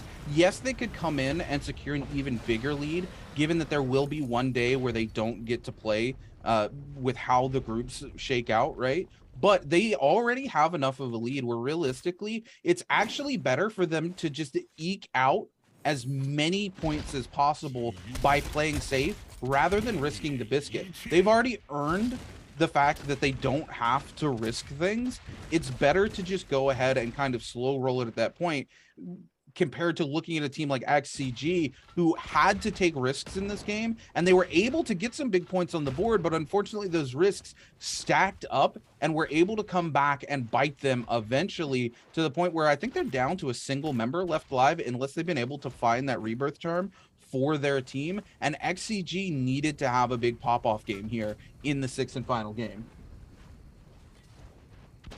Yeah, they really did, but unfortunately, at the moment, not going to be happening. 25 players left, though. We're at the Buccaneer phase. It didn't feel like we've had a Buccaneer phase, really, today. But this is definitely the Buccaneer phase. The old pistols and cannons splash damage each other down. No. We traded the Buccaneer phase for the Worms Armageddon phase today. Yes. We did have a Buccaneer phase, but it was the Worms version. It was Buccaneer phase featuring pirate worms. Oh God, I'm gonna have to play some Worms. We're gonna have to stream that one of these days, Jake. I am so down to stream Worms with you, dude. I'm so down. KLA here, significant upgrades for themselves, by the way, here. Yeah. With the legendary armor into this. They were actually able to secure that Morris Blessing amidst... It's like every time we turn the camera away from KLA, we were just talking about how I don't know they were going to secure that when they have no ability or ults to cover the box and a Bane's Breath comes down with Bao Da looking over their face. We turn back to KLA. They have the box. They have the legendary armor. They've got the legendary flamer. And it's just like... Really? What's going on, KLA? Every time we turn the camera away, all of a sudden we find you in a better position than we left you in. Absolutely. Well, KLA actually now starting to pick up some kills. Speaking of which, they are definitely in a better position now. Taking names, taking health bars. Absolutely beautiful stuff. KLA get themselves up to 6 kills now and suddenly springboard themselves up the standings even further, or at least in this game. They're at the top of the standings as it is. Definitely growing the gap between them and XCG wider and wider right now. KLA, a fantastic turnaround in the last couple of moments. He's still got 5 minutes left, 19 players and 9 teams. So just to have a look at them, there's quite a few people who are down players or the last man standing for their team. So that number of amount of teams left may just drop off fairly quick. I say that as OC are eliminated. Yeah, and it's KLA picking up their 7th elimination of the game here. This is what KLA was trying to do last game. They were playing a late game team comp, and they wanted to just passively make it into the late game, see if they could secure a couple of kills and just kind of eke out those points. Now they're playing an aggressive comp, so into this late game here where there's so many players left alive, it's very easy for them to slide in, use this Takeda, and look at this, Takeda literally just used their ult not but a couple of seconds ago, and they're already back here. They are able to utilize their knowledge of where the Fireflies are, able to pick up those Soul Bloom essences from the Karens and get that ultimate back online very quickly, and he uses it so aggressively. We watched earlier as he was using it to hit stun players into hot swapping into the Flames Breath to get the fire tick on them and then follow up with the longsword while the fire tick just continues to do free damage for the likes of KLA. We're gonna see here JJH is God Lee here. JJH, another team who's been putting in work in these last couple of games, pick up WBG's Sleepwalker and get the elimination as if to say, we don't care. Actually, no, it's KLA. YKC comes in and steals the elimination from JJH with the katana off the back of the slam onto Sleepwalker. JJH not happy about that, but KLA going in. JJH does find WBG's PP though, and look at this QGG here just putting in work with the Flamer. Unfortunately, no ult available to him. Very quickly coming back though, is at 53% here. Gonna find time to find a repair, sitting here in the straw like an absolute mad lad, hiding in plain sight. QGG just continues to barbecue the lobby here with this legendary flamer that he's been able to get his hands on. Look at this, just pushing in here onto JJH. Not a care in the world. He's like, I'll front man for the team. I don't care. JJH does, however, pick up an elimination on about us. Lion TT AOW pushing into QGG. Here's the thing though, is QGG doesn't have his ultimate. As soon as we see another ult come back out, it's going to be disastrous. GG, who's been having a very good game here, unfortunately finds 330 getting slammed, but 330 going to be able to find the Monk's transformation right into the middle of Team JJH. Oh no, QGG! Oh my goodness, no! TK goes down at JJH able to pick up another elimination, but needs to be careful with GG's 330 waiting in the wings. KLA holding on for dear life. All three members still alive here. 8 eliminations in the belt. AOW Shutong picking up an elimination onto QGG. QGG finally sticks his neck out too far, and it's AOW who chops off his head. Ping Tao goes in for the double grab, but Rain dies before the grab comes through, so he doesn't get the bonus damage. His team actually comes through and griefs the potential double kill from Ping Tao. Ping Tao does find another double grab though and picks up the elimination onto GG's. Miskia here trying to find the grab desperately onto 330, just trying to blitz through Ping Tao's HP bar here, but we're gonna see the ult come out from Karumi, and AOW finding themselves in a massively advantageous situation as 330 comes up again with the Monk coming down, looking to maybe outroot. AOW picks up 2 members of AOW and gets a double slam for an elimination. He's gonna find another double slam, and this is why 330 is one of the best monks in the league. Double slam into double slam. Can he find another pick? No, he doesn't, but Godly gonna take a ton of damage, goes for the regrab, finds the regrab, gets another slam onto Godly. Godly is gonna go down. GG absolutely coming in here with huge eliminations. 17 eliminations on the back of GG. 330's performance here. KLA picks up AOW Shutong, and it's CXZ versus 2 members of Team GG. Can he pull this off? He's denied them the 20 bomb. Can he steal the win? I doubt it. Looking for the counter. Shield's gone. He's onto just raw health. He's ZPing though, so he's immortal. Gets a counter onto Free-Frio. Boots him into the zone. Massive chunk of damage done to Free-Frio. CXZ keeping himself sustained up here. Does jump into the zone, take a bit of damage, but Free-Frio once again bopped back. How is CXZ holding? He's looking for the counter once again. Can he find the opportunity? Ult taken away to keep him healed up for the moment. Looking for the damage, but no. He's grappled. He's tethered. There's no way he can do this. Down he goes. GG. Find the win. Oh my goodness. This is what I wanted to see from the final game here. Team GG 330 showing us why he's one of the best monks here in the league. It also feels good not to cast a curse them, because I said in that game, I was like, man, they've always been like a team who've been like solidly third. I want to see more from them, and they do step up. I was worried I was going to curse them that game. They played phenomenally well at the end of that, and you were right. 330, he is just cracked at Monk, man. He's so good at it, dude. Really, really killer stuff coming in from these guys. Really, really solid game coming in from GG, and that is going to be their first win of the spring split here for 2023. And another team who has got themselves a win. It was almost a 20 bomb. It was so close. We almost had 4 20 bombs today. Would have technically been 5 if you count the one that was over 20. Yeah, that's how nuts today was. So many high scoring games. Today was absolutely insane. I gotta give a little bit of a shout out here to KLA CXZ to be in that situation, that high stress, it's final game of the day, you're 1v2 and almost pulls it off, right? Absolutely just finding the parry, coming in, finding the slashes off of the longsword with the Soul Jade there to knock them back, creating the distance. Does finally get caught out, unfortunately, by that set of dual blades. And by the time he's out of that, he's able to throw the bubble, but he's so low, he just has nowhere to go. He's got no gas left in the tank. But CXZ really pulling out all the stops there in the very end, and does deny Team GG the 20 bomb.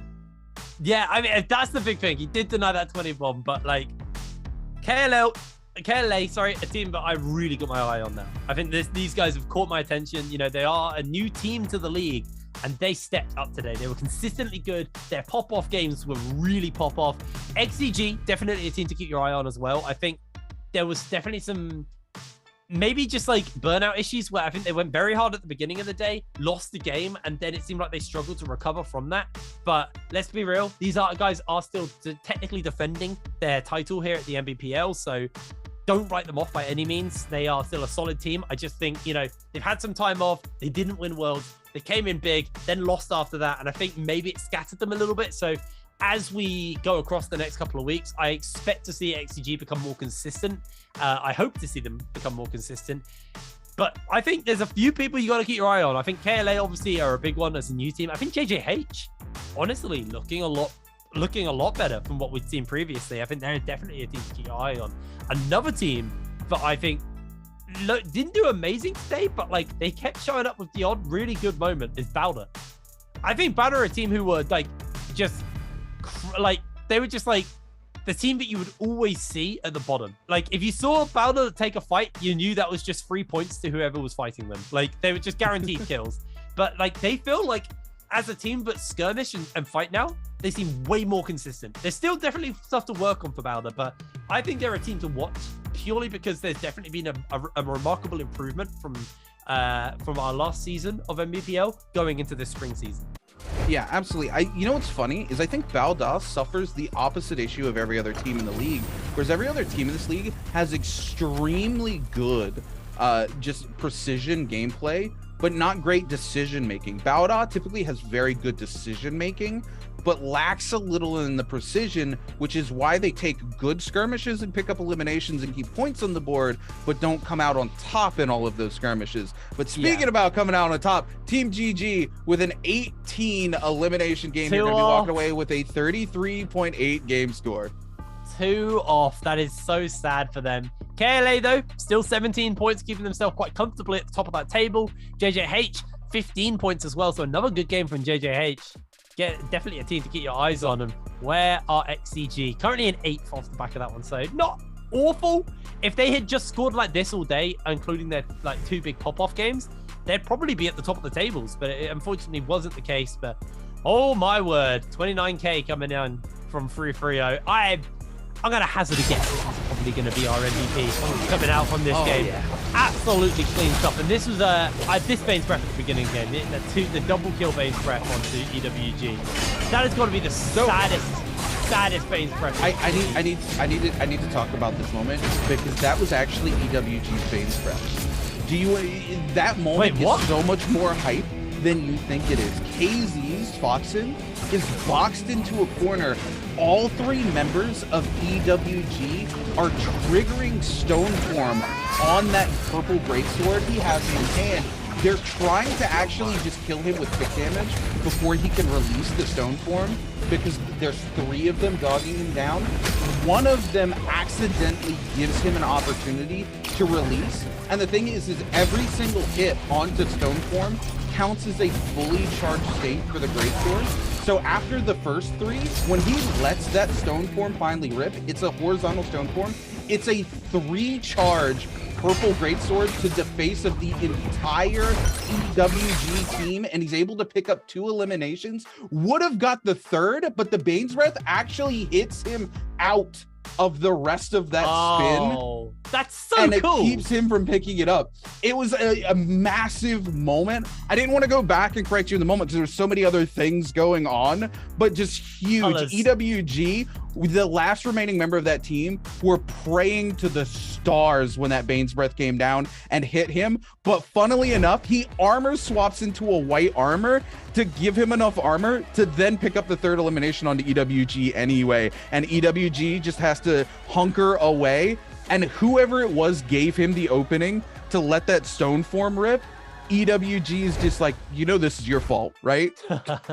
Interesting. LXM was MVP for that game, not 3-3-0. I guess you give it to your supports at times. I mean, I didn't see the healing numbers, but it was probably pretty mad. Seeing he was playing Karumi there. Really, really big game coming in from GG.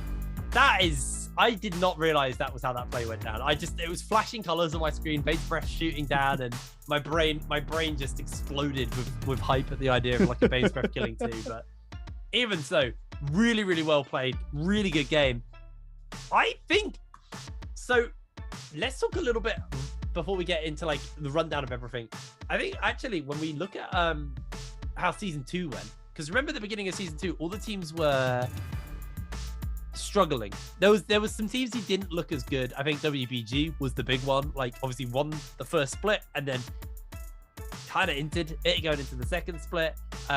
We had a whole bunch of like teams who fell apart during season 1 and season 2, and it felt like the play had like the quality of the play and the players had kind of diminished between season 1 and season 2. Coming to season 3, complete opposite. I feel like everybody is playing super good. Like teams who previously have written off just look infinitely better. And I think its decision making, I think the mechanical stuff looks better. I think honestly, we're in for a really good season just off this first day. I think we're in for an incredible season. And I think, honestly, that we literally touched on this quite earlier, is the fact that the teams didn't feel the need to completely rearrange their rosters. Yes. No, I completely agree. I think that very much comes down to it. Anyway, I believe we have Jaeger standing by for an interview, so we'll throw it over to her and see what she has to say with our players. Hi everyone, this is Jaeger and welcome to post-game interview. And now I'm standing here with 小南 from Team XCG and let him say hello to our audience. Hello 小南，先和大家打招呼吧。Hello 大家好，我是XCG 小南。好的，再次欢迎你啊。So because today is the new season, the first day for the Trials game, and I would like to know how is it going for you and for the whole match today, which team you think is the best today have the performance? 那先问一下，因为今天是新赛季的第一天的3排比赛，今天打下来自己感觉怎么样？然后今天有没有比较看好的战队？打起来感觉后边发挥一般吧，后边可能是我们对阵容的理解可能不太强，所以说一直没有进决赛圈，打架也不太厉害。打得强的话，感觉 KRV 跟 GG 发挥都比较好吧。好的。So actually for today, I think at the beginning we are really aggressive, but like for the rest of the game, we are not so strong today. And for the team, I think they are really good is Kala and Gigi. Both their two teams are very good today. Okay, so let's move on to the next part. Answer for treasure. Okay, so now we can see a question on the screen. 那接下来呢，我们就要进入一个问答环节了。那这个环节之后呢，我会让你进行一个倒数，然后你倒数完之后，我们就截屏，就选出个幸运观众，好吗 ？Okay, so we will, if you guys know the answer, just type it in the chat box, and if after our player counting 3, 2, 1, and we will take a screenshot. So the lucky guy from the screenshot will receive our Whisper. Okay, so today our question is, which one is the new hero's name?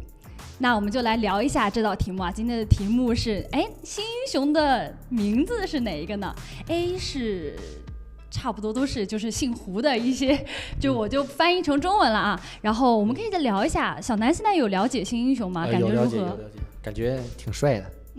就是帅。还有技能方面有什么评价？技能可能就是单排吧。单排可能会发挥得更好一些吧，因为毕竟是操作型英雄。好的 ，So 小南 said, I know this name for the new hero, and I think it's very handsome, and not only handsome because he is also very cool, and I think he will very good at solo game. 好的，那我们接下来就要准备好给我们的观众朋友们抽奖了，好吗？Okay, so I think we were prepared, and let's start it. 3, 2, 1. Screenshot. Okay, thank you, 小南。And let's talk about the correct answer. 那我们来说一下正确答案到底是哪一个呢？你知道吗？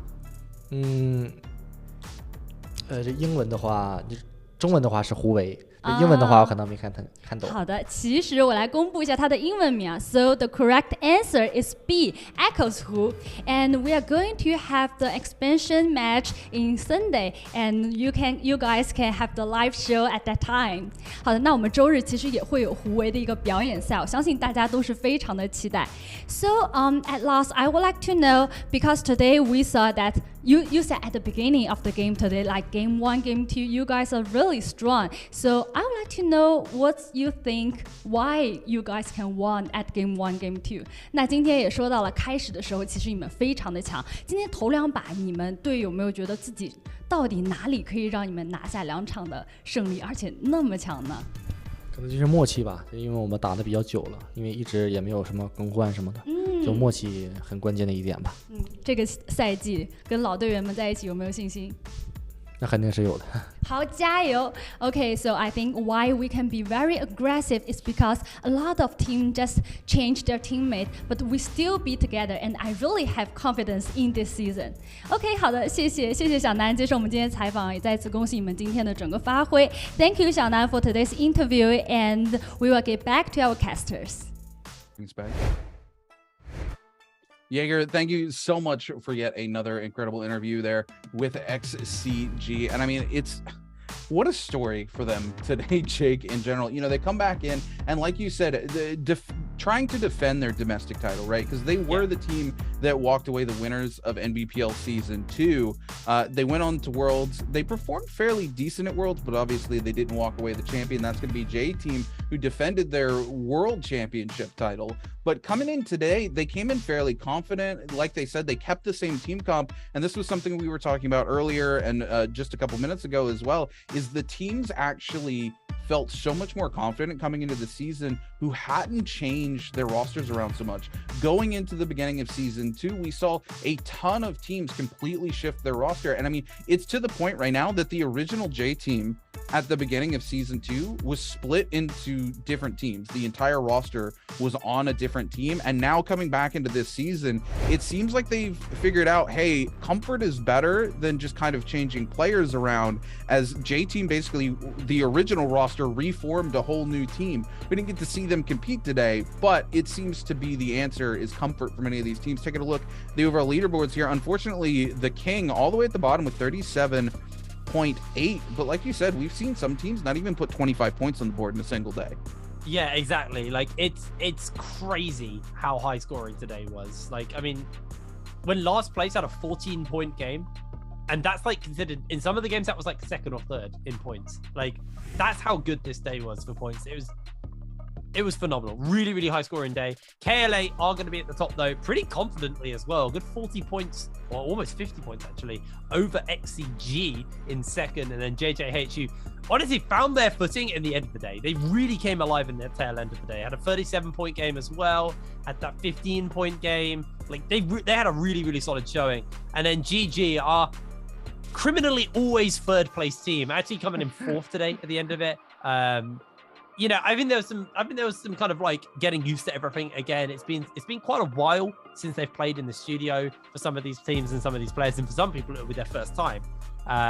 So it's interesting to see, you know, how this is going to kind of settle. I think this bi-weekly, by the end of the bi-weekly, when we're into the finals, I feel like we're fresh back isn't going to be an excuse anymore. Like, I feel like you can have these like 2 weeks to get yourself set up and prepared, and then after that, it's very much a matter of getting back into it and being on the flow. But this is coming over tomorrow. We'll be going back to the solos. We'll be going to Morris Isle at the beginning of the day, and Holleroff. Same as normal.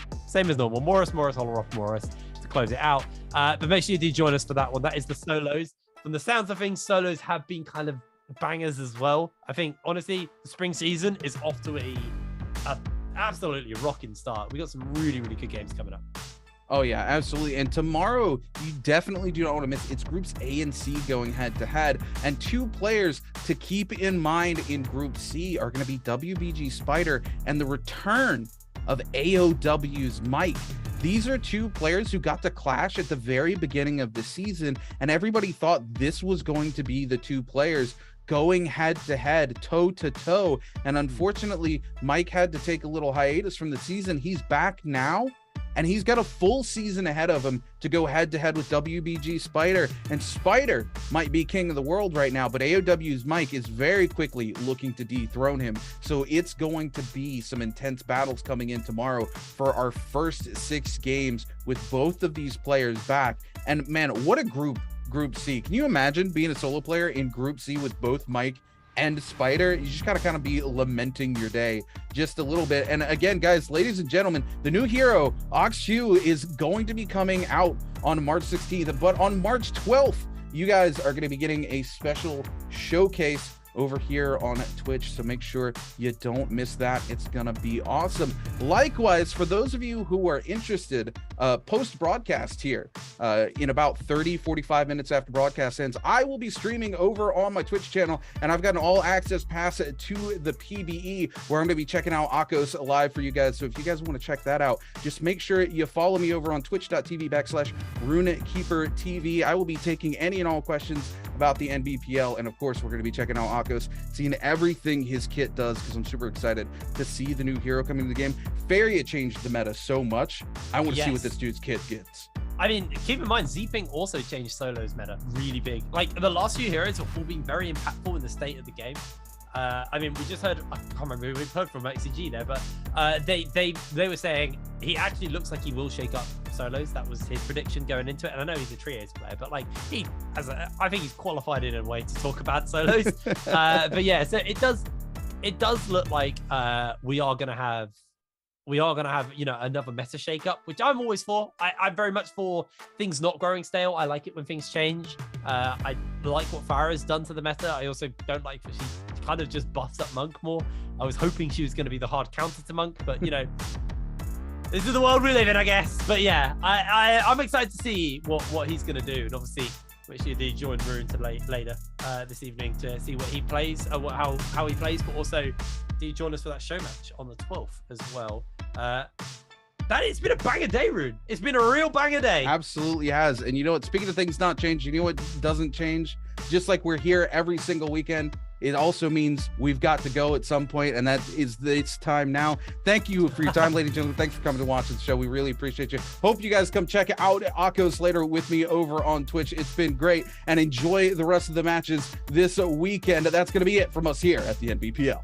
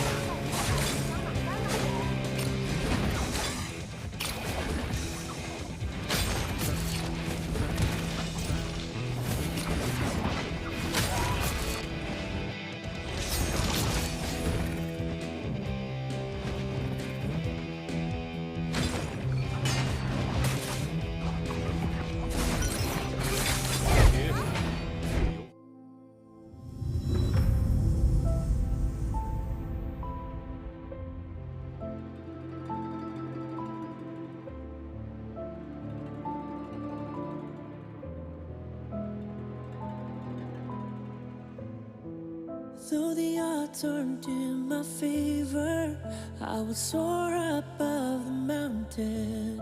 I won't give in nor surrender. I'm the phoenix in my head. All the scars beneath my armor, I will wear them like an honor. They remind me to be stronger, like the phoenix in my head. And they can try to bring me down or push me to the edge, but it won't work. Oh no. And they can try to bring me down or pull me to the deepest grave, but I will rise 1,000 times. Oh, rise 1,000 times. Oh.